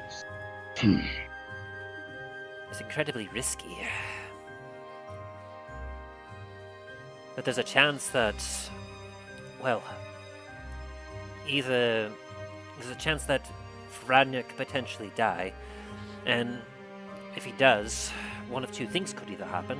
Either the spirit that is possessing him may be too tightly bound to his body to be able to escape in time, and it could destroy the spirit as well as Fradnir. Alternatively, What about if they what accidentally kill him, there's a chance that the spirit might be able to escape and find another vessel.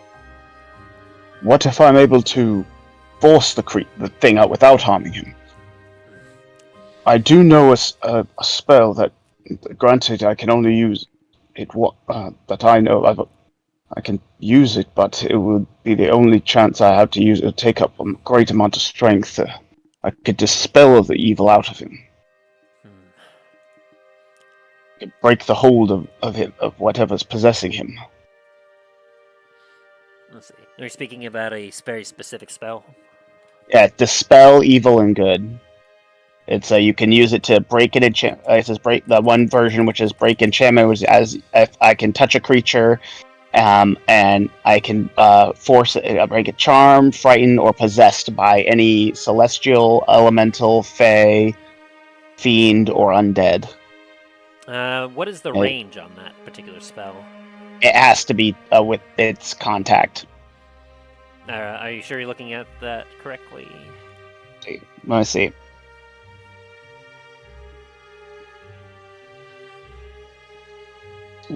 I'm looking at the legend version. Oh, sorry, I have two versions of it on my thing. So it has the current version and the legend version. Let me see the current one. Dispel good and evil. There's a part of it that would work, but I mean, obviously, you wouldn't be casting it on someone. It's a self spell. You would. Yeah, that's the current. Yeah, the current Gen 1 version of it is self. The Legends one was both self and touch. Mm-hmm. So, yeah, for the 5e, it's you would cast it on yourself, and you would have it for concentration up to a minute. During that time, you can use your action to touch a creature that you can reach that is charmed, frightened, or possessed, and that creature can no longer be charmed, frightened, or possessed by such creatures. But the other one is dismissal, which is, as you were saying, you can make a melee spell attack against the celestial, which for the hole that this thing has, it would definitely not be a break enchantment, as it's not an enchantment, as it's a full-on possession. And so it would have to be a dismissal, which you're not sure, obviously, if whatever is possessing him is a celestial, elemental, fey, fiend, or undead. It could be undead, from what you understand. That'd be your best chance at understanding. The break enchantment version, from what I'm reading on the current one, it said also it was like a creature that is possessed by or has the charmed or frightened feature.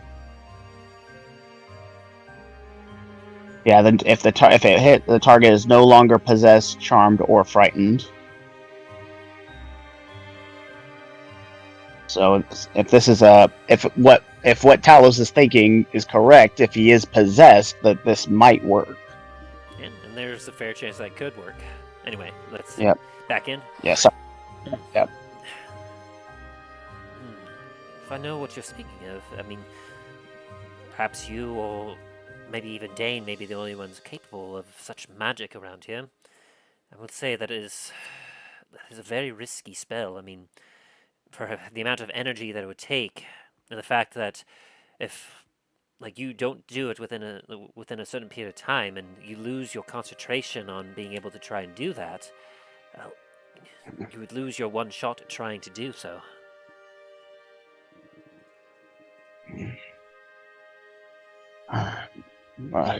This is Dallen's brother we're talking about, and from what he's told us about him and what we've seen, he is a good man.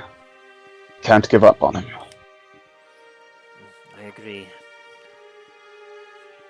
And no one should have to go through that being controlled like that. Like a puppet on a string.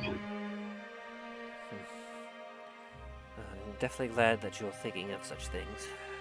Certainly, definitely, like, research into that more, and we'll do our best to see if we can't figure out exactly what this thing is, because I don't believe it's like this possession is being done by any celestial or elemental. I don't even know if this thing is fey or a fiend. Speak with Dallen. He has the most direct experience with this thing. He might be able to give you more, at least the information that he knows about it. But in any case, I'm very glad that you were able to return, and this information that we have now, this will definitely serve us very well in preparing for the future. Ideally, we should have a day or two before the Fradnir returns, and at which point we'll do our best to bolster ourselves against whatever attack that may come, as he may seek retaliation. Alternatively, since I now know who it is, I will be able to try and scry on him more often, and, well, so long as I'm able to, I'll be able to keep tabs and an eye on him, though I don't know what... I would be wary. I'd be wary, though. He does have Dallen's orb. He apparently has been scrying on many of the men here, and the report I received, they've been hearing him whisper to them at night through this orb. Yes, I'm afraid that I have had quite a few of those cases come into my library here where I've had to treat them as such. It's not generally anything like serious. They're not physically harmed. Some of them, after all, like a few of them say that they were especially frightened as they almost seemed to be compelled to do certain things like kneel or grovel on the ground without like any ability to say no to it. It spooked quite a few of them greatly. It's been affecting their morale. That's what I was told as well. It's very likely he's doing this to weaken their strength and mental strength. Oh, no doubt. Most concerned about it. But I'm doing my best to help treat it and ensure that the men don't lose hope. And certainly with all of you being here, it definitely helps with their morale.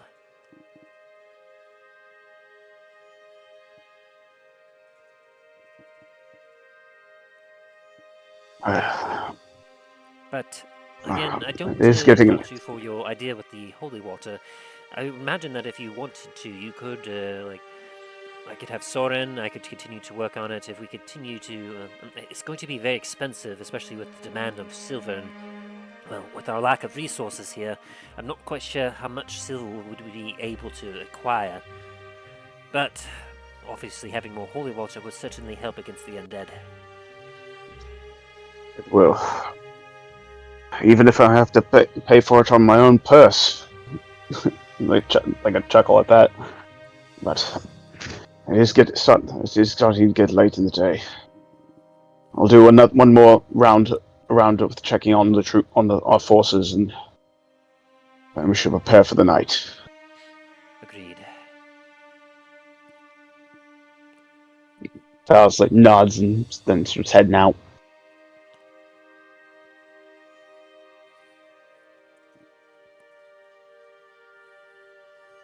Alright. Is there anything else anyone wishes to do before the end of the night? About my holy brew. Yes. Your holy brew. As you sit there and you think about it for a moment, you believe that it is possible to somehow like combine the two into one. You take the time, as Varys continues to go on healing, to break out some of your holy water as you proceed to attempt to brew a creation like this. Being very careful as you you have a good understanding that obviously holy water is very much like a holy water because it's made out of pure water that has been blessed by the gods. And so a lot of like what makes it holy is obviously the purity of it. And as such, you know that by adding contaminants such as like materials and ingredients could potentially denature the properties of holy water, and it may not work, but you have confidence in yourself that you could possibly accomplish this. And especially with a 19 check. Let me double check a few more notes here just to see what exactly you could come out with here. But I will say that. Oh, I was thinking of making a brand new thing and calling it Moonberry's Holy Brew. Well, I will say that go ahead as part of this. Use up, remove 25 gold pieces from your inventory, as you're gonna have to use up, you're gonna have to use some additional resources that cost money in order to make this particular thing. Gotcha. And it's gonna take you well over an hour to brew it in order to do it properly, especially since this is such a brand new concept.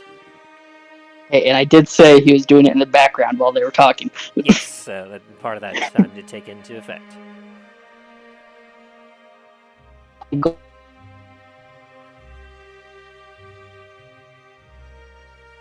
Let me see here.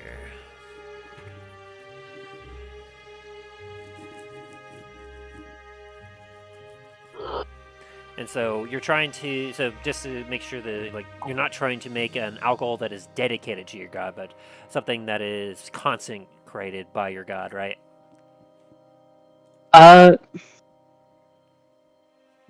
In a way, kind of both. He's trying to get his god to help him with this,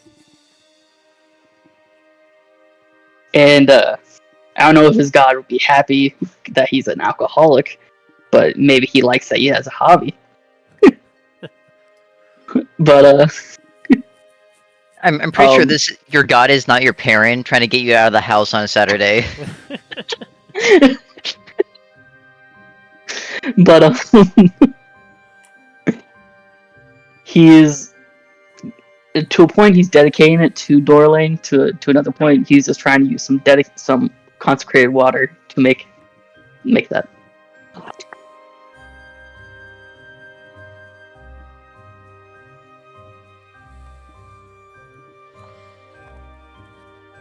Sorry about that, but yeah, I pretty much got my point across. Yeah. Let me see here. Just checking a few things to see. Because with that, you definitely have enough for success. The question is, what kind of success?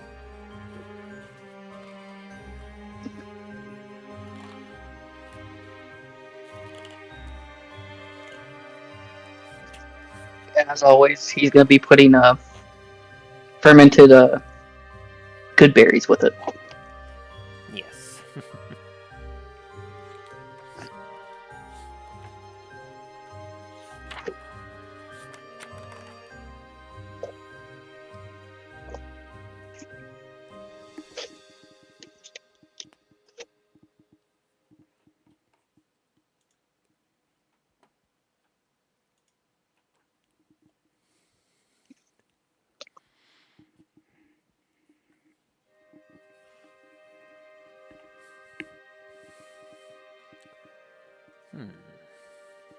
I think there's something that would help. Yeah, let me take a look at this here. Alright. And Go ahead and also expel one first level spell slot as well. Gotcha.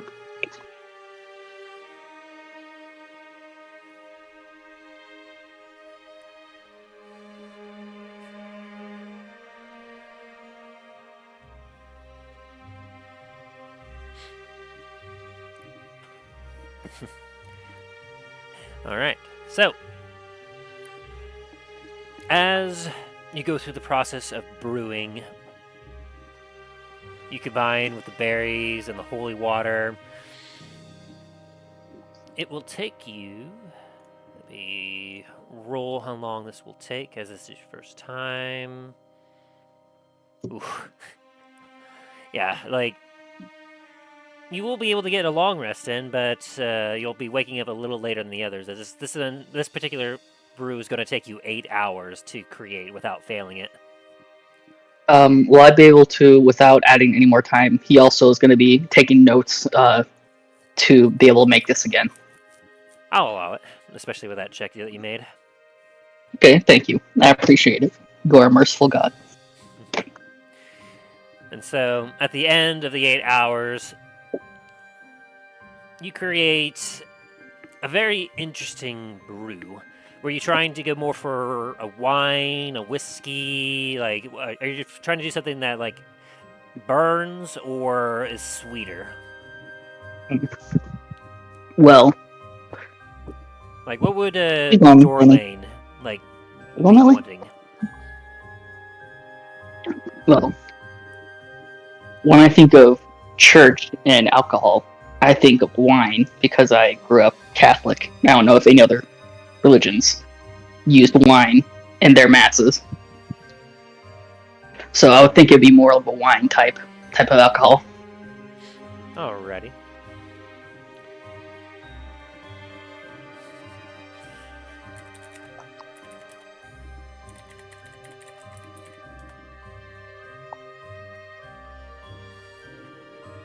You're gonna love this.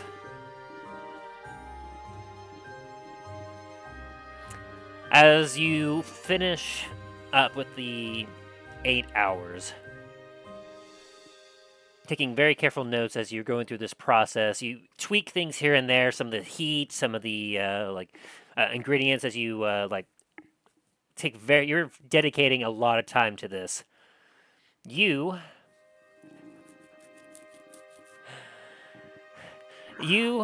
make yourself a bottle, just one for now,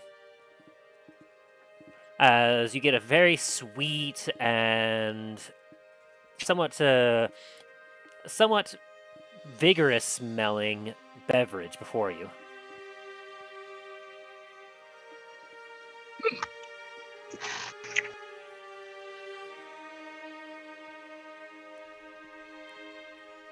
Someone's gonna go to the very edge of the castle and look over and see if there's any undead kind of just laying out there, like close enough where he just hold his hand out and drop have a drop go down. Yeah, I'd say that there's a few that are kind of like going up against the wall, and you see some just do some fist pounding, just like. Poof, poof, poof. So Soren's going to take a sip of it, and then he's going to take just have one drop come out of the bottle and see if he can hit one of the undead with it. You take a sip out of it yourself? Yes.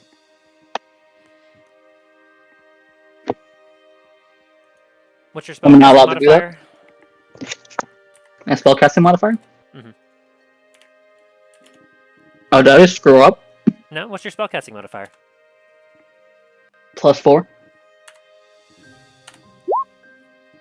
As you take a sip, I assume to taste it, you heal 14 hit points. Ah, damn, okay. As you take a drink of this water, I made a healing potion. you're like, ooh, you feel invigorated by that sip. It tastes good.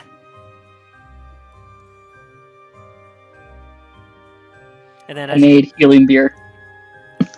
and as you take a drop and you put it, have it drip down to an undead, give me a dexterity check to see how well your aim is with this. It'll be without proficiency as you're just dripping. Give me 1 second because I'm using my left hand because I'm eating baby back ribs. That's horrendous. Dexterity. Now you get disadvantage because you aren't sharing that crap with us. Hey! It's been a while since I've had this. You leave me alone with my baby back ribs. With an 18, I will say that you do manage to land a drop on a zombie as it just kind of and drops on its head. Bloop. You do not see it do anything physically to it. And as you take a look at the wine and you take another swig from it, you feel that invigorating for it. Yeah, you realize that by going through the brewing process, and you have made some sort of blessed wine that you will believe that could be used as a way of, transforming perhaps, holy water or water and turning it into some sort of modified healing potion. Okay. And I have the whole entire recipe written down. Yes, you do. Hell yeah. Okay. And, well, it's a little bit homebrewed. There's, this is something that, other people have thought of and have done. I will share this with you as I'm allowing, through these successful checks, Soren has learned a new level 1 spell. Oh? Nice. Hell yeah. You have learned the Blessed Wine spell. Hell yeah. Let's just do And this one. Soren's dubbing this the Moonberry Holy Brew. It does have a duration, just so you know. If by the time you go to take a long rest and when you wake up, whatever you didn't drink from that bottle has turned back into just an ordinary thing of wine. Okay, or ordinary thing of water, actually. So, where is Talos? At this point, he would be making his last rounds along the wall as night's falling and partly making his way in as everyone is likely about to turn in for the night to get another long rest in. Soren's gonna sneak up behind him, looking all disheveled and insane, with a little twitch in his eye, as he pokes him in the leg, because that's the highest part he can really reach. Oh. Sorry. He's visibly shaking. I made it. I created it. I made it. Made what? There's a bit of concern. He said, "Holy beer." I made it. He holds up a bottle that looks like wine. This looks like wine, not beer. Take a sip. Talos is he's eyeballing it. This isn't gonna kill me, is it? It didn't kill me. That is true. that goes ahead. It takes it and takes a sip. Alright. As you take a sip from that, you feel some sudden invigoration as you restore 18 hit points.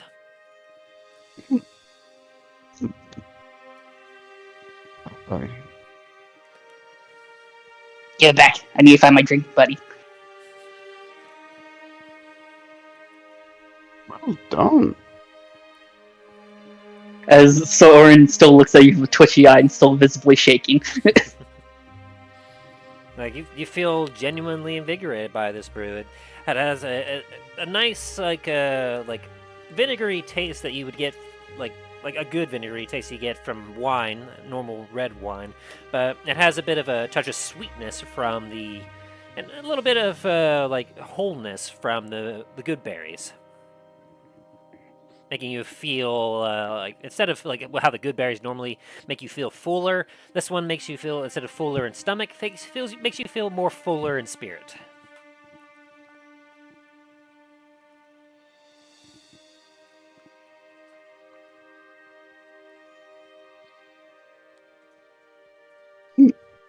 Well, like Talos is like watch as he goes like, well done.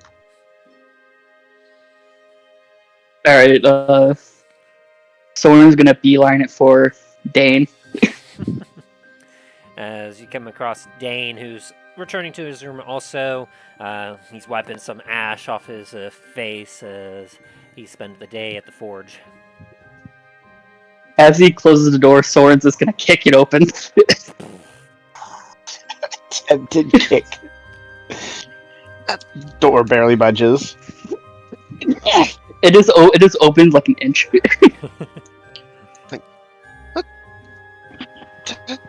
Did I drop something on the other side of the door? It's just gonna be checking my items for a minute, make sure I haven't dropped anything. Soren's gonna keep on kicking until he opens it fully. And he's just gonna look at Dain, twitchy-eyed and visibly shaking. With the bottle in his hand. Oh, Soren, a hat. Have you been brewing again? How'd you know? Because you're all twitchy and well, even more so than normal. And you're holding a drink again. And Soren takes a sip of it. So, I was overhearing Varys and Talos talking, and Talos spoke of something, made me have an idea of a brew. He said holy beer. So I made holy beer. Well, holy wine. I was going to say, that doesn't really look like beer. Anyways, try it. Oh. Don't have to tell me twice.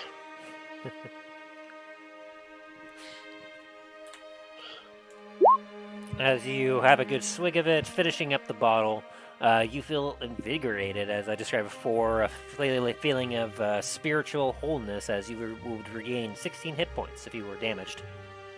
Very good.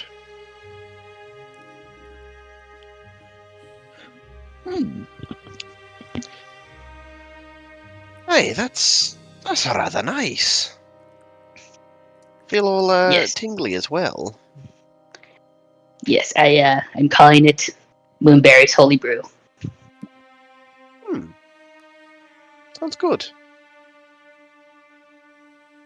Oh, would you like to see the recipe? As he immediately just yanks it out of his bag of holding and just shoves it in your face.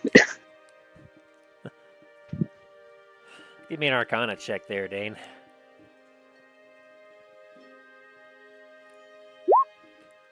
You have no idea what's on this paper. It has a lot of jargon and a lot of like tiny writing. Oh. Turbine ready. So He's written it in Turbine. it's a little bit close. And... not gonna lie, it looks like complete gibberish to me. But if you can read it, more power to you. And Soren shoves it back into his bag of holding. Anyways, ta-ta! As he immediately just scampers off.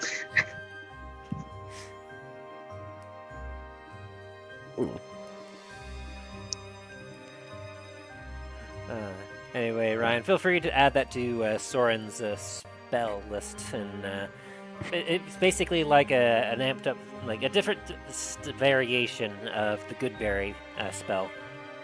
Except instead of like making keeping people full, this one is like a direct healing spell. You called it a holy wine? Blessed wine. Blessed wine. I Okay. added the link to it that you can read into your character channel. Oh, okay. If you look, Yeah, I'll be find playing the it link. into Roll20. You can click on that link and basically read the details of it. Oh, nice. Okay. I don't care. There's a Black Friday sale. It's not even Black Friday.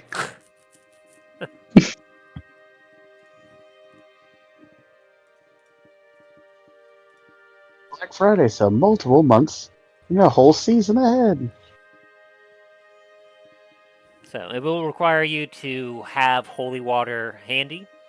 Like the components do say like a drop of holy water. I'm just gonna like, for the purpose of this, say that you'll need like one, like you'll have to use one holy water bottle to create this. But as you can see, you can make up to 4 bottles. Like you'll be able to make up to 4 servings of this particular beverage. Okay. So literally, it is kind of did I just bring something up? It's all right. We'll just ignore that. All right. So it literally is basically the good berry spell, Yes. just flavored differently. Okay. Except it heals instead of feeds. Yeah, gotcha. Okay. Also, anytime a creature drinks it, they will have disadvantage on charisma saving throws until they finish a short or long rest. Okay. After all, it is alcohol.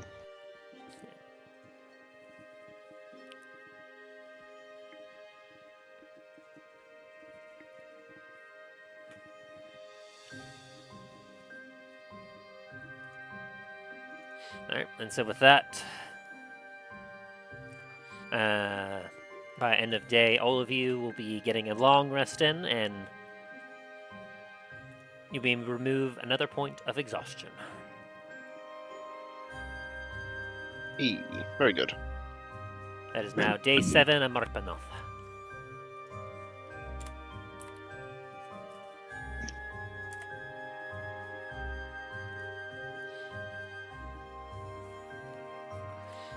And Milo, you get woken up by an urgent sending. It's fucking too early for this shit. Milo just basically like rolls over, grabs his standing stone like he's checking his phone in the morning.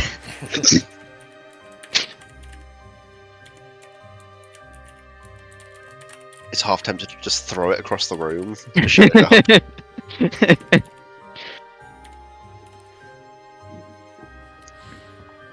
Let me finish typing that out. And in the meantime, what is Dain, Talos, and Soren doing? Looks like I got an extra 5 minutes of sleep. Fantastic. Talos gonna start getting ready, like, feel a little better.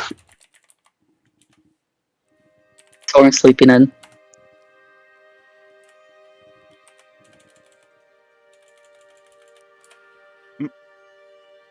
Dane's just groggy.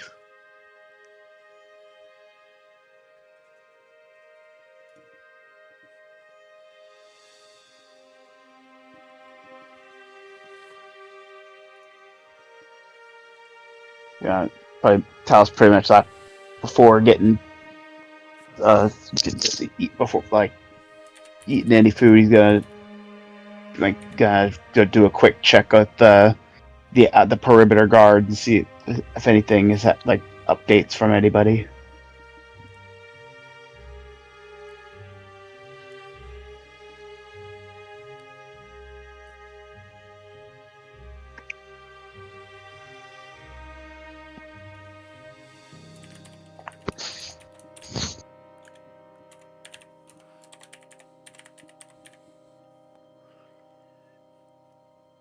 Oh, did I spell that right? He's got such weird spellings for some of these things. Yep, I got that one right.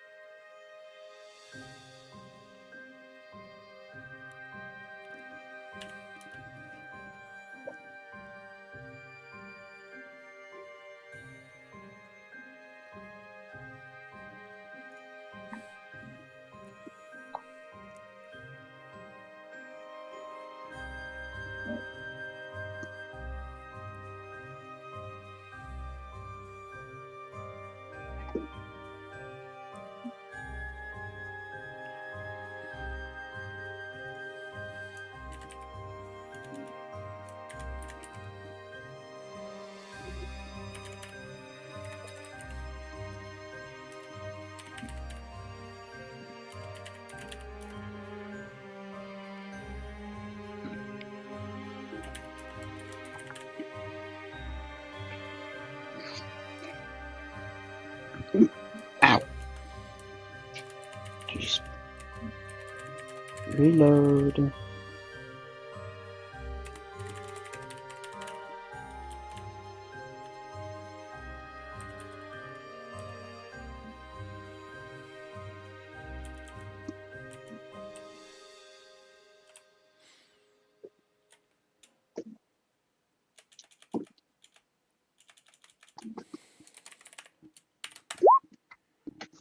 There we go.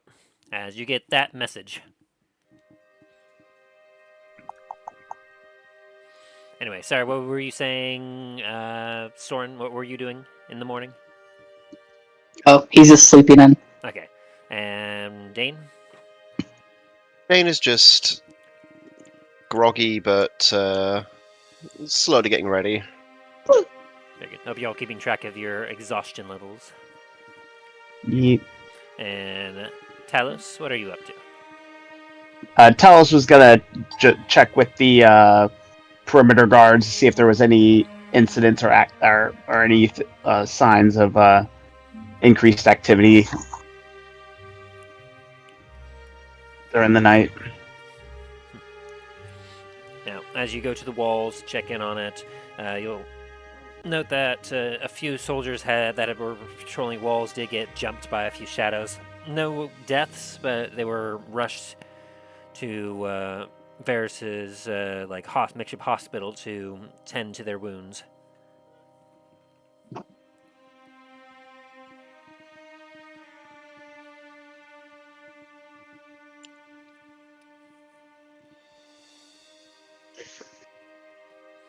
And it was reported to Talos that it seemed as if the hordes of the undead became a little bit lighter from around the wall.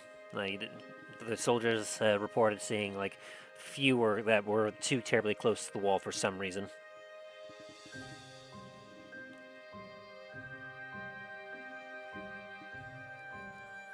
I was gonna have to tell them to keep vigilant that and be prepared for a possible increase of an assault. Which they'll definitely shake their heads in affirmation and try to make ready on some of the defenses.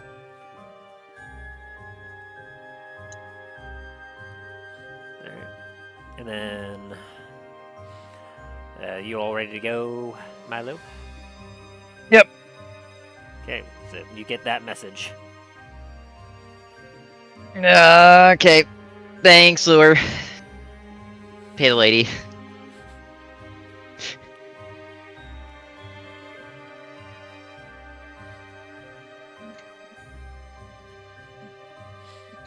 Alright, and the message was sent back.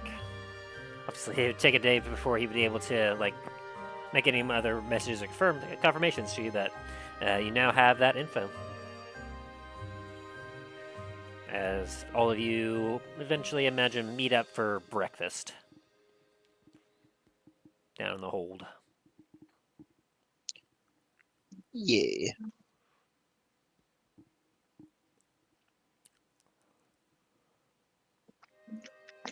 Well, undead presence is pulled somewhat back from the walls, which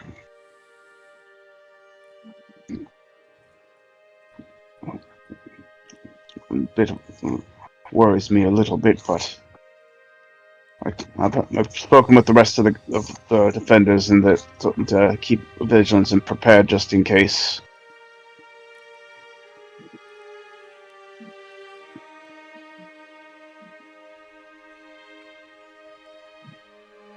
Hey.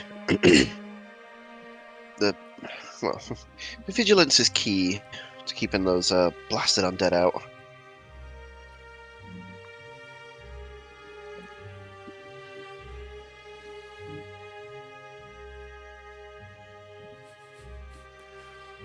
You'll notice Milo has kind of a long, mile-long stare going on.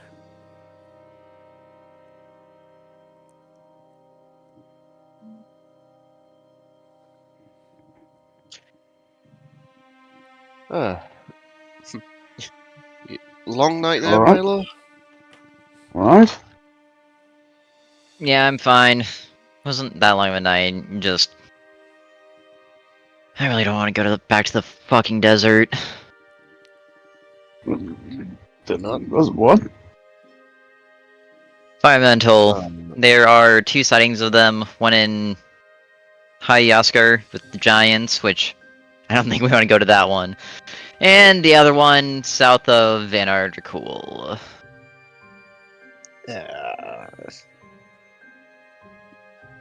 We just can't seem to get away from that city, can we? And Fucking stay away. Higher Vaskar is probably not going to be fun, especially since we have to kind of take its heart. I don't think they'd appreciate that. Yeah, I didn't think so. That's why I have this stare.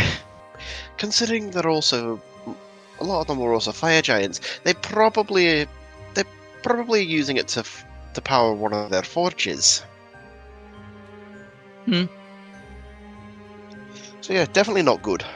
I don't think Serta would be very happy with us. I don't want to. Milo casually puts his thieves' tool back in his pockets. Alright, fine. Guess we won't go steal giant gem. You said the desert, but there's bullets there. Yeah. Oh dear. As he starts violently shaking. Well, I think there's wanna- unless we know of any others. I think there's only like 2 bullets around, at least around the city anyway. We've got the 3rd one here. That we know of. We know of, yeah. We have a bullet here. It's a tame-ish bullet. Soren, do you want to go back into your compression bag, calm you down a little bit? Yes, that would be nice. Where is it? Milo opens up for us to help. What? Fuck it, it's better than this place. As he dolphin dives into it. Oh. Murs kind of blinks a little bit. No eating, Mervs. Kind of grumbles a little bit. It's like, but you put it in, but he willingly got wet inside.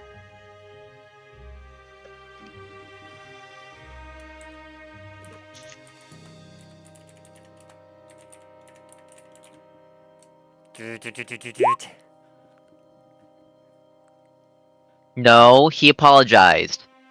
Hmm. If he didn't, maybe. Murph looks a little disappointed.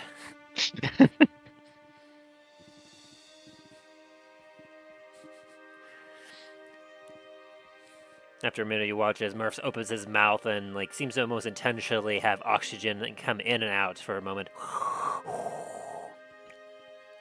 But you know that he doesn't normally breathe like through that mouth. As he opens his mouth, you just hear Soren hyperventilating.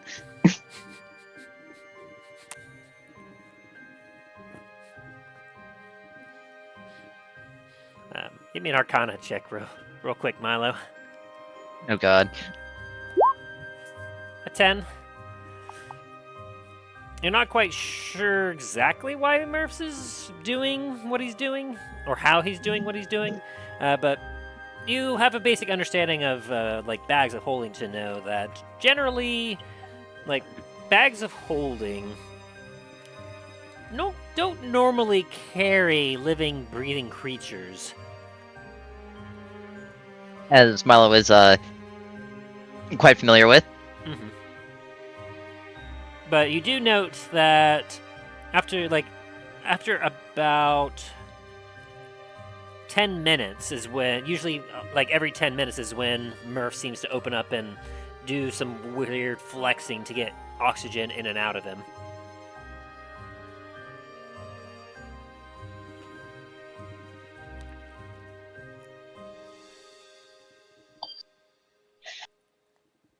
Alright, I'll go to Namfoodle, see if we can't get the train here. Head over to Inarticool.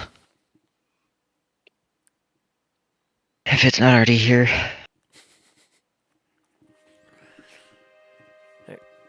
As you head back up to the top of the tower,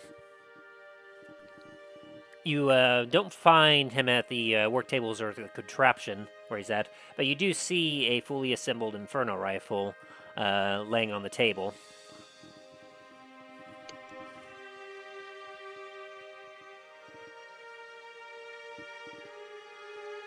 I'm gonna cast message on Namfoodle.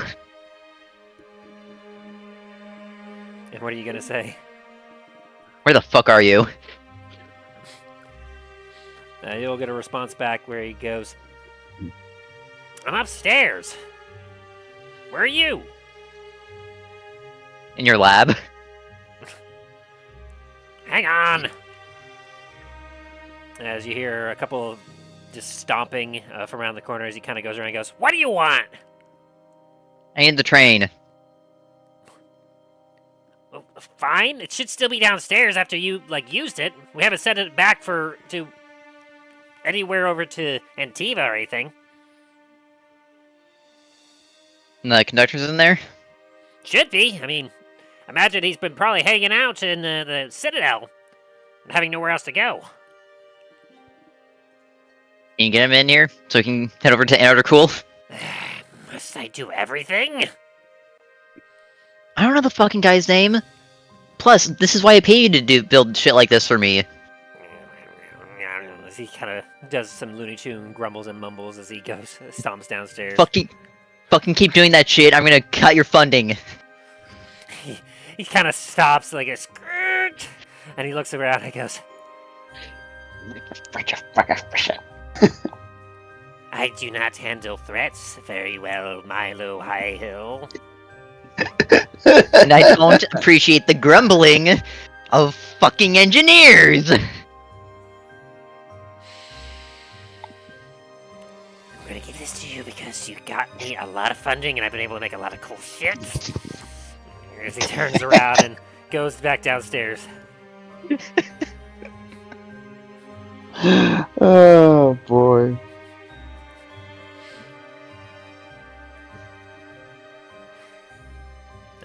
And so you are able to head out to on the rail system whenever all of you are ready.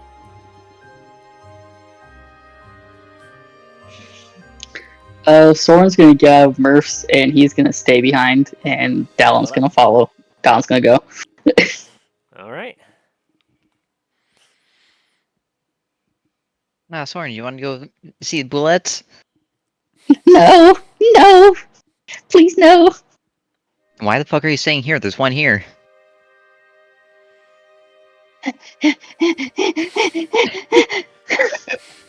It's like give him a little bag, and he's like, into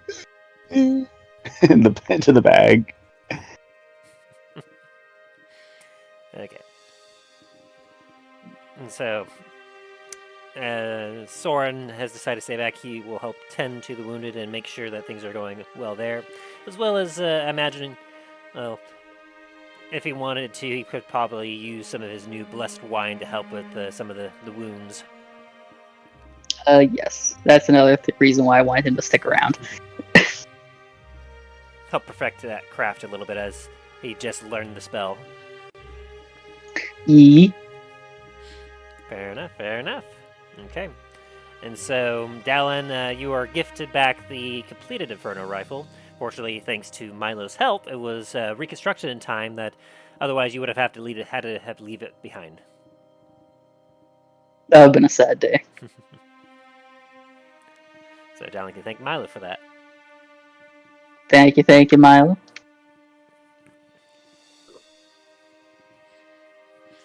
Fine, don't say you're welcome. I didn't want you to say it anyways. Now Milo would just say, yeah, I know. Freaking, Han To another Solo. place. Get to speak to me. Being the Baron has gone to his head. Is there anything that Talos is wanting to do before he leaves for Antarctica? I think that he'll do like a 1-4 with with just give with the defenders on like having them getting them mentally prepared for like a possible attack for what because of what we saw with the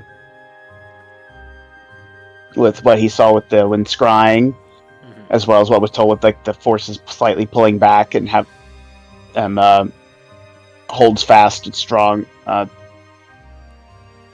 that like basically give him the hope, let him know that we're like obviously like, we'll be like be prepared for whatever comes.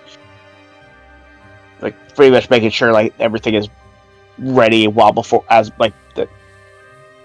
making sure they're all ready prepared before we head out, because it's like Talos has a feeling that as we're gonna be something's gonna happen, be coming soon. A persuasion check.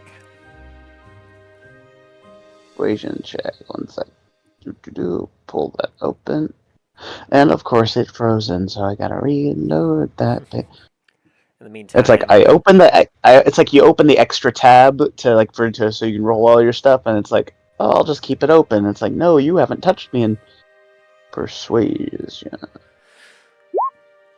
19.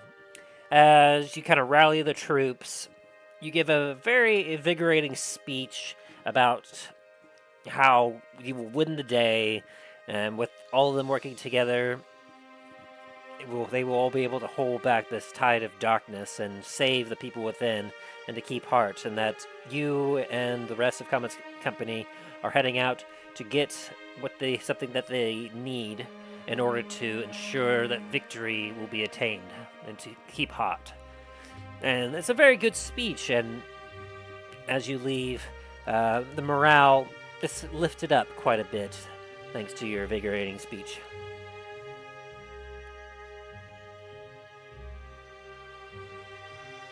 Neat. And Dain, is there anything that you would be doing before leaving?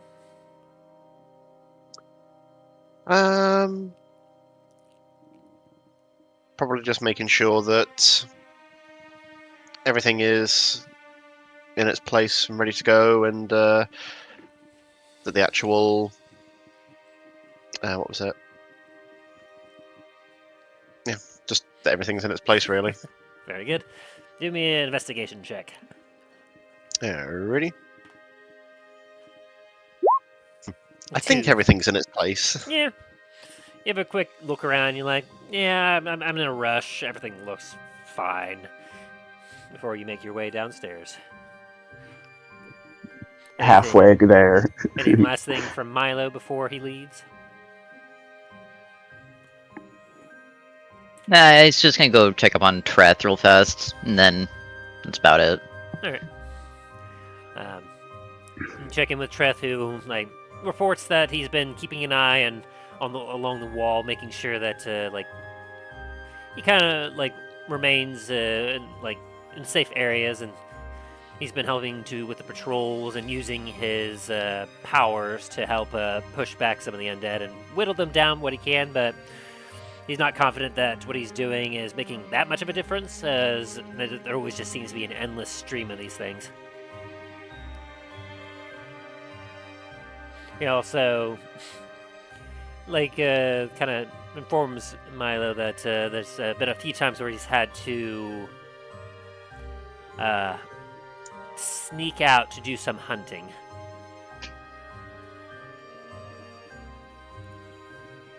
Some very necessary hunting. Milo's not gonna ask any questions and bid him farewell.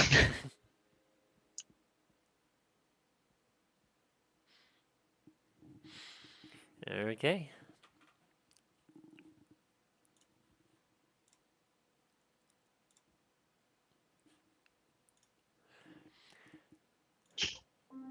And as the party reconvenes down below, shoop.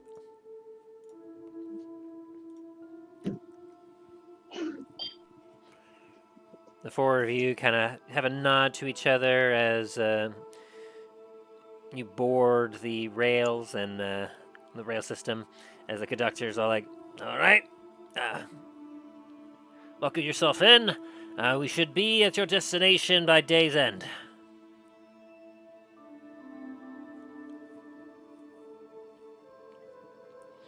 As you all just kind of breathe, take a breath, and a moment to ready yourselves as you fully know and understand that you are about to return to the hot desert of Anar-Dracul. Where could the elemental be that seemingly was lost somewhere south of the city? Will the party be able to find it? We may just find out on the next exciting episode of The Adventures in Dundras, as this is where we're going to be ending the session for today, as the party feels a rocking motion as the rail system takes off into the darkness of the tunnels. You all will be getting 1,000 EXP for excellent roleplay. And I'll be right back.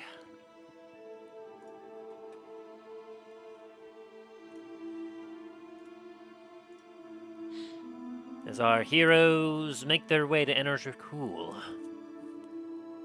what new dangers and adventures await them there?